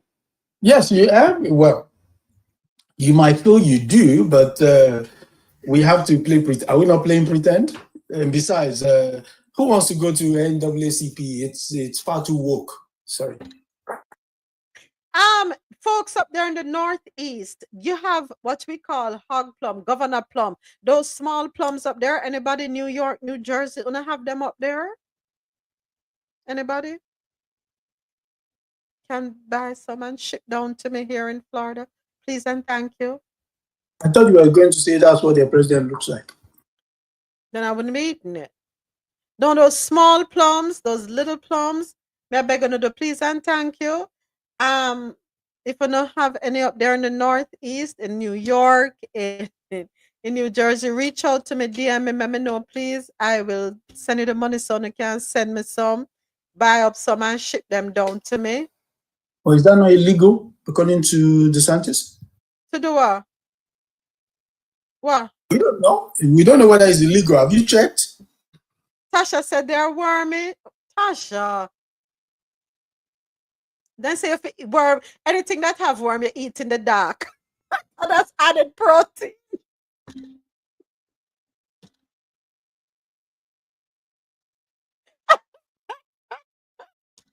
So that's added protein. I long to eat some, and I'm looking at a video for a West Indian grocery in New Jersey.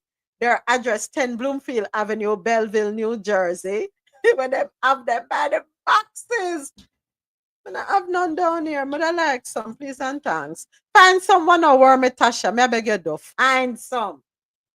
The entire New York C.I.T crew, may I beg you do? Go out and see if you can find some baby plums, the hog plums, government plum. I don't know what to call them. But I want some. Thanks. All right. In other news, what else do we have here? Business and tech news. Brought to you by Grant Coffee House. From our farms to your cups. Enjoy 20% off all coffee products at www.grantcoffeehouse.com. Use the code CoffeeInto20 at checkout. So Trump suggests he'll extend once again. He'll extend the deadline for TikTok's Chinese owner to sell the app, saying he will sign an order. According to the Associated Press, via WSVN, President Donald Trump will sign an executive order this week to extend the deadline for TikTok's Chinese owner to divest the popular video sharing app. The White House made the announcement yesterday. Trump had signed an order in early April to keep TikTok running for an additional 75 days after a potential deal to sell the app to American owners was put on ice. As he has said many times, President Trump does not want TikTok to go dark. That's according to White House Press Secretary Carolyn Leavitt. This extension will last 90 days, which the administration will spend working to ensure this deal is closed so that the American people can continue to use TikTok with the assurance that their data is safe and secure. I want assurance that my data is safe and secure after Doge went in and just captured everything. How about that? I'm okay with TikTok having my data because I ain't got nothing. I ain't got nothing. They've got my £1.15. Yeah, but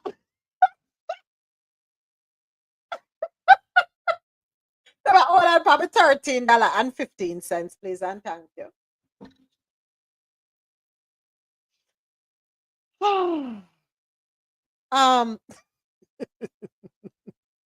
In Health and Science News, brought to you by LaurmelSkinFood.com.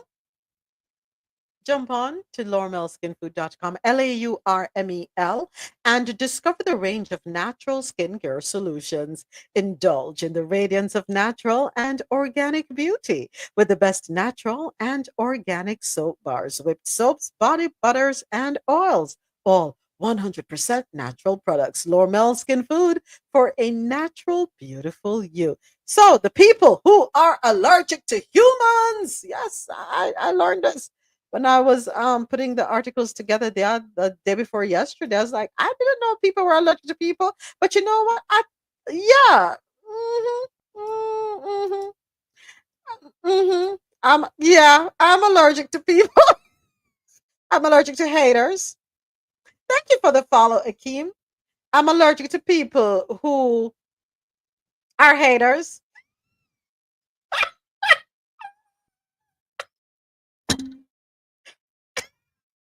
Let me go ahead and read the article, courtesy of BBC.com. Some people are allergic to others, but the mystery of how this works is only just starting to be unraveled. Yes, me allergic to the hater them. I don't want them around me. I don't like for them. Me allergic to haters, users, abusers, people who are manipulative. Yeah, me allergic to all of that. Thank you, Kirk. Keep the F1 coming. We burn out the liar them. The scammer them. We hate them. I'm sorry. We don't hate anybody. We dislike those traits in people. And it is our hope that if you know you're guilty of any of the aforementioned, you will change your ways. Yeah, I don't hate anybody. I don't promote hate, but I do not like certain behaviors, certain traits. Let me make that very clear. Okay. So, Maura believes condoms saved her life. Now 43 and living in Ohio, in the US, Maura says the problem first started in her 20s when it slowly crept up on her.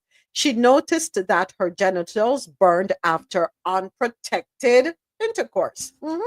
So I must give you a warning that this article does contain some language and some themes. I will try my very best to be as what's the word, Adasoji? Adasoji. Mr. President, so why are you referring to yourself in third person? Adasoji said, I'm not allergic to beautiful black women. No filter.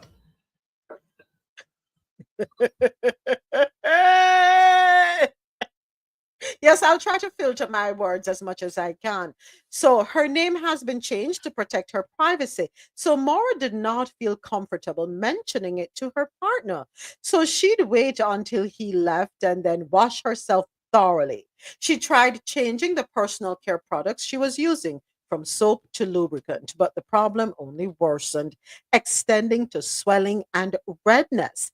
And it only happened after she came into contact with semen. Eventually, she broke up with that man and started seeing one who was dedicated to using protection. It wasn't an issue until one night when we were lying in bed after, and my tongue suddenly began to swell, she recounts.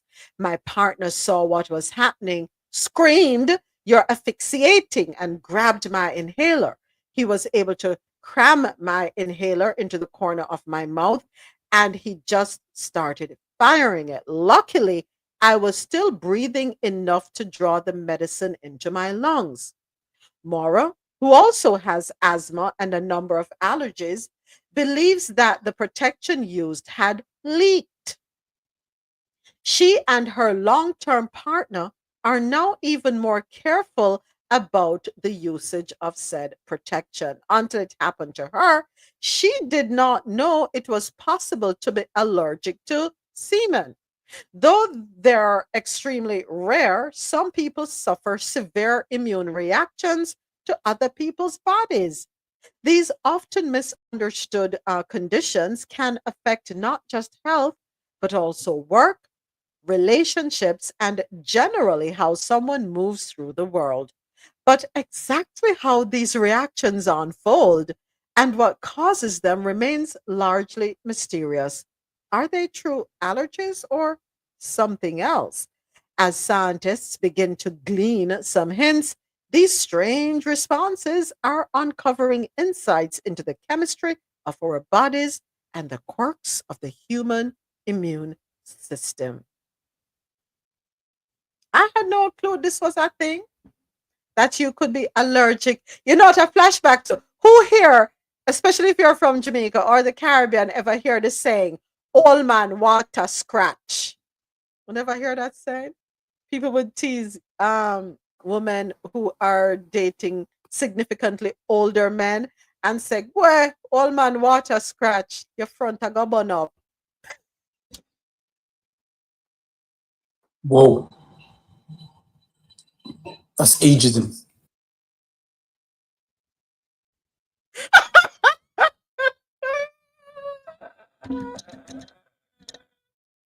I never knew this was a thing, that you could be allergic to someone's bodily fluids. Wow. You know what I'm wondering? I'm wondering. Oh, it's called seminal plasma hypersensitivity. Wow. Tasha, thank you. So, folks, we're learning something new. Seminal plasma hypersensitivity. The good protein is what she's allergic to. Well, maybe is the point of delivery. So, I was thinking, so here's what I was thinking. Because protection is used, I was of the opinion that it could possibly be the chemical, Yeah, the whatever is line. inside. Yeah, that is what she's really allergic to.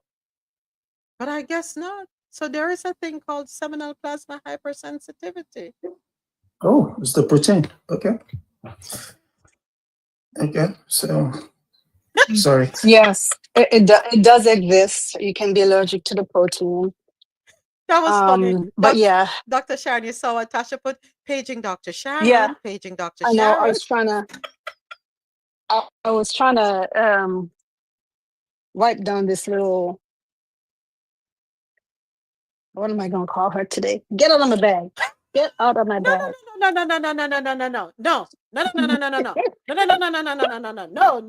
No. We're not doing that with Jewel. We are no.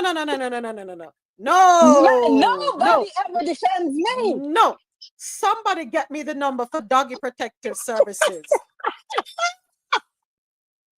If I need to catch She's me with flight, vegetables, and she's trying to eat my vegetable before I even get the bag on vegetables on my table, on my plate. Listen, we're not doing that. We're not attacking Jewel. Somebody get me the number for Doggy Protective Services. As you were saying, Dr. Sharon. Yes, as I was saying, there is that is a thing where you can be allergic to seminal fluid, and it is a protein. Yeah, it is a protein in the fluid. I'm just gonna call it fluid. That you can be allergic to, but I guess that allergy extends to more than below, because if her throat was frozen off, then and her tongue was swelling, then okay. Well, Tongue you was can have swelling fun, but know that because there have fun, but know that if you're allergic, there are consequences. Or if you are, make sure you have things nearby that you can take, and that's something you really got to discuss with your doctor and your partner. Yeah, but it is a thing. It does exist. Wow, interesting. And the docs are in the building. Wow, I'm learning today. Wow, wow. Tasha, you paged all the docs.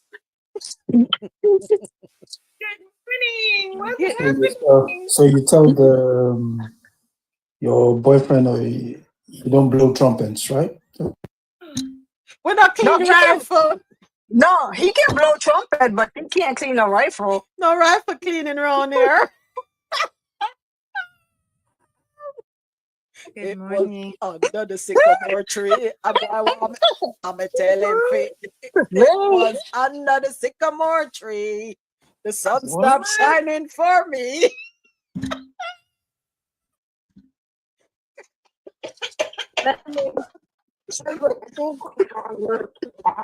We can't hear Dr. Oh my. Look at Dr. Leslie.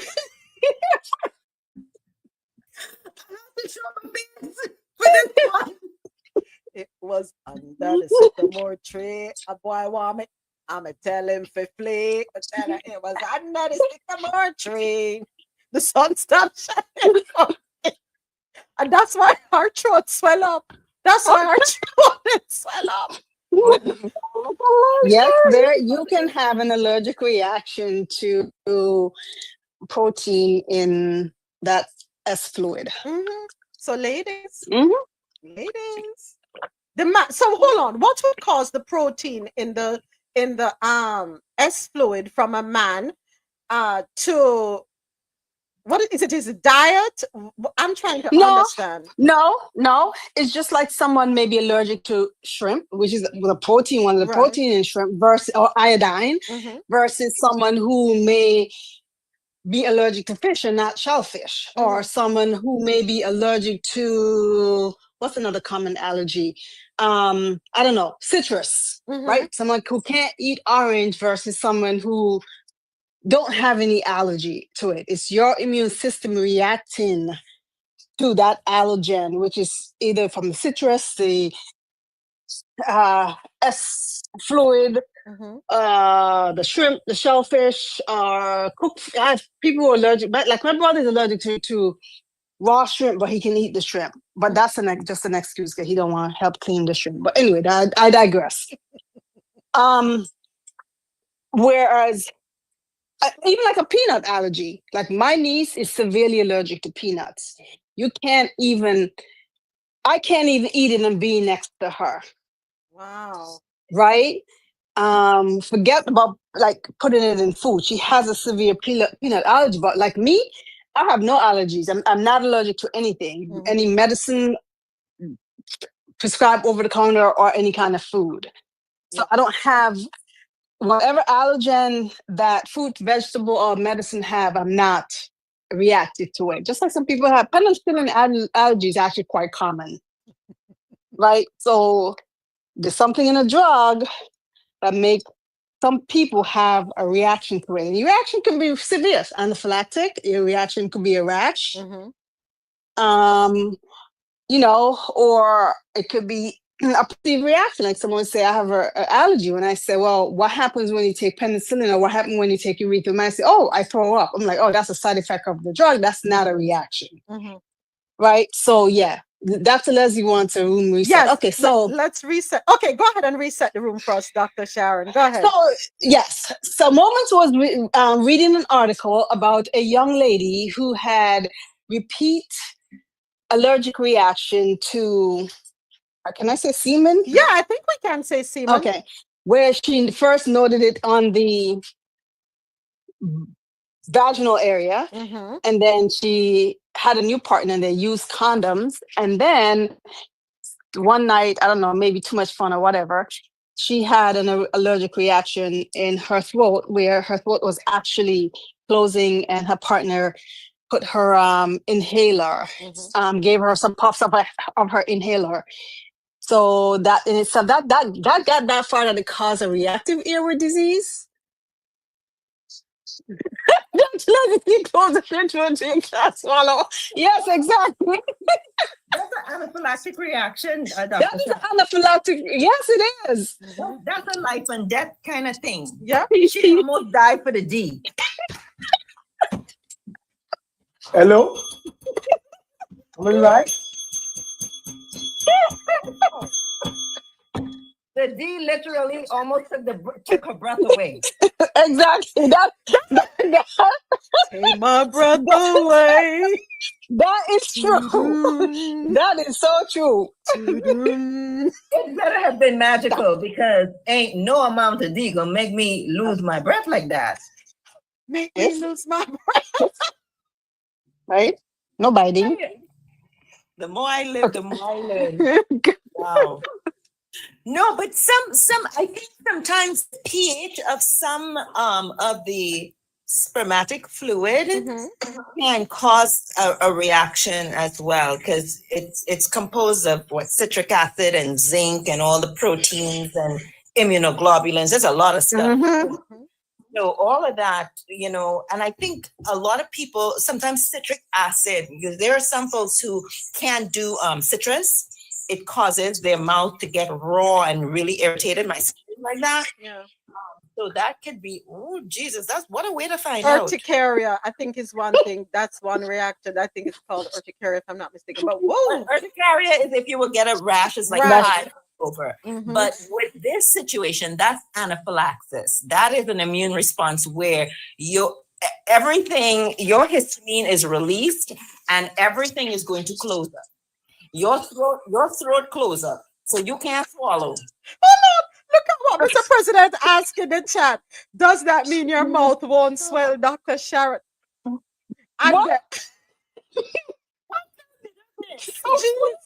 Julie said, may this type of allergy never find me. Consider this. If there was a wicked man, he would not mind the mouth swelling. You know what? Let me go on mute. That's no. Okay. I'm just saying. Why y'all got me coming in here with this now? Huh? I was having such a great holy morning. Really? But imagine someone show up to my office with this swollen, or to the ER with this swollen vajayjay. Yeah. Right? And it's happened. I actually had one last week, but it wasn't because of that. But yeah, it was swole. Yeah. Wow. So things can happen that causes that area to become problematic. Well, I shouldn't say problematic, cause an issue that may need medical attention. But yeah, people can be allergic to semen. There are tons of protein and different things in that. You mean contact dermatologist? Yeah, that's what Dr. Keisha said. That No, the dermatologist go and say call GYN. You know that. You woman that walk into the daggone ER with a vagina, they look at it like it's foreign and call GYN, even if it's a contact dermatitis. But contact dermatitis is it's not gonna be like that though. It No. wouldn't cause it swelling. It would be more itching, Irritation, more of a rash, but it wouldn't cause any swelling. It's totally topical. It's not so systemic. Yeah. So yeah, that's not a contact dermatitis. Dr. Keisha, you wrote dermatologist. You're the one who misspelled it. Listen, take it easy with Dr. Keisha. Take it easy with her. She's still on vacation mentally. She's not stuck on in Aruba. vacation. No, but mentally, No, she's not. mentally, she's on But vacation. she needs to come back here. Bring it in. Bring it back all over here. I'm No, giving man. her my Shannon Sharp.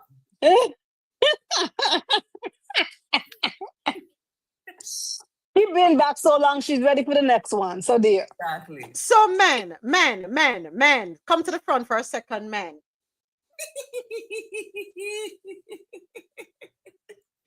If a girl tells you that the answer is no, just accept the no, okay? Don't force her. Next thing, she end up in a hospital and she can't breathe. She's struggling to breathe, or she can't walk because she's swollen, because she's allergic to your body fluids. Moments, may I say to the men, don't get desperate and try to tourniquet. Don't try to put nothing wrong it and then can't get it off. And then you end up in the emergency room where we have to cut stuff off. Sometimes there's a gentleman who had to have some amputation done because it was becoming gangrenous. I don't know what some of y'all will be thinking, but you're trying to get your things in holes that's too small.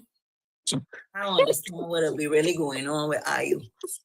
Let me talk to my West Indian. I ain't know what's going on with IU. You understand? Keep your thing free. It was incarcerated, literally. They had to, if you see the thing, and you looking at this all day and you thinking it pretty.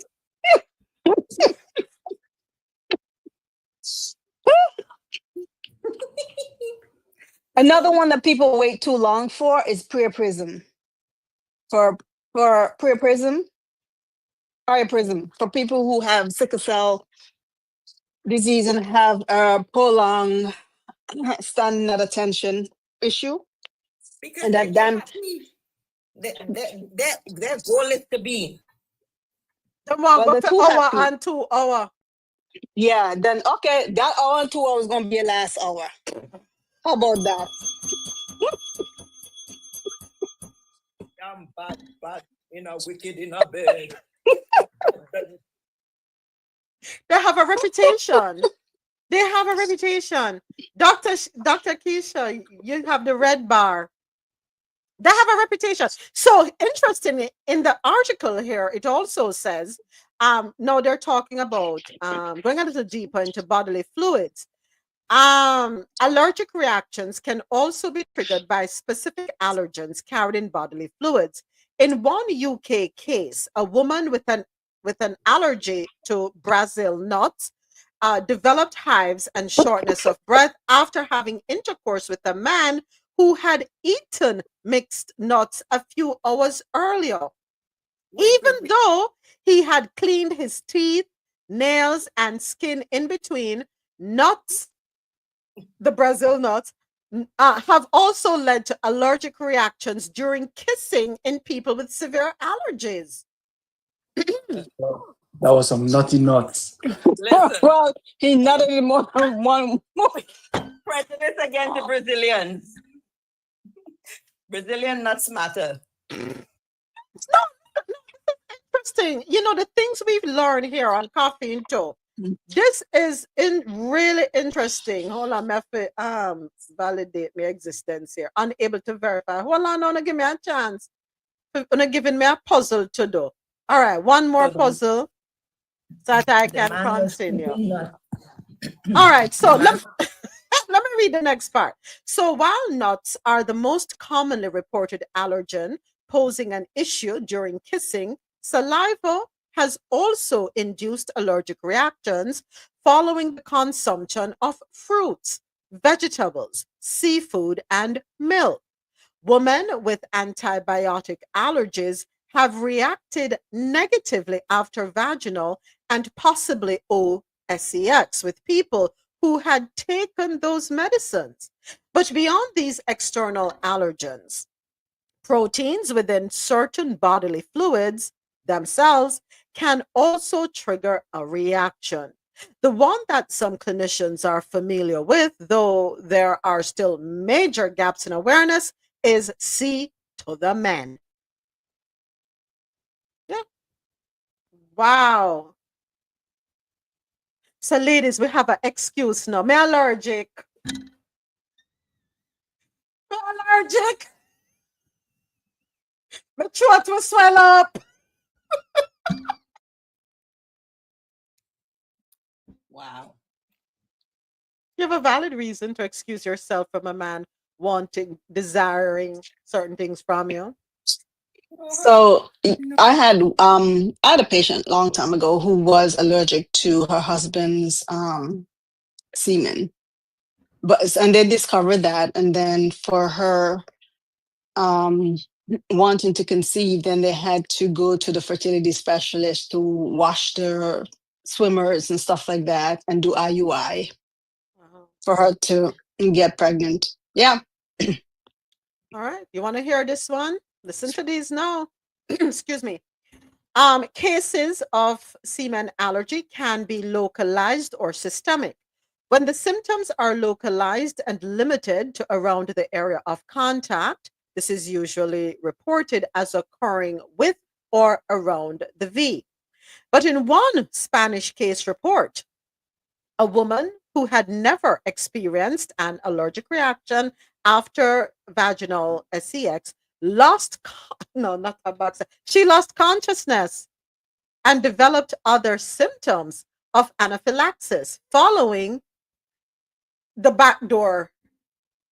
I think y'all can read through that. She was diagnosed with hypersensitivity to seminal fluid.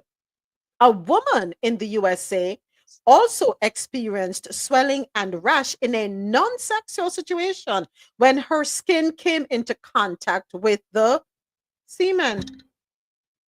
This is why I stick to the land. I don't like sea. Yes, the exit. The man went into the exit door, Kirk, and she had a reaction. She lost consciousness.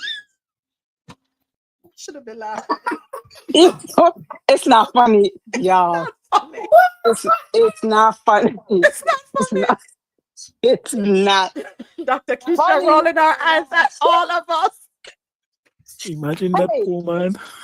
Have you guys ever watched the ER, this show on TLC called SEX Sent Me to the ER?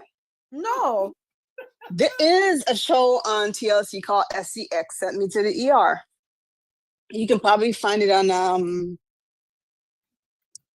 you can rewind it, or what do you call that? I was about to say DVR, but On demand? yes, that yeah. Some of the stories are wild, but this will be a case of SEX sent me to the ER because someone will be calling 911, right? Because if you just did the do and you're unresponsive, Mama said, knock you out. That is literally, I'm going to put you to bed, literally. Yeah. God, Jesus. Now, that can be used as a weapon, because let's say a man knows that his whoever is allergic to him, anaphylaxis with regards to that. I mean, he could literally, if he wanted, let's say things got bad between them, that could be a weapon. He can use semen as a weapon. I wonder if there are cases where semen is a weapon. Wow. That's crazy. I love Hey boy, I tell you, they're wild in here. Don't worry, Tasha. We're taking it to OF. We're going to be doing Days After Dark on OF. Don't worry. Because these conversations cannot be had. The way we want to talk, we can't talk on TikTok. They might go ban me. This me right here. Keep it ready.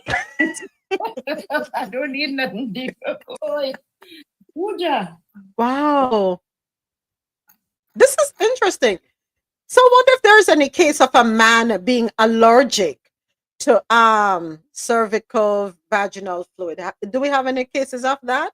Of men being allergic to a woman's I don't like it. What you said, Dr. Keisha? I said, of course not. I'm sure there are case studies. Must have, because if women I'm can be being allergic, facetious. if women can be allergic to the a man's semen, I strongly believe a man can be allergic to a woman's fluids. Yeah.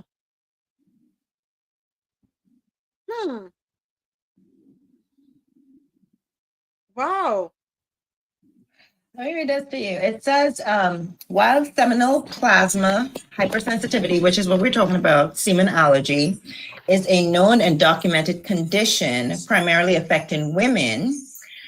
It can affect men too, right? Because that happens. Research suggests that it's possible for men to be allergic to their partner's vaginal fluid or specific components within it. There's a study with 52 cases of suspected hypersensitivity to cervical vaginal fluid, CVF. And there's also potential for IgE, which is immunoglobulin mediated allergy. Some men have been found to have IgE antibodies in their seminal plasma that reacted with components of vaginal fluid, suggesting a potential IgE mediated allergy. So in other words, you don't get along. Exactly. Pretty much. Your fluid is no friend. Wow. But I don't know if I could be in a relationship with someone that I'm allergic to their body fluids. I don't know if I could do that. That's why you have to test your products before you purchase them. Dr. Sharon, would you find that in cases of bacterial vaginosis, that this is probably one of the cases where perhaps there was an allergy to the, to the seminal fluid? It could be, because I have seen patients who come back with recurrent BV and they're always associated with SEX with a particular person. Yeah. An irritation.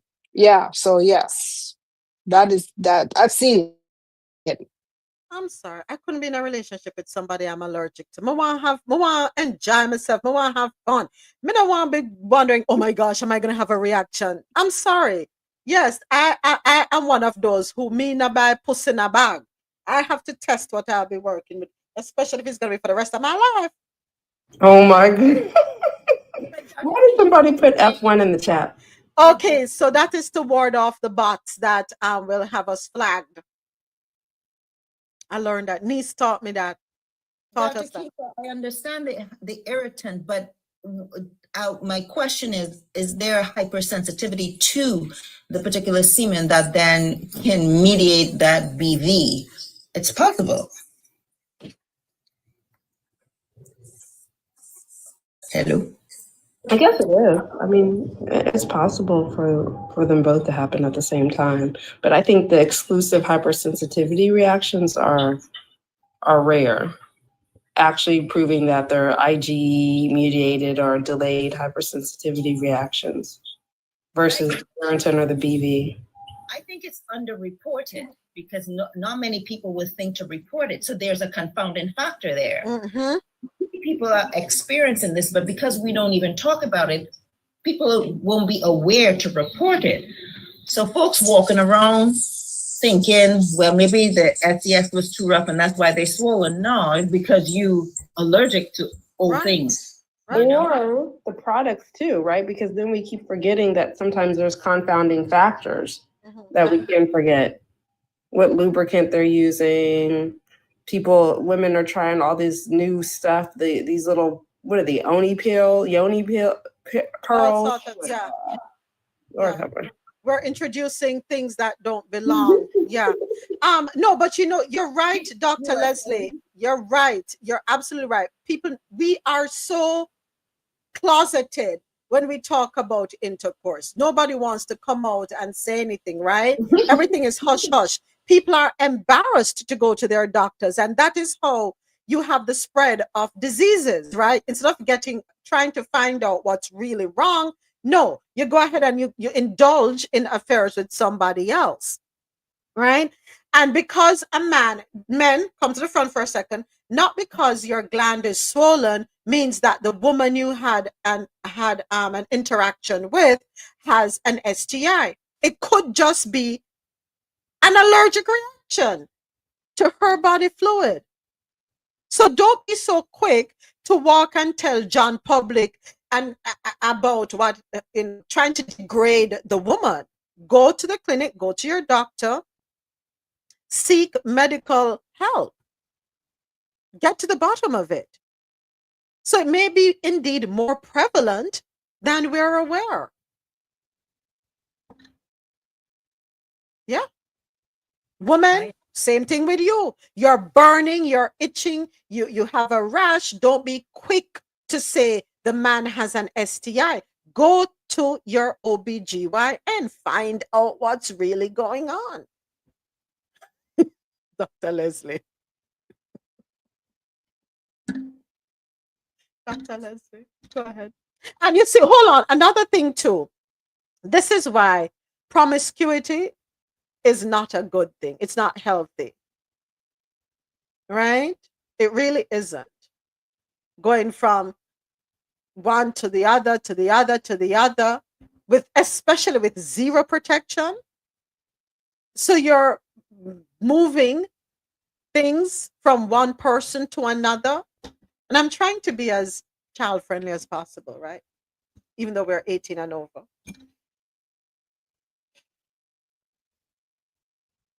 Variety is not the spice of life. Thank you, Adasoji. It isn't. It really isn't. Make things very spicy where it burns.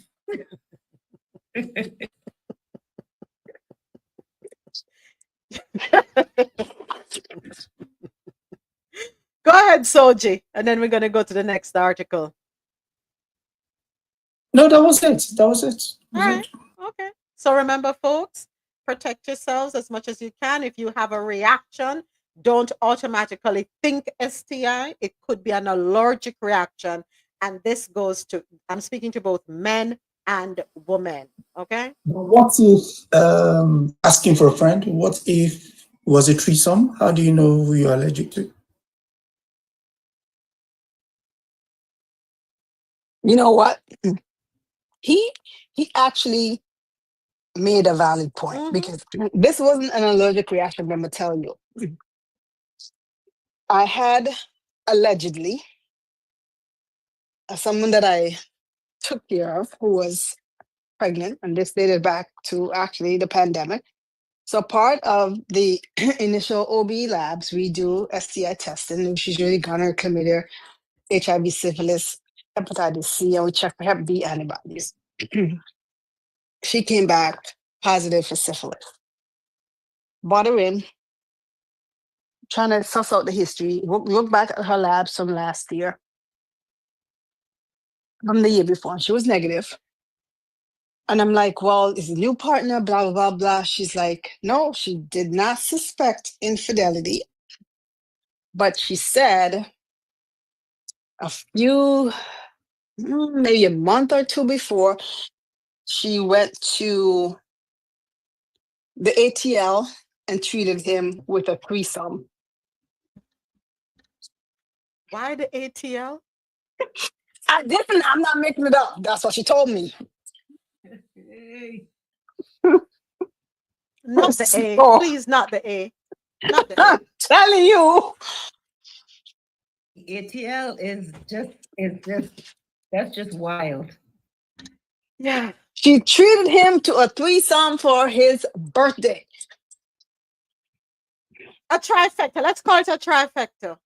Oh, shit. Yeah, sorry. A trifecta. Ooh, a trifecta. I mean, let me tell you, as a gynecologist, I've heard stories, wild stories. And I have to, I'm non-judgmental. I mean, whatever, you do you. Right. You come in, you need help, you need treatment. I end up having to treat 15 people. That's okay. I'll do it. I'll do my duty, make sure everyone gets treated and taken care of.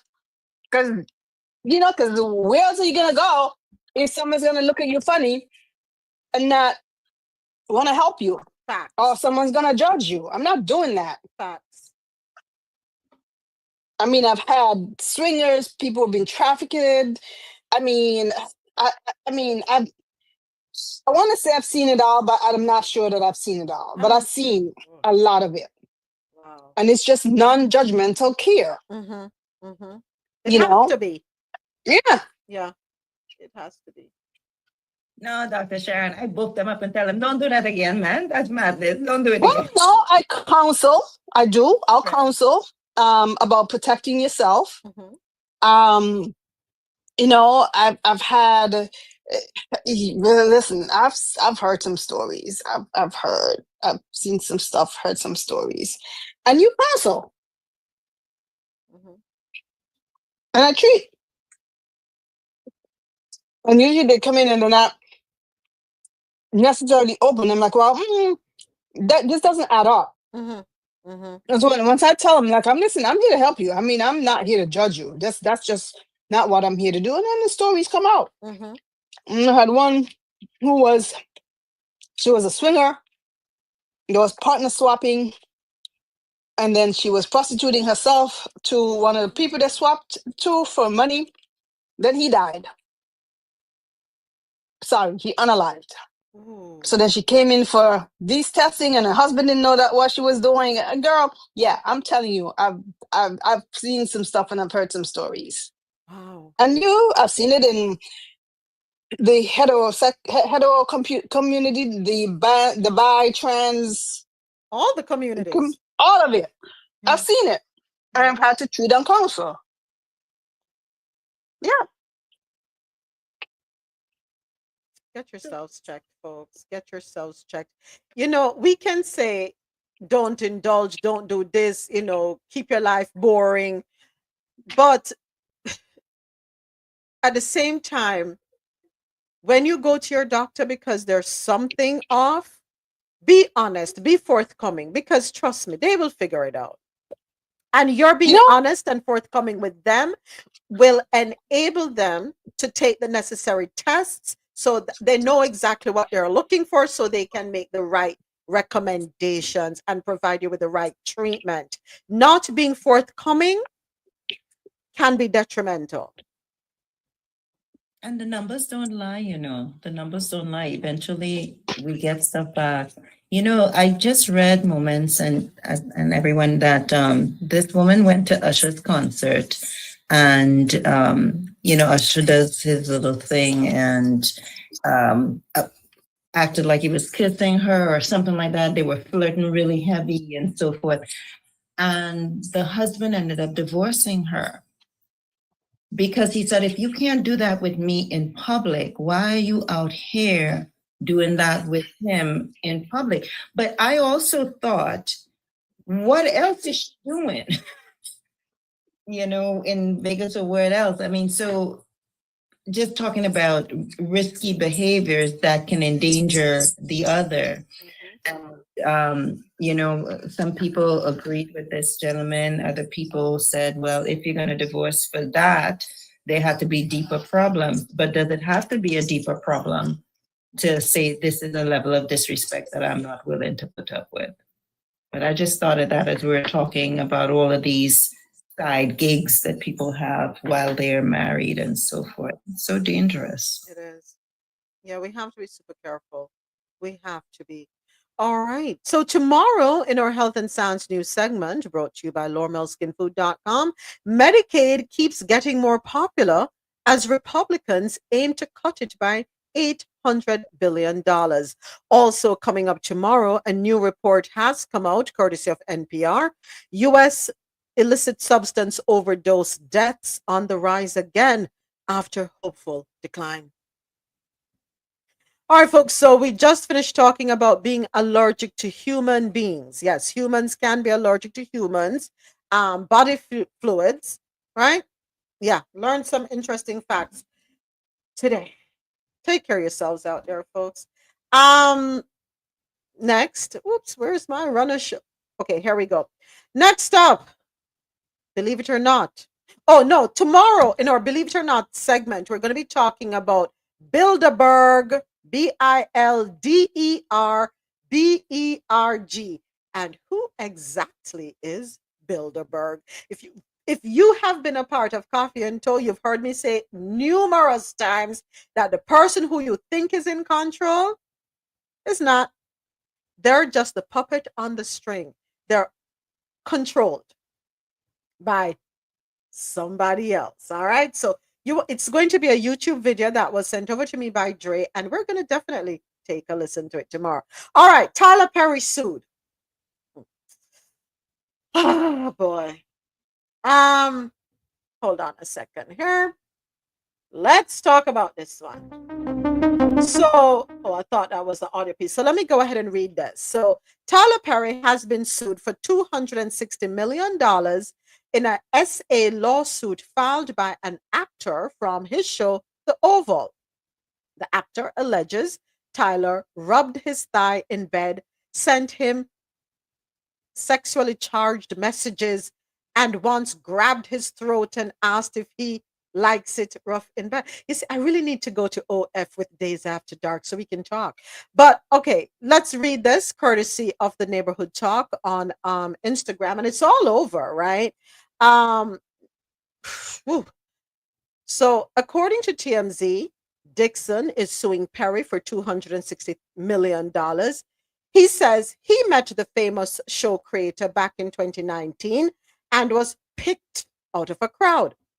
He claims Tyler asked for his number, and he ended up giving him a small role on a show called Ruthless.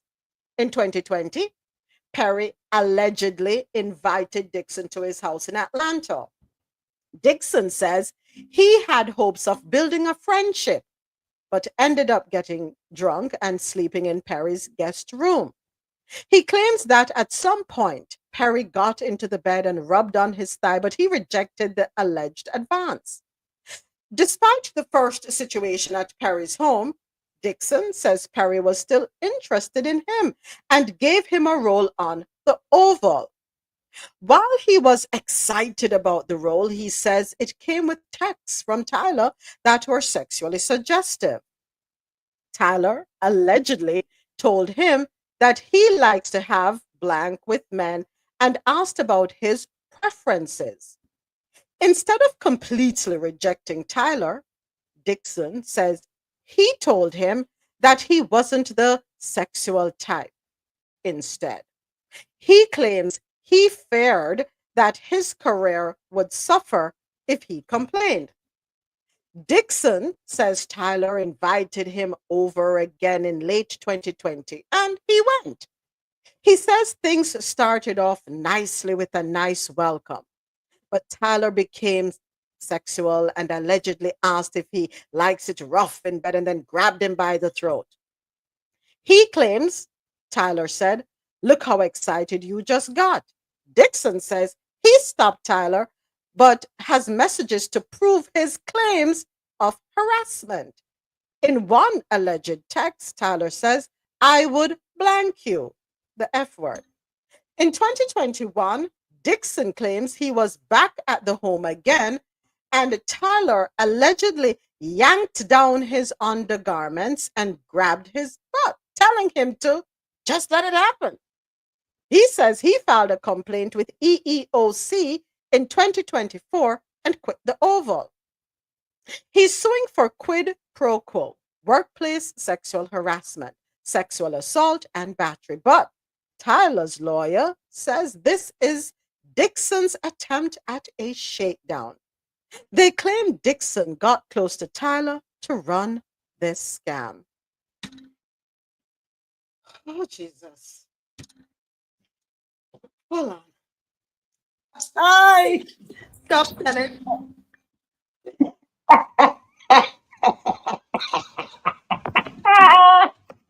Danny, people should know stop sending text message. My menopause kicking in. Hold on. I have to cool down my body, yeah.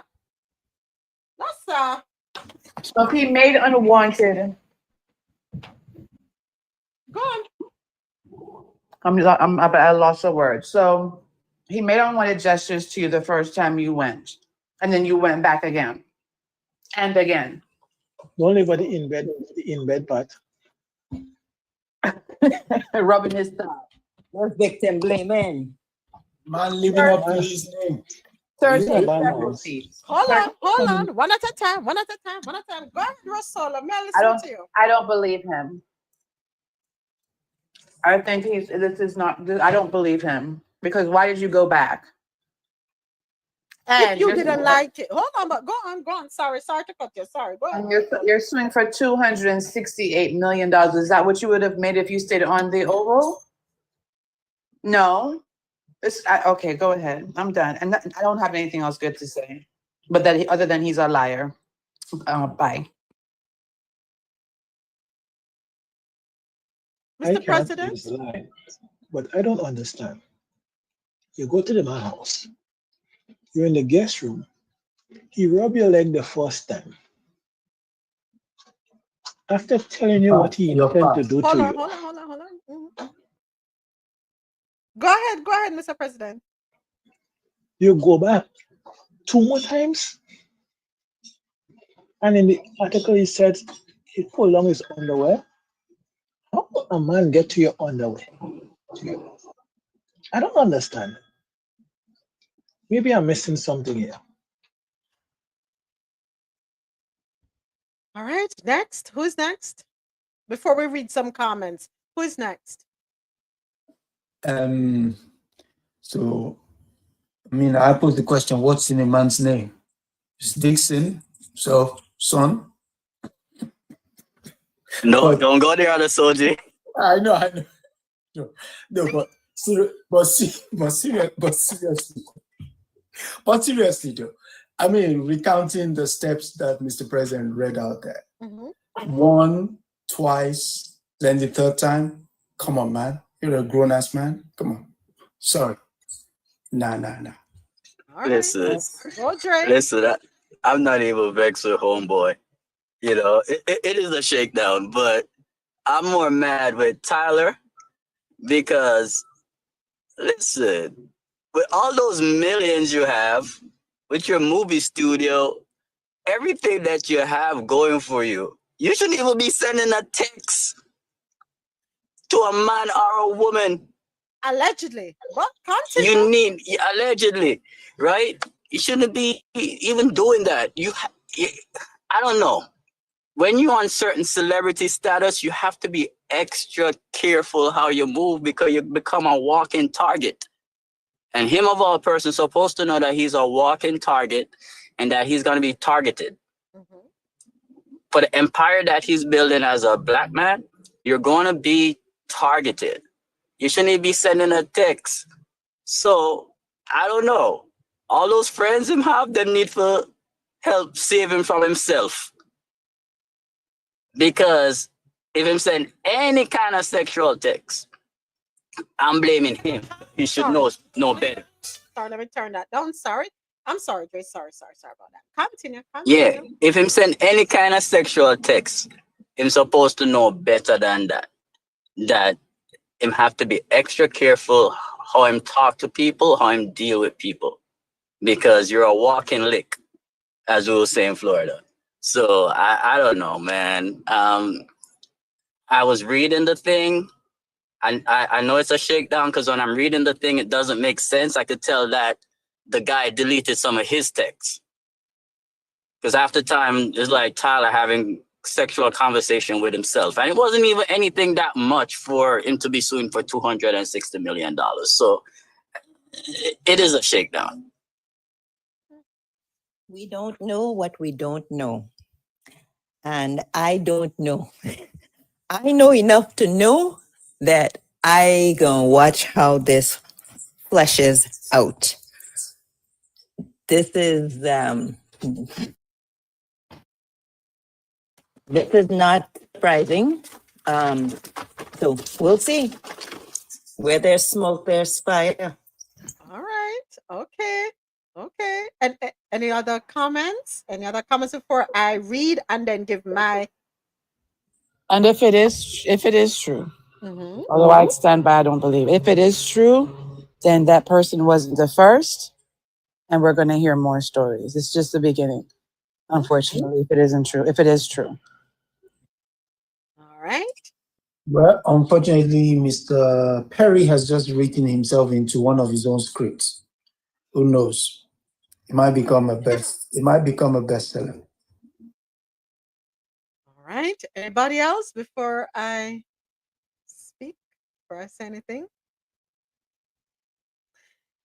All right. So a few things here. It is a shakedown. I'll agree with that wholeheartedly. It is a shakedown. We have, since we've been doing Coffee in Toast since January 2022, we have seen so many celebrities being accused of similar things, right? All of them, let's just say 99% of them have been what? Persons of color, men.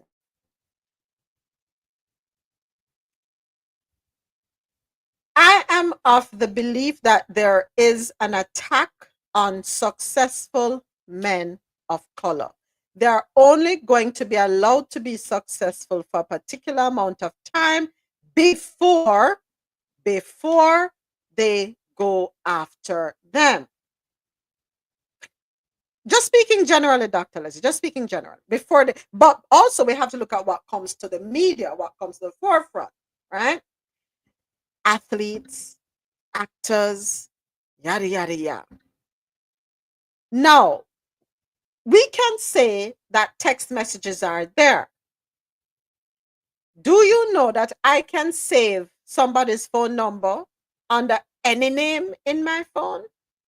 So I want to see the text messages that Tyler received from this gentleman. I'm not going to take anybody's side until I see more evidence in front of me. So we're hearing from one side. I want to see the thread. And even if Tyler were to delete, nothing ever goes away, right? Because they can access them. So even when you think you delete your text messages, they're still out there, right? So I want to see the back and forth. Because remember, anybody can store your number under another name and say, see, here is proof. Now, when we talk about, and I don't want to engage in victim blaming, I really don't.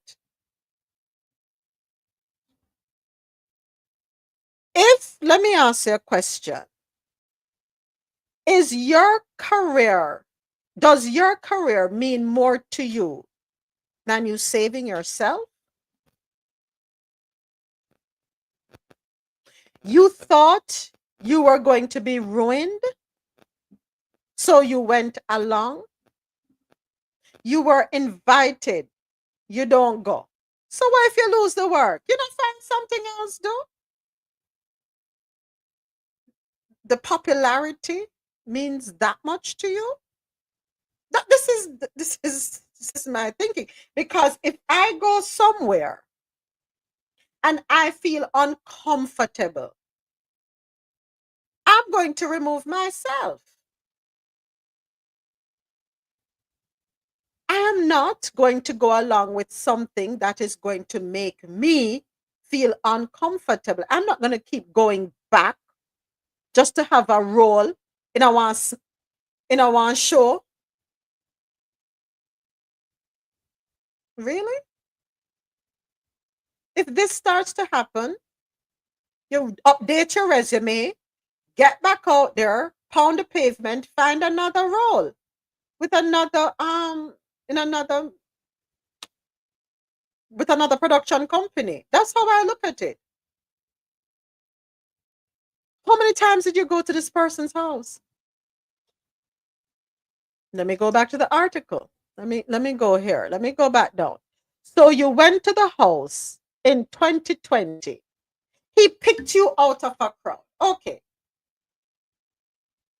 You got a small role in Ruthless. You liked it. You liked the role in Ruthless. You were allegedly invited, and you say you had hopes of building a friendship. let's talk about, I don't know if this comes under the umbrella of psychology right now. How many of us in here can tell when a person is interested in us? Do we know when someone is interested in us?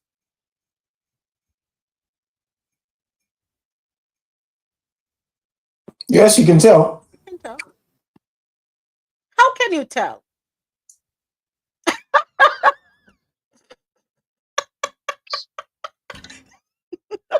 How can you tell, Adasoji? Seeking proximity, paying attention to everything you do and say, I mean, you can say, there are a lot of telltale signs. So it all depends. Context also matters. Sometimes it's just a feeling. You can tell when a person reach out to you, whether it's in text message, email, phone call. You can tell. There are little things there that tell you. And then on the receiving end, it's up to you how you react or respond. You can either remove yourself, block communication, and if you do intend to communicate, set the record straight. I'm not interested in anything but XYZ. Don't play along and try to figure it out.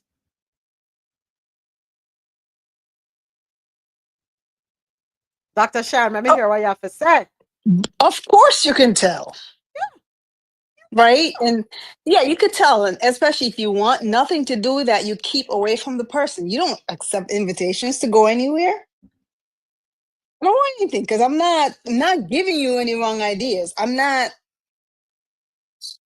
leading you to think that, ma'am.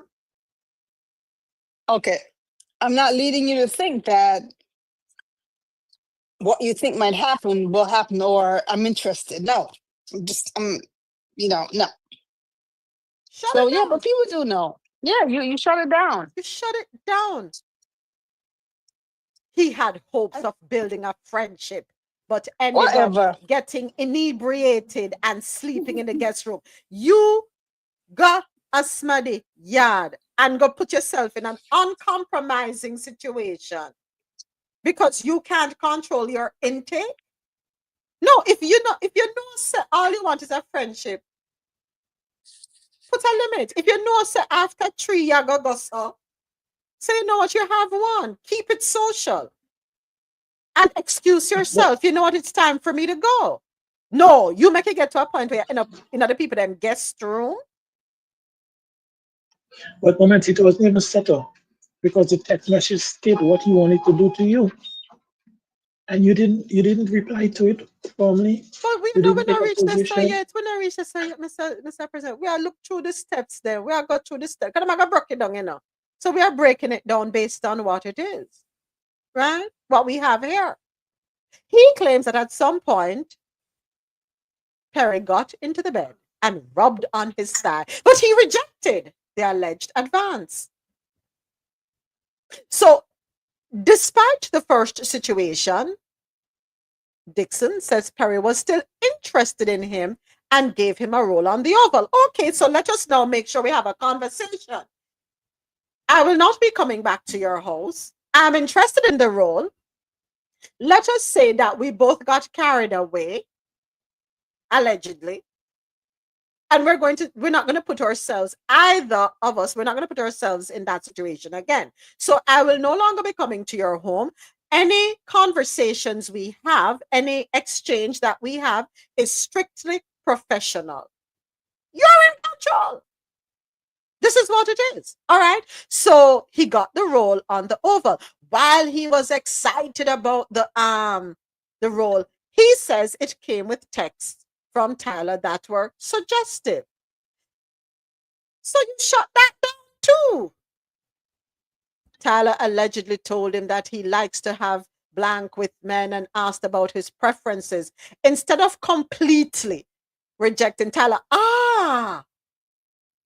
You play that game? The tango? No, but it's the no. The way you said the no is yes? No. But you're flirting. So Instead of completely rejecting Tyler, Dixon says he told him he wasn't the sexual type. Instead, he claims he feared that his career would suffer. You don't have no career yet, my friend. You don't have no career yet, you know. You get on a role in a one show and then fling you in a one next one. That's not a career yet. You just a come.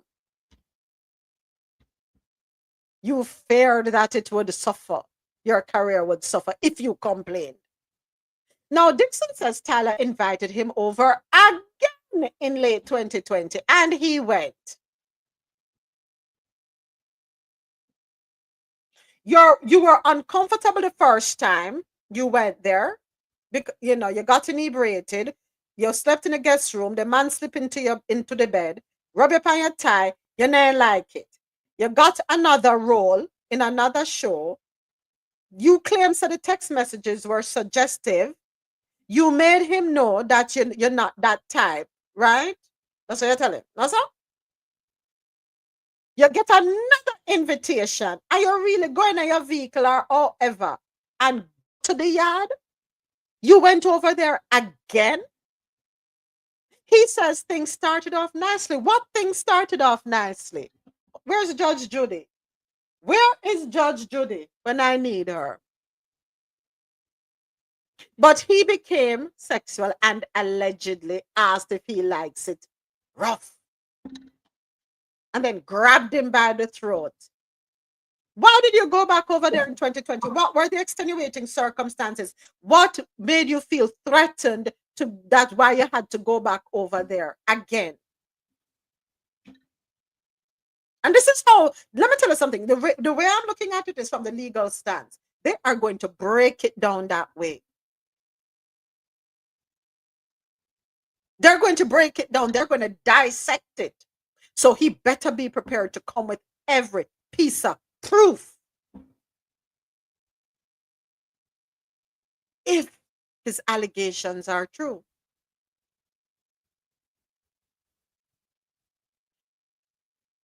Mr. Dixon, please tell the court why you went over there again in 2020 when he invited you. If you say that you did not like the text messages, if you had an issue with what happened earlier in 2020 when you were picked out of the crowd, given a small role, got inebriated, ended up sleeping in the guest room, he slipped into the bed, rubbed you on your thigh, you rejected it, but yet you continue to engage in text messages. Why did you go back later on in 2020?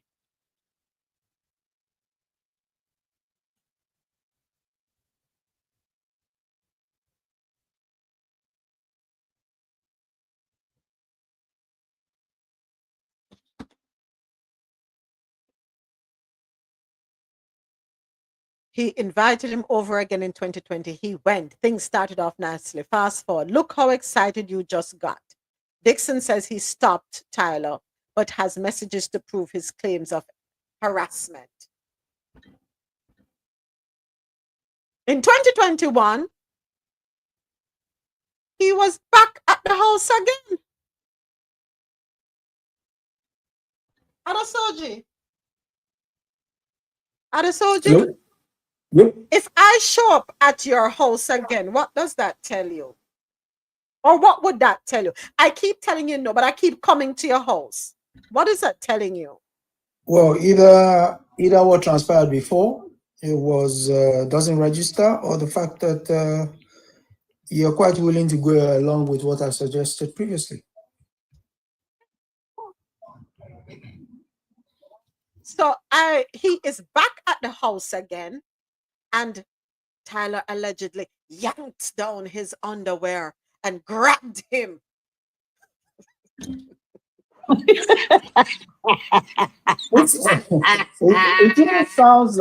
sounds like a movie plot. Sounds like a Tyler Perry movie. Exactly, it sounds like a movie plot. Come on. So I have a question. Was he just walking around in his underwear? He didn't have other clothes on. Thank like you. Just walk around in his drawers in other people's house. How that works? And I mean, I don't want to victim blame, but they're questions. Thank you. Hey, you know what? It's victim blaming. No, it is no, Dre. It is not victim blaming. No, I said that because if it's the other way around, we could have asked no question. No. It's the truth. If the other way around, we could have asked the question, but because it's two man who dissected it. You've been around me long enough. You've been around me long enough. Dissect it. You've been around me long enough. You know, say, me not care if it's man or woman. I am breaking it right down. You know that already. Me not take side. I don't take side. What the woman them doing in army wide speed place at 1 a.m. in the morning for a meeting? I don't victim blame. I don't care, and I don't take sides. I stand objective. I like to look at the details, read between the lines. Me want to see evidence. Me not take nobody's side. Because both men and women are guilty of false accusations, and many people are in jail because of false accusations. And he also wants to put this in the court of public opinion. That's why the entire thing was released. Because if he didn't, they would just have sued the guy under the guise of anonymity. But he clearly thinks he has a case, and so he's quite willing to, put it out there, hoping that people will side with him based on the fact of either they don't like Mr. Perry, or Mr. Perry to them is someone that should be, quote unquote, trimmed down to size. And here it is. So it's not a question of victim blaming. You're not blaming anyone. I mean, he's suing the man for money. So the mere fact that you think you're deserving of certain things, you put yourself out there for people to pass judgment on you. So that's it. And I'm not passing judgment, I am. No, you're not. Yeah. You're not. Well, it's difficult not to. I mean, whether we pass judgment on the fact that, okay, in my opinion, this is what I think of it or not. But you've put yourself out there. You've told the world your gripe. Now you've also told them what your overall motivation is, because you're seeking damages. Now, when you're seeking damages and you put a number on said damages, the question is, people are going to ask, okay, what did you experience that is worth that amount of money? Why? So it's hard not to. And it's also hard to sit and think, okay, you're going to be, quote unquote, impartial or not form an opinion based on the fact that you don't want to pass said judgments. But at the same time, the guy doesn't help you by saying, he recounts all of that story, which on the basis of, listen, the guy didn't come to your house. The first time is okay. Yeah, when I say first time is okay in the sense that you didn't know what you were getting into. But the second time and the third time, come on, man. So I want to dig a little deeper. And usually when you see these things pop up, and because something is off. Not victim blaming. Don't misconstrue me. Don't misunderstand me. But something is off. And you're right. The court of public opinion. Coming, Dr. Leslie. So Lionsgate, Paramount Pictures, Netflix, Asylum, Amazon MGM Studios. The reason I bring those things up, because a lot of times when you see something like this happening to that magnitude, the size of these shakedowns, there is somebody working behind the scenes. There is somebody working behind the scenes. Go right ahead, Dr. Leslie. It's just a matter of time. I think that there is a whole lot more to this story than we ever would know. Number one, I don't know who released it. I don't know if it's the accuser released it, like who exactly released this information. We're hearing the charges, but we don't really know who released that information. Secondly, power is intoxicating, okay? When you are in the presence of people who you are probably fanboying or fangirling over, it's intoxicating. So I understand how he can get himself into the situation. I don't know how old this person is, but I remember when I was in my 20s and 30s, there were people who were high influence who probably got away with stuff that they shouldn't have. When you look back now, it's like, man, you get mad and you want them to pay. You know what I'm saying? So I can see a retrospective look. I would never say to a victim, well, why didn't you address it when it happened? We know the psychology. We know that it's the same story, right? Why do women stay? Why did you go back to him, Cassie? Like 10 years of this. Why did you go? You know, and I'm not equating the situations, but just trying to get the psychology of why do people who are harassed, abused, et cetera, stay in the situation or avail themselves to the situation. Power is intoxicating. Money is a drug, right? So until I know the details of it, I'm a reserve judgment because I think that there is a lot more to this. I'm not saying Tyler is guilty or innocent. I would never put my head on a block and say Tyler Perry is innocent about anything. Period. I don't care how much you're doing or whatever people think. Listen, these folks in this industry, folks in this industry ain't easy. It is not. It is something else that what goes on behind closed doors in this industry. So I'm just gonna get a thing of popcorn. You say you're popping your popcorn. I'm gonna get popcorn and sit down and listen to what's going on. Yeah, I'm not taking sides. I'm not calling anybody innocent. I'm not calling anybody guilty. Based on what is presented to us, courtesy of TMZ, we are dissecting and trying to make sense. All I can say. And hold on a second. Hold on there. I'll be there. I want to see how this plays out.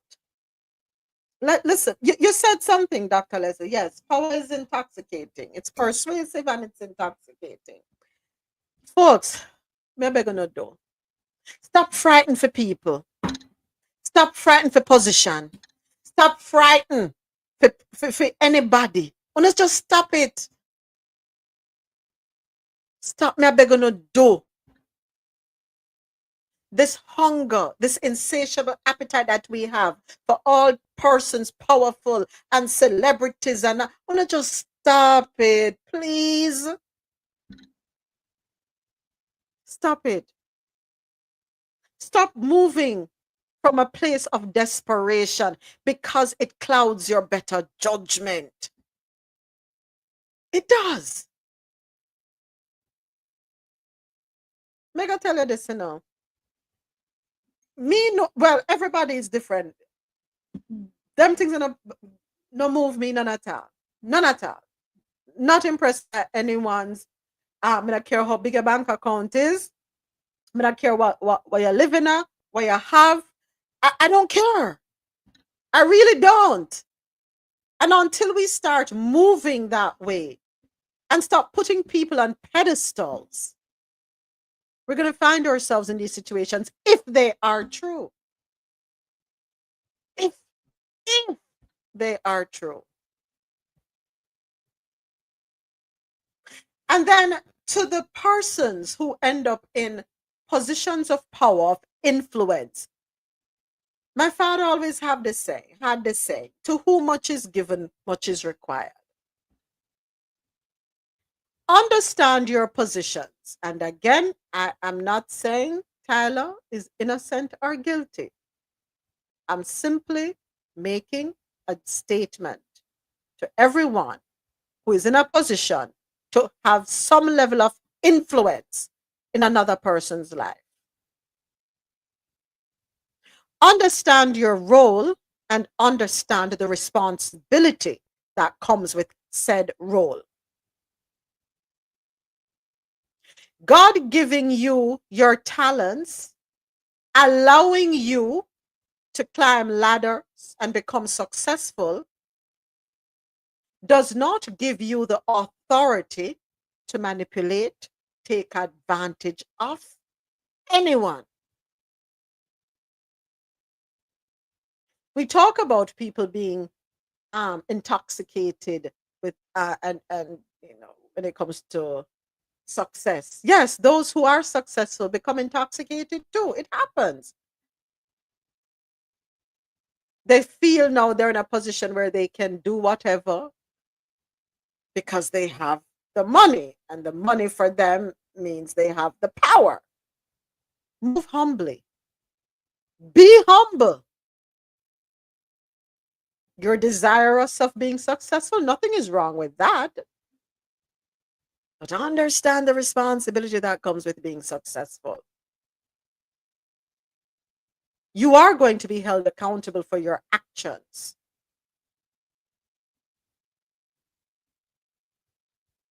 You do not wield your power and your success over someone who is also desirous of being successful. You don't do that. Not at all. Right?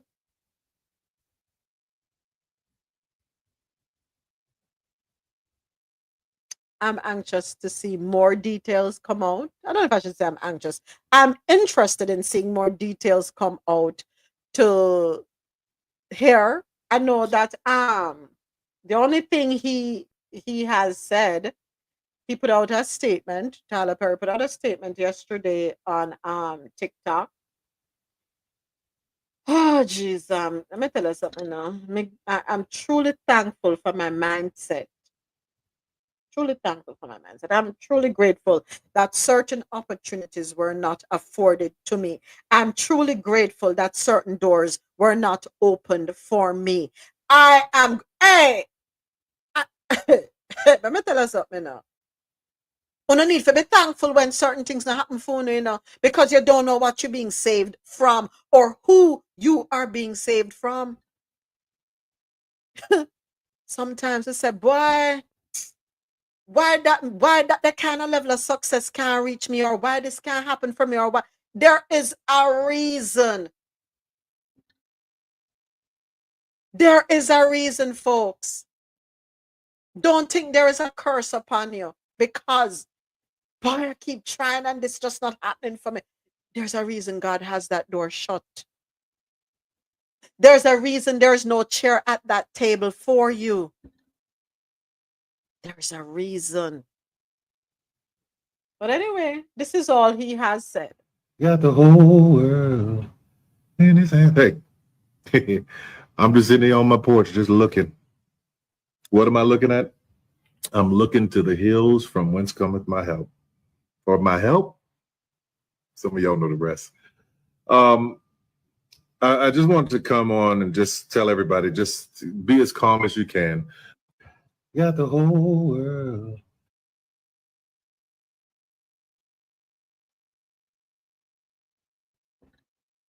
So we'll wait for things to unfold. Can I just say something? What in the skit is going on? Have you guys ever heard him sing a hymn and then go, oh my, and then, Leslie, that was so performative. I had to come up. Contrived, so fake, so disgusting. I'm sorry, but listen, my discernment say BS. But That was anyway. gross. Yeah. No, me not gonna cast no judgment. Make me not do that. Make me wait and see what Got else the comes. whole world in my hands. Oh, I'm sorry. I didn't need to say that on camera. I'm sorry, y'all. You know what? I'm sitting on my porch, just looking at the rolling hills. And I just came here to tell you guys to relax. I got the whole world. There you go. Now the question is, allergic reaction. I've got an allergic reaction to that. I sure do. Type 1, 2, 3, and 4. Dixon, that was a terrible song selection for real. Somebody in the chat said that, Leslie. Said that's a perfect, the word, the song selection. The whole world in his hands. Whose hands are we talking about? In what world? Hello. Got the whole world in his hand. Hey, Oh, he got the whole world in his hands. That is frightening. As long as it's not a tie.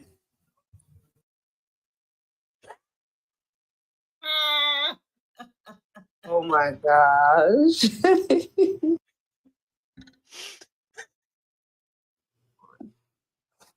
I'm curious of the figure though. How do you come up with that figure? It's a shakedown. It is crazy. I don't know. Yeah, like when I listen to the full report on it, you just confused, you know? And I don't know. It just sound, I don't know. But I guess we'll see.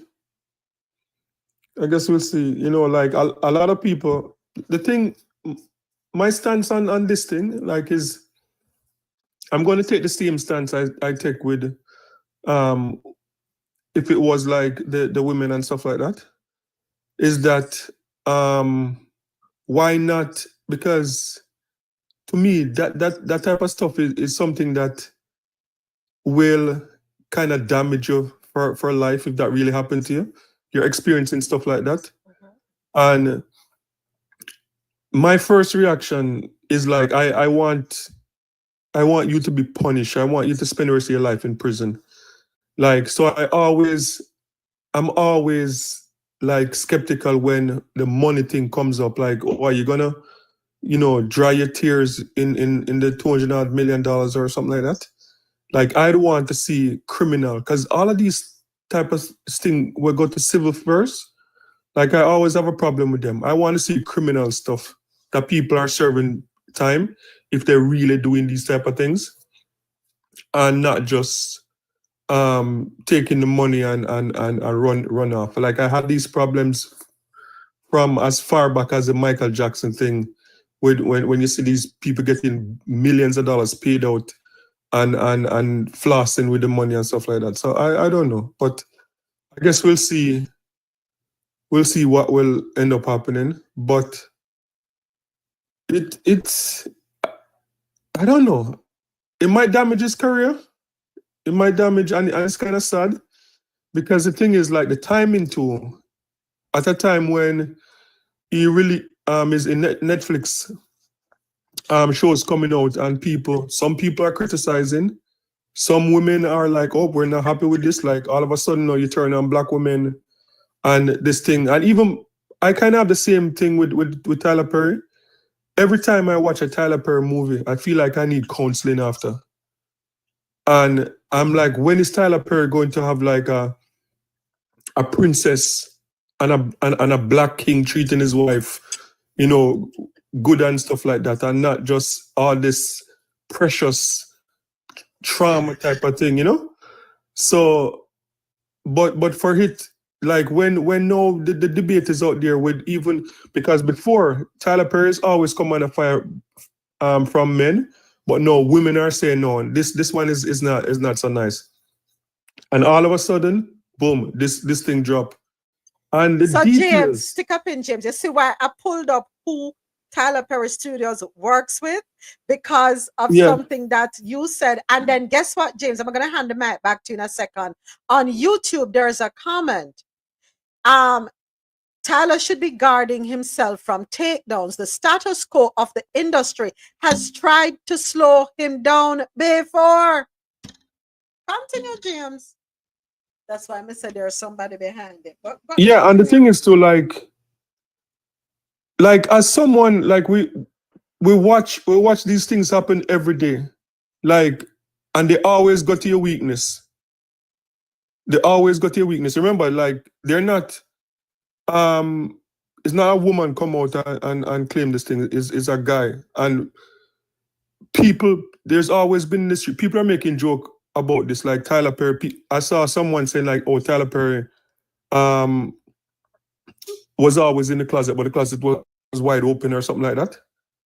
And people, because when people know that you have a weakness, they will look for your weakness and that's where they'll get you. And he has made it publicly or not so publicly that he struggled with this type of thing. So nobody's going to come out and say, we don't believe this. It's not like if it was like, say, Snoop Dogg or somebody else, they'll say, oh, Lord, this sounds weird. This don't sound like him. But nobody's saying that this don't sound like Tyler, you know?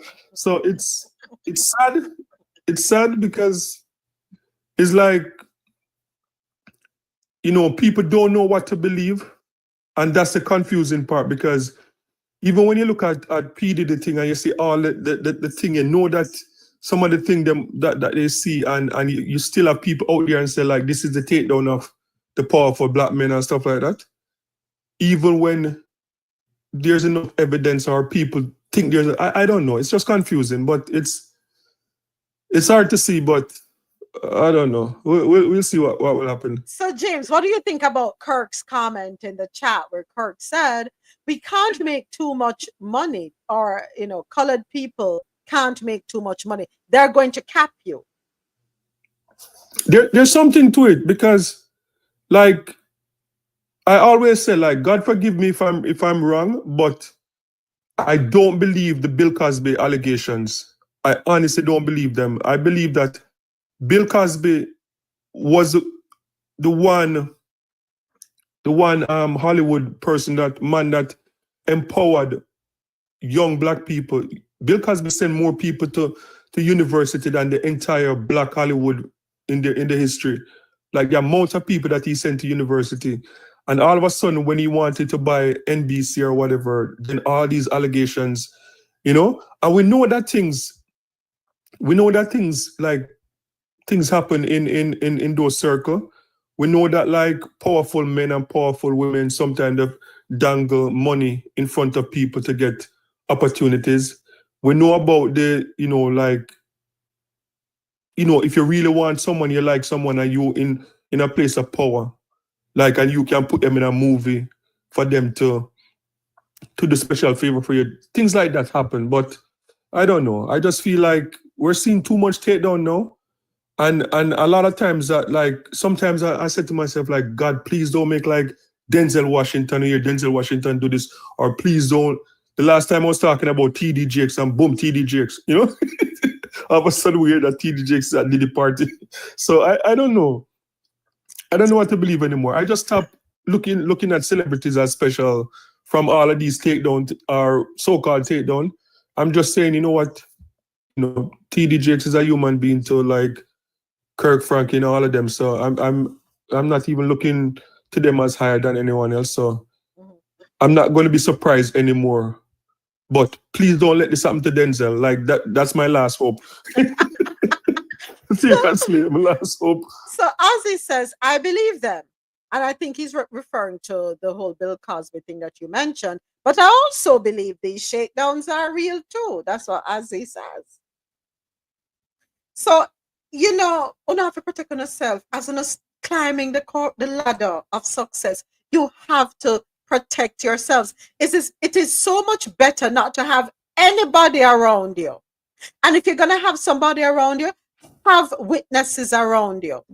Video record every conversation. I'm sorry. You have to insulate yourselves. Otherwise, you will become a victim.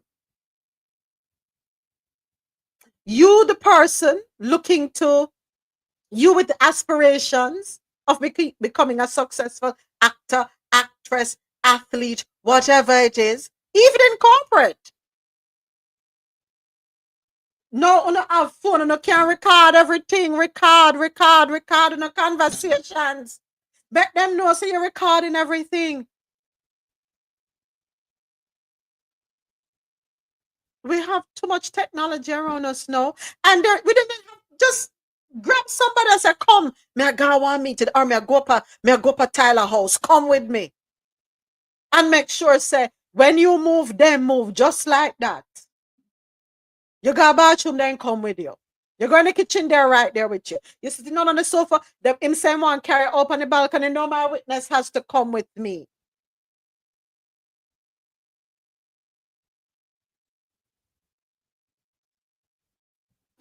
Yeah, but When I think to moment, can you blame people to question? Because like when you listen to the details and you saw the first and the second incident, and then after all of that, you find yourself at the house again, asleep in your underwear, and stuff like that. And I'm like, it just not add up. Like, if somebody make a pass at me one time, me and you now in a space alone. I don't even want to be in the same space with you.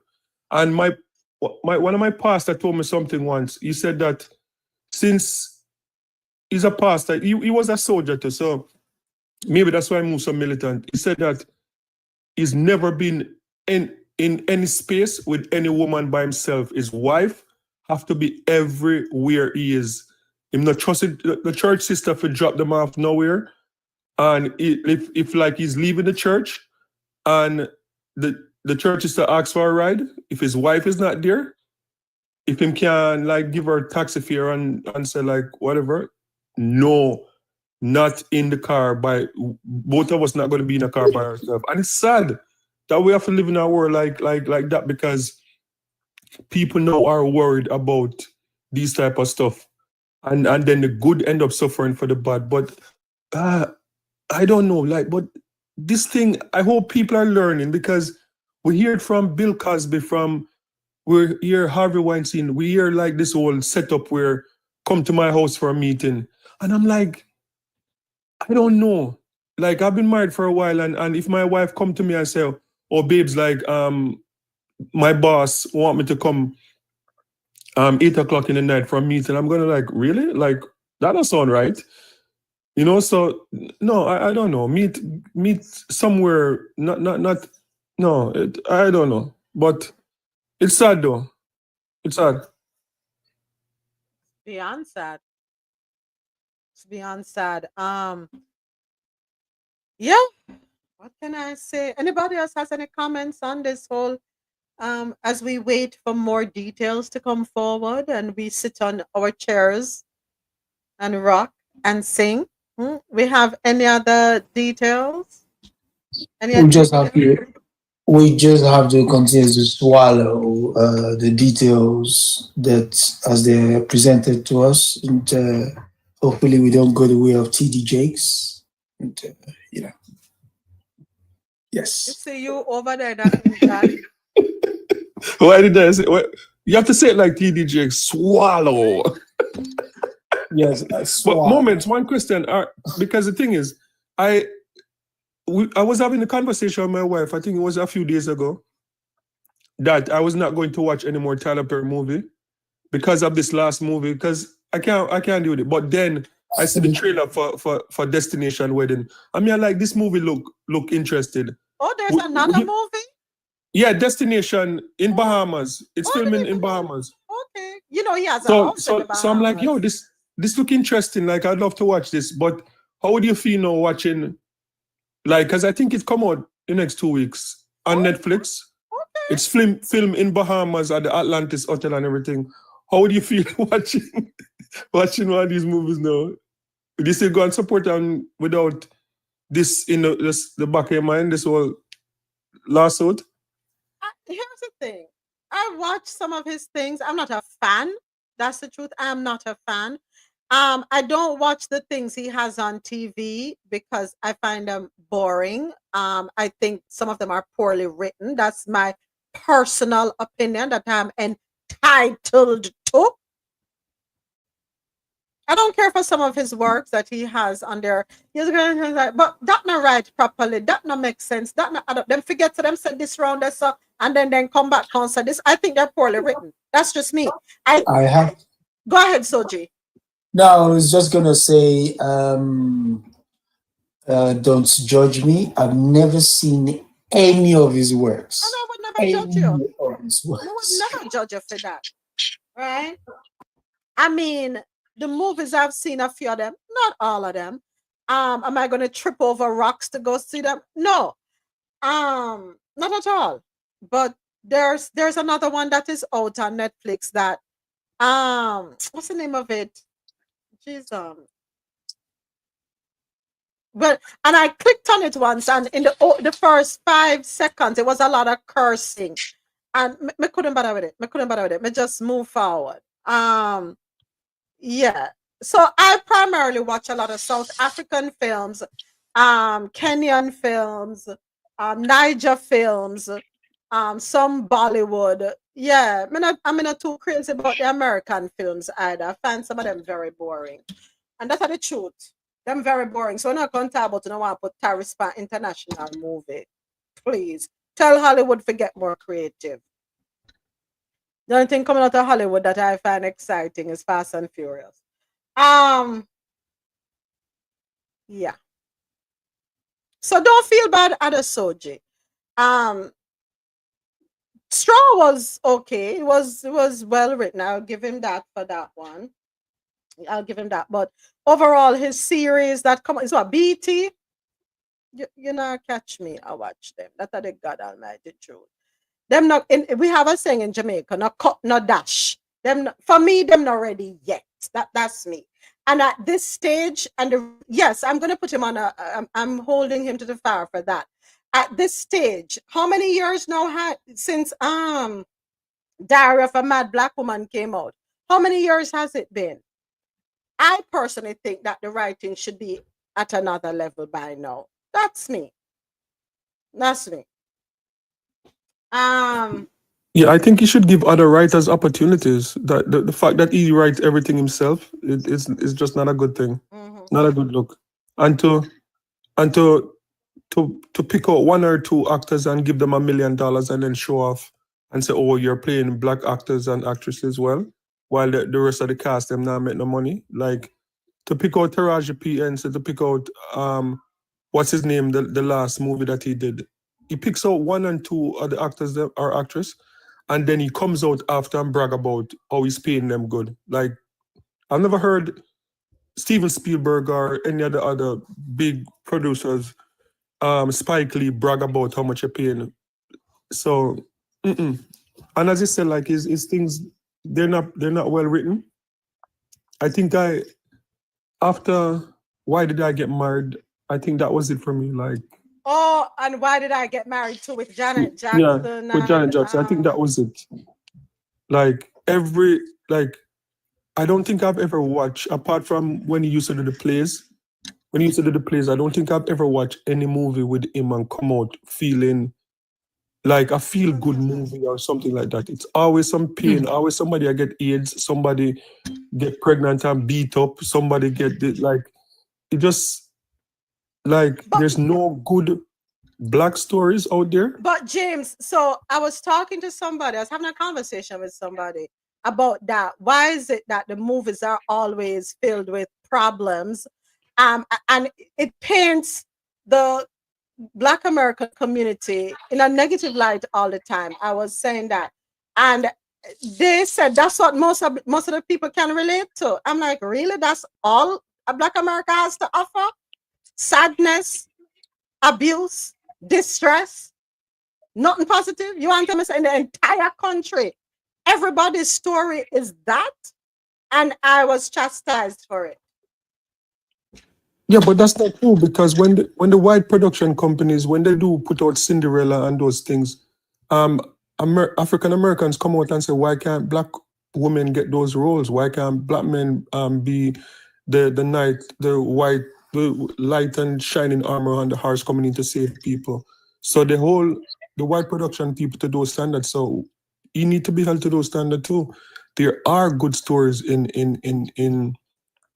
there are good love stories. If you're gonna, you can't just make your entire thing based on like the down of the black community. Like it's just like, to me, when I watch Tyler Perry stuff, or when they come out and you hear the review, I feel the same way I feel about hip hop music and how the degradation of women and men, and calling women the B word and men the N word. That's how I feel with the Tyler Perry movie. There's too much stories in America. If you can't find any in America, there's enough in Africa. Well, make it up. In the Caribbean, go find good stories. I think I can make it up, James, because, and I think probably that is why I love South African movies. You're not seeing them. It's just, if it not sir.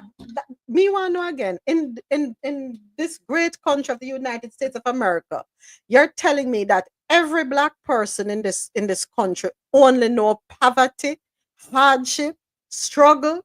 There are no, even if the movie start out that way, show in the end how they were able to pivot. Why me don't know if it's trauma bonding, no sir.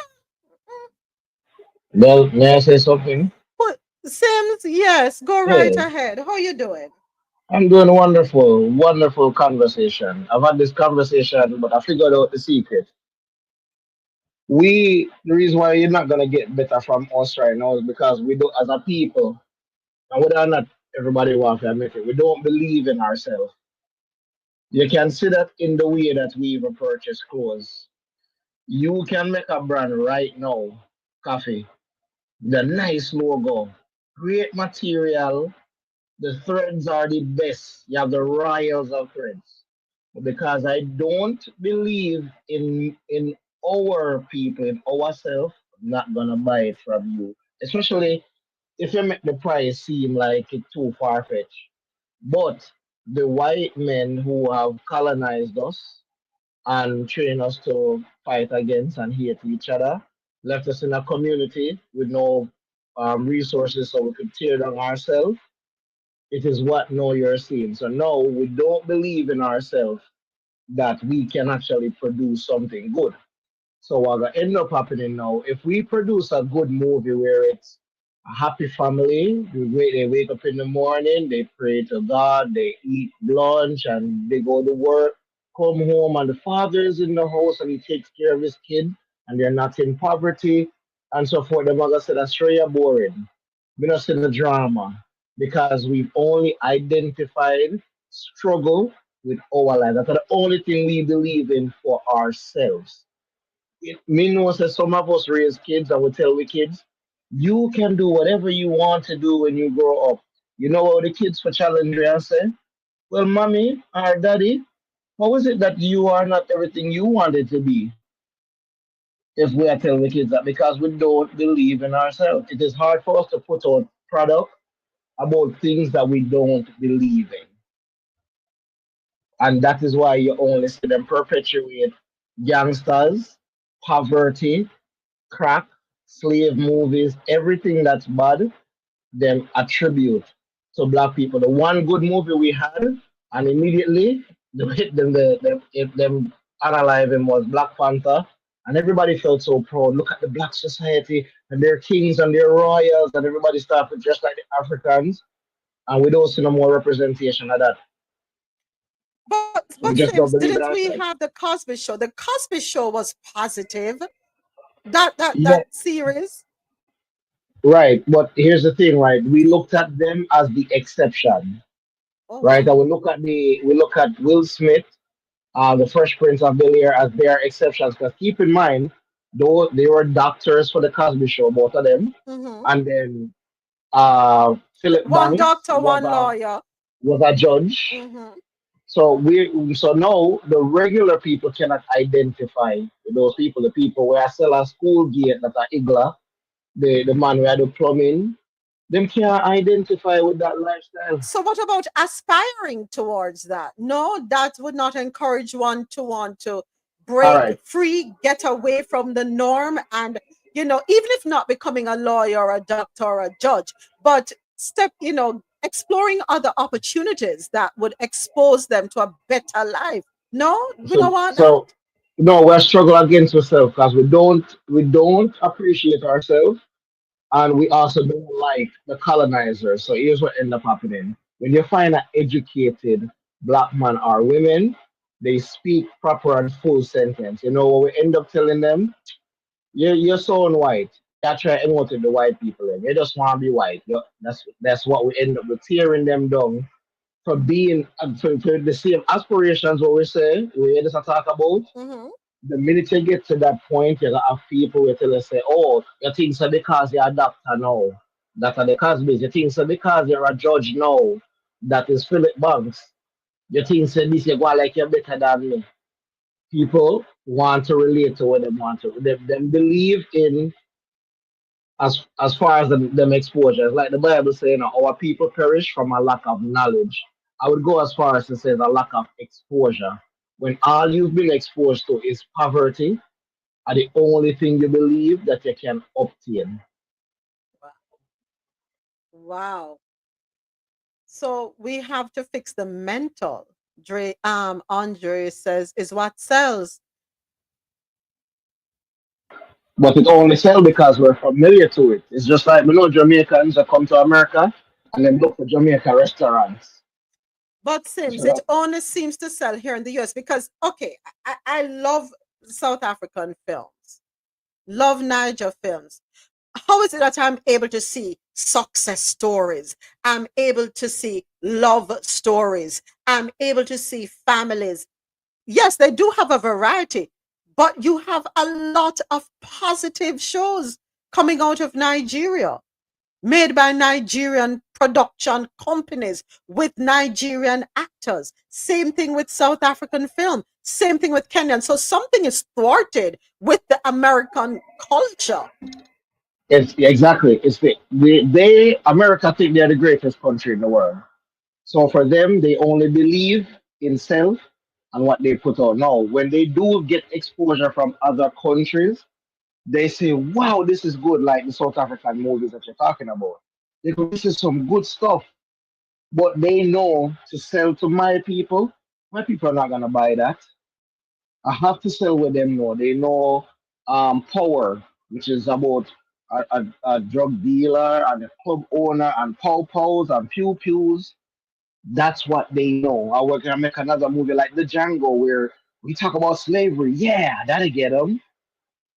Yeah, then we do that all day. But tell them to do something positive.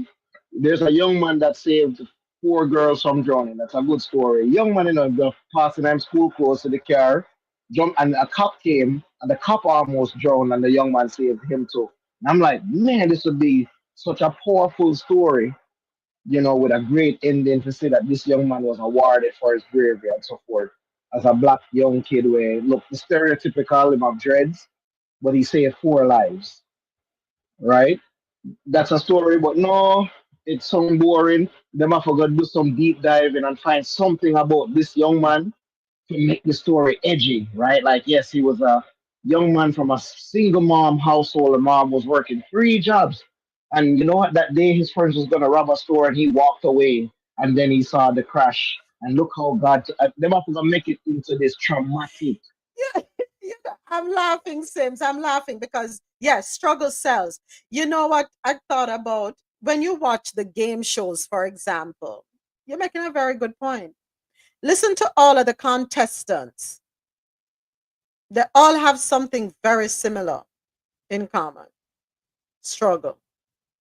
Nobody has ever come on any of those shows and said, "Oh, I just want to have the extra money so I can go on a vacation." Or no, they Exactly. all have a struggle story. You're right. Let's now look at the Olympics or any athletic event. When them now win the race because the mama dead, papa dead, granny dead, dog dead, puss dead, Yes. them not eat for how long?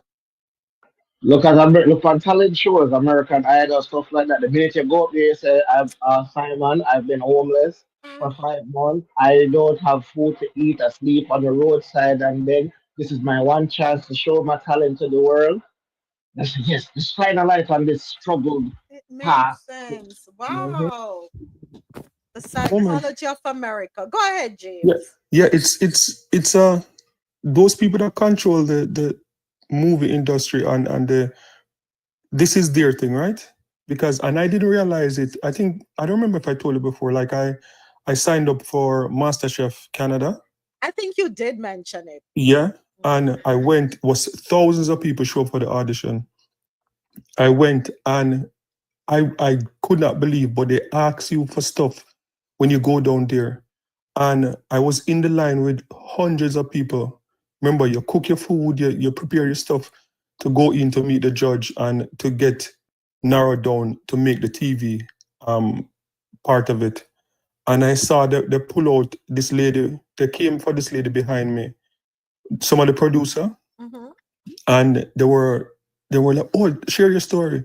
And she was like, "Oh yeah, like she's a refugee. She just came to Canada from war-torn country, and they lost everything. and she loved cooking, and I'm like, oh my gosh. And I'm there thinking, should I make up a story and tell them that like I'm a gay refugee from Jamaica and I had to come to Canada because I fear, but that is the reality that they do in these shows. And I did another cooking show, and when they were filming the not a pilot, but they were filming like a thing to show. It's like a competition, like 4 individuals cook for each other, and the winner win like 10,000 or something like that. And when I was filming the pre-thing to lead up to the TV show, the girl, the camera crew, the producer, they came to my house and filmed it. And the girl was like, oh, I need something interesting. You're from Jamaica, right? And I'm like, yeah. And she said, you guys have this thing on the door, like you use your finger like a gunshot. And she's like, when you go like this, can you? Yeah, she's like, can you do it for me? Can you just like? James, how are you there? Where's James? Oh, hello? Yeah, we can hear you now. We love Yeah. So she was like, hold up your finger and say, pow, pow, like oh, the guys do it and thing. And I look at her and I say, really? So like, you're not here for my coconut curry chicken pasta? You're here for pow, pow? You know? Yeah. So it's crazy. Can we change the mindset? No, seriously, can we please change the mindset? And it can change, but I'll tell you where it's gonna take. It's going to take a lot of backbone. What that means, you have to go against the grain, and you're gonna be alone for a while to push it. You're gonna need help and support from people who believe in that the narrative can change. Right now, I'm a screenplay writer, and I've written some of the stuff that you're talking about. I've written success stories and movie and little short stuff that I know will capture our audience. The problem is the audience will think it's unrealistic. So I said, okay, now me have to go dive and use the Hollywood tricks and say, okay, in order for them to fall in love with this character, give them something that is familiar to them, which again will be struggle. So we just draw into the struggle bag and say, well, me I gonna say, all right, him father analyze him mother, and father their prison. Okay, that will get them. They're gonna say, oh my God, what a wicked man, and this young man has struggle. Then I'm gonna say, map, wait, you have ADHD and some kind of him on the spectrum. So it's hard for him to learn. But one teacher found a way to help this one child. And that teachers who were kind of highlighting, even though the kid at the start of the show, but we want to show the bravery of the teacher. They said, no, let's inspire this young man.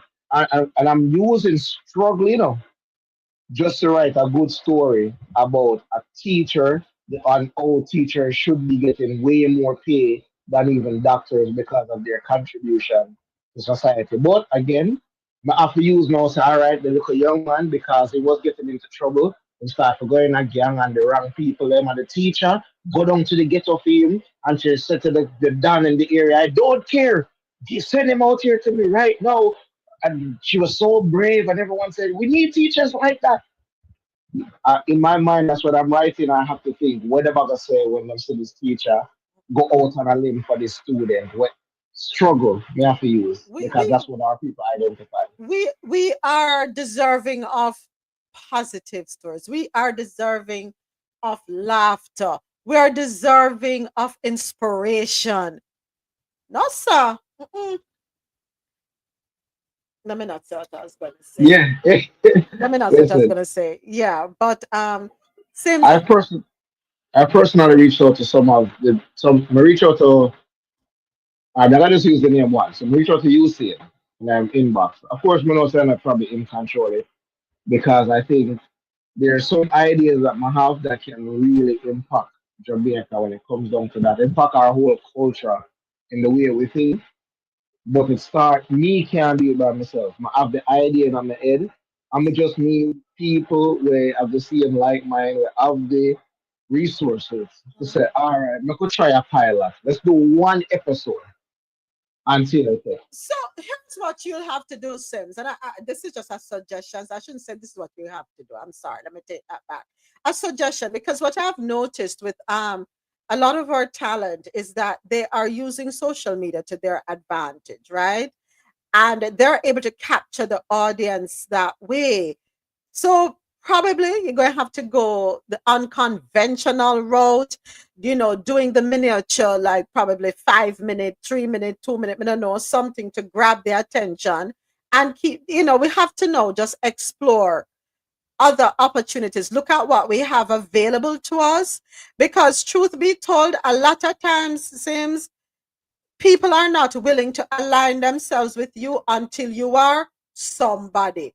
What them call somebody? You have thousands of followers or one bag of, yeah. And until you're at a certain level, nobody wants to work with you. Nobody wants to collaborate with you. Nobody wants to promote you. It's just the way of the world, unfortunately. So you have to grind it out on your own with the few who will stand by you and support you wholeheartedly, be unwavering. Yeah, I just saw we have to do it. I just saw it go. So I want to say thank you so much, Sims. Thank you so much for your input. So two things I wanted, two things I want to do. Because I want to leave on a lighter note. But this first, I want us to take a listen to this. I always follow her. I haven't played a lot of her videos recently because, sometimes she gets very passionate, and because we are streaming on internet radio plus YouTube, I have to be so careful with that. And but this particular video, I want us to take a listen. 1 second. Let me turn it up. Well. Now, there's something I want to say in this video that has nothing to do with today's tea at all. Firstly, I just want to say thank you to all of you who get in the comments to say how beautiful I am, baby. Thank you very much. It touches my heart. It touches my heart. And for all of you who get in the comments to say how beautiful my skin is and how you need to know my skincare routine. What shade lipstick do I have on? What shade eyeshadow do I have on? Baby, this is not my face. This is not my face. It's a filter. This is not my lipstick color. This is not how smooth my skin is. It is a filter. Now, I don't wear a filter on my face because I'm ashamed of how I look by any means, honey, by any means. It just so happens this filter absolutely mimics the way I looked in my teen years and in my 20s, all the way up until my 30s, before really time started to take a toll. Y'all know I have PTSD and I've lived a very colorful life, to say the least. I'm also a cancer survivor. So this is not my face. I don't put this on because I'm ashamed. I realized real quickly after getting on TikTok, when I started first making videos, I never used filters. My videos, even though they got traction, they didn't get nearly as much traction as when they did when I put a filter on. So it became quite clear to me, if I wanted my message to go out far and wide and to resonate with even those who did not agree with me, presenting a beautiful face was the way to do it. No matter how vain you think you are not, no matter how much looks don't matter to you, the facts and the truth is how things look matter. And when you have an important message, if you can be beautiful at the same time, more people will listen to you. I know it's unfortunate, but it's the truth. So I'm going to show you today my real face. This is my real face with no makeup whatsoever on at all. You see my bags under my eyes? Because I have PTSD and I rarely get a good night's sleep. Now, I do have nice skin. I'm not going to lie. I'm not trying to be vain, but I do have pretty good skin, considering the fact that I lived a very colorful life and I still smoke cigarettes and I've had cancer and I don't sleep at night. I still have smooth, beautiful skin. But part of that has to do with me also having EDS, Ehlers-Danlos syndrome. It makes us have our collagen is different. That's why we're so flexible, the way our body, the mutation causes us to produce a different amount of collagen than the rest of the population. So we don't wrinkle as much as the rest of the population. And our skin tends to be real smooth. It almost feels like velvet. Even when it's dry, it feels like velvet. So I was blessed by that mutation. But baby, this is how I really look every day. And the filter actually helps provide me a little bit of security. Most people who meet me on the street don't immediately recognize who I am. And that does provide me a little extra layer of security. But this is how I really look, baby. But thank you so much for asking me what my skincare routine is. And I will tell you what my skincare routine is. It's very simple. Soap and water, occasionally a bit of toner if I've been wearing makeup, which I rarely ever do. There's nothing fancy about what I do to my skin or my hair. It's mostly a combination of coconut oil, castor oil, rosemary oil, and rose hip oils. I use them in my hair and on my skin.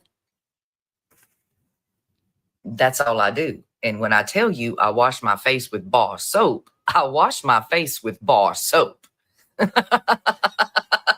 I don't buy expensive, fancy shit, honey. Hell no. But either way, this is how I really look on the everyday. Now, I'm quite pale today. My bags are quite big today. I was up all night last night on the internet looking at all the things that MAGA has to say as they eat their own faces today. But I just wanted to share that with y'all. Thank you for all your love, but that's not my real face, baby. That's not my real face.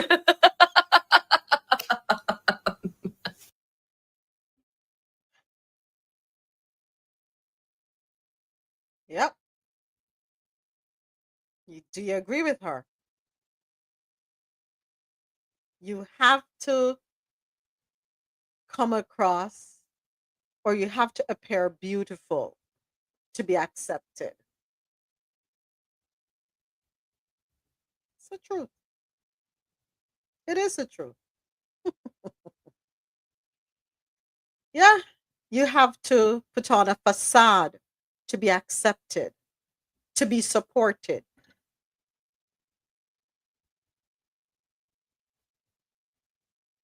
Why?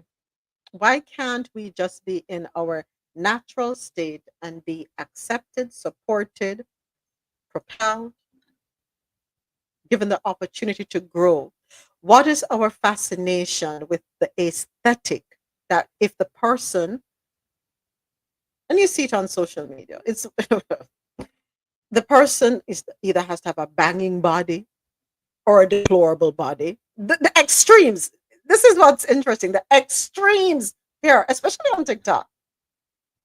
It's either you have to be in an undesirable state, speaking undesirable things, behaving in an undesirable fashion or an unbecoming fashion, or you're at the other extreme where you're gorgeous, have the banging body, this, that, the flawless skin. Where's the middle? Where is the middle ground? Yeah, it's funny because it's everywhere. Like even on YouTube, because what I'm noticing too when you're doing videos, like your thumbnails, your title, like 'cause sometimes you have some, like most of the things that I've been excited about that are positive, and I post them, they don't get any good traction, right? But then if there's like some drama and you have to sit down and figure out the words to use to make the sound more dramatic than it really is. And you see a lot of people doing it. Like even when you look at, okay, like the Marshalls, when Marshall thing, Tammy, when they title your thumbnail, almost like clickbaitish. I've Like noticed that. very, very clickbaitish. And then you see some YouTube channels that are, what they call them, like thirst trap. Like you'll see the girls in booty shorts and they're like doing things in the wild, like they're cooking outdoors and stuff like that. And you look at the videos, at the views that they get compared to when they just do a normal cooking video, they're not getting half the views. So I guess it's the world that we live in, you know?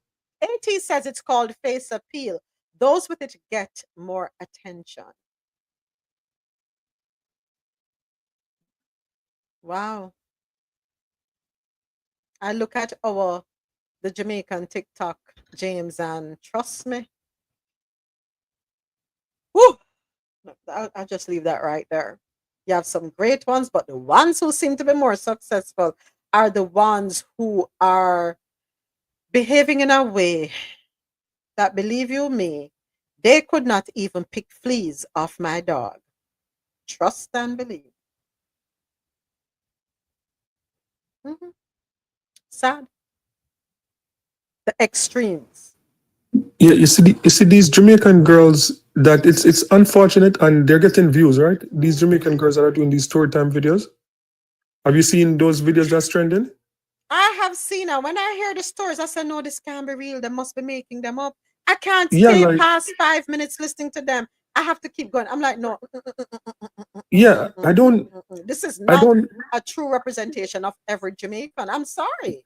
Yeah, I don't watch them, but sometimes when you look at some of the entertainment channels and you see that one of these girls go viral for putting up some video like, oh, when I sleep with my uncle or my, like some crazy stories type of thing. And I'm like, and at some point, I'm like, I don't think these girls are being honest. I think they'll do anything for attention. And even if they're bringing down themselves in the process of doing it, they'll do anything. And it's sad. It is sad, James. It is sad that, everybody trying to one up the other person with the most salacious story just to get attention. Come on. Come on. But they say there's a market for everything. There's an audience for everyone. So what can I say? But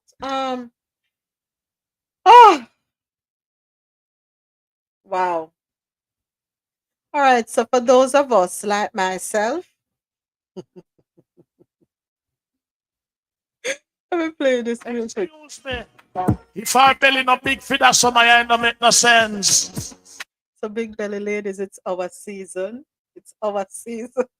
We are still in demand. We don't have to have a 6-pack. We don't have to be flat. It's still our season. All right, so nobody tuck it in. Don't be holding your breath that you're going to pass out. Don't. Oh my gosh. All right. YouTube, I want to say thank you so much. Thank you for coming to Coffee Into World News on the Go. It was an absolute pleasure. AT and everyone else, thank you so much. See you tomorrow morning, 9:35 a.m. All being well, God willing. I'm going to go ahead and end the live stream with you. Coffee in Tow is an interactive world news podcast, a dynamic and engaging live show that streams across multiple internet radio stations worldwide. This podcast brings you real-time news updates, in-depth analysis, and interactive discussions on global events, making you a part of the conversation no matter where you are. With a diverse range of expert guests and listener participation, it's your go-to source for staying informed and connected to the world. Coffee in Tow is brought to you in part by Lormel Skin Food. Log on to LormelSkinFood.com. Discover the range of natural skincare solutions. Indulge in the radiance of natural and organic beauty with the best natural and organic soap bars, whipped soaps, body butters, and oils. All 100% natural products. Lormel Skin Food for a natural, beautiful you. The world's best coffee from our farms to your cup. It's Grand Coffee House.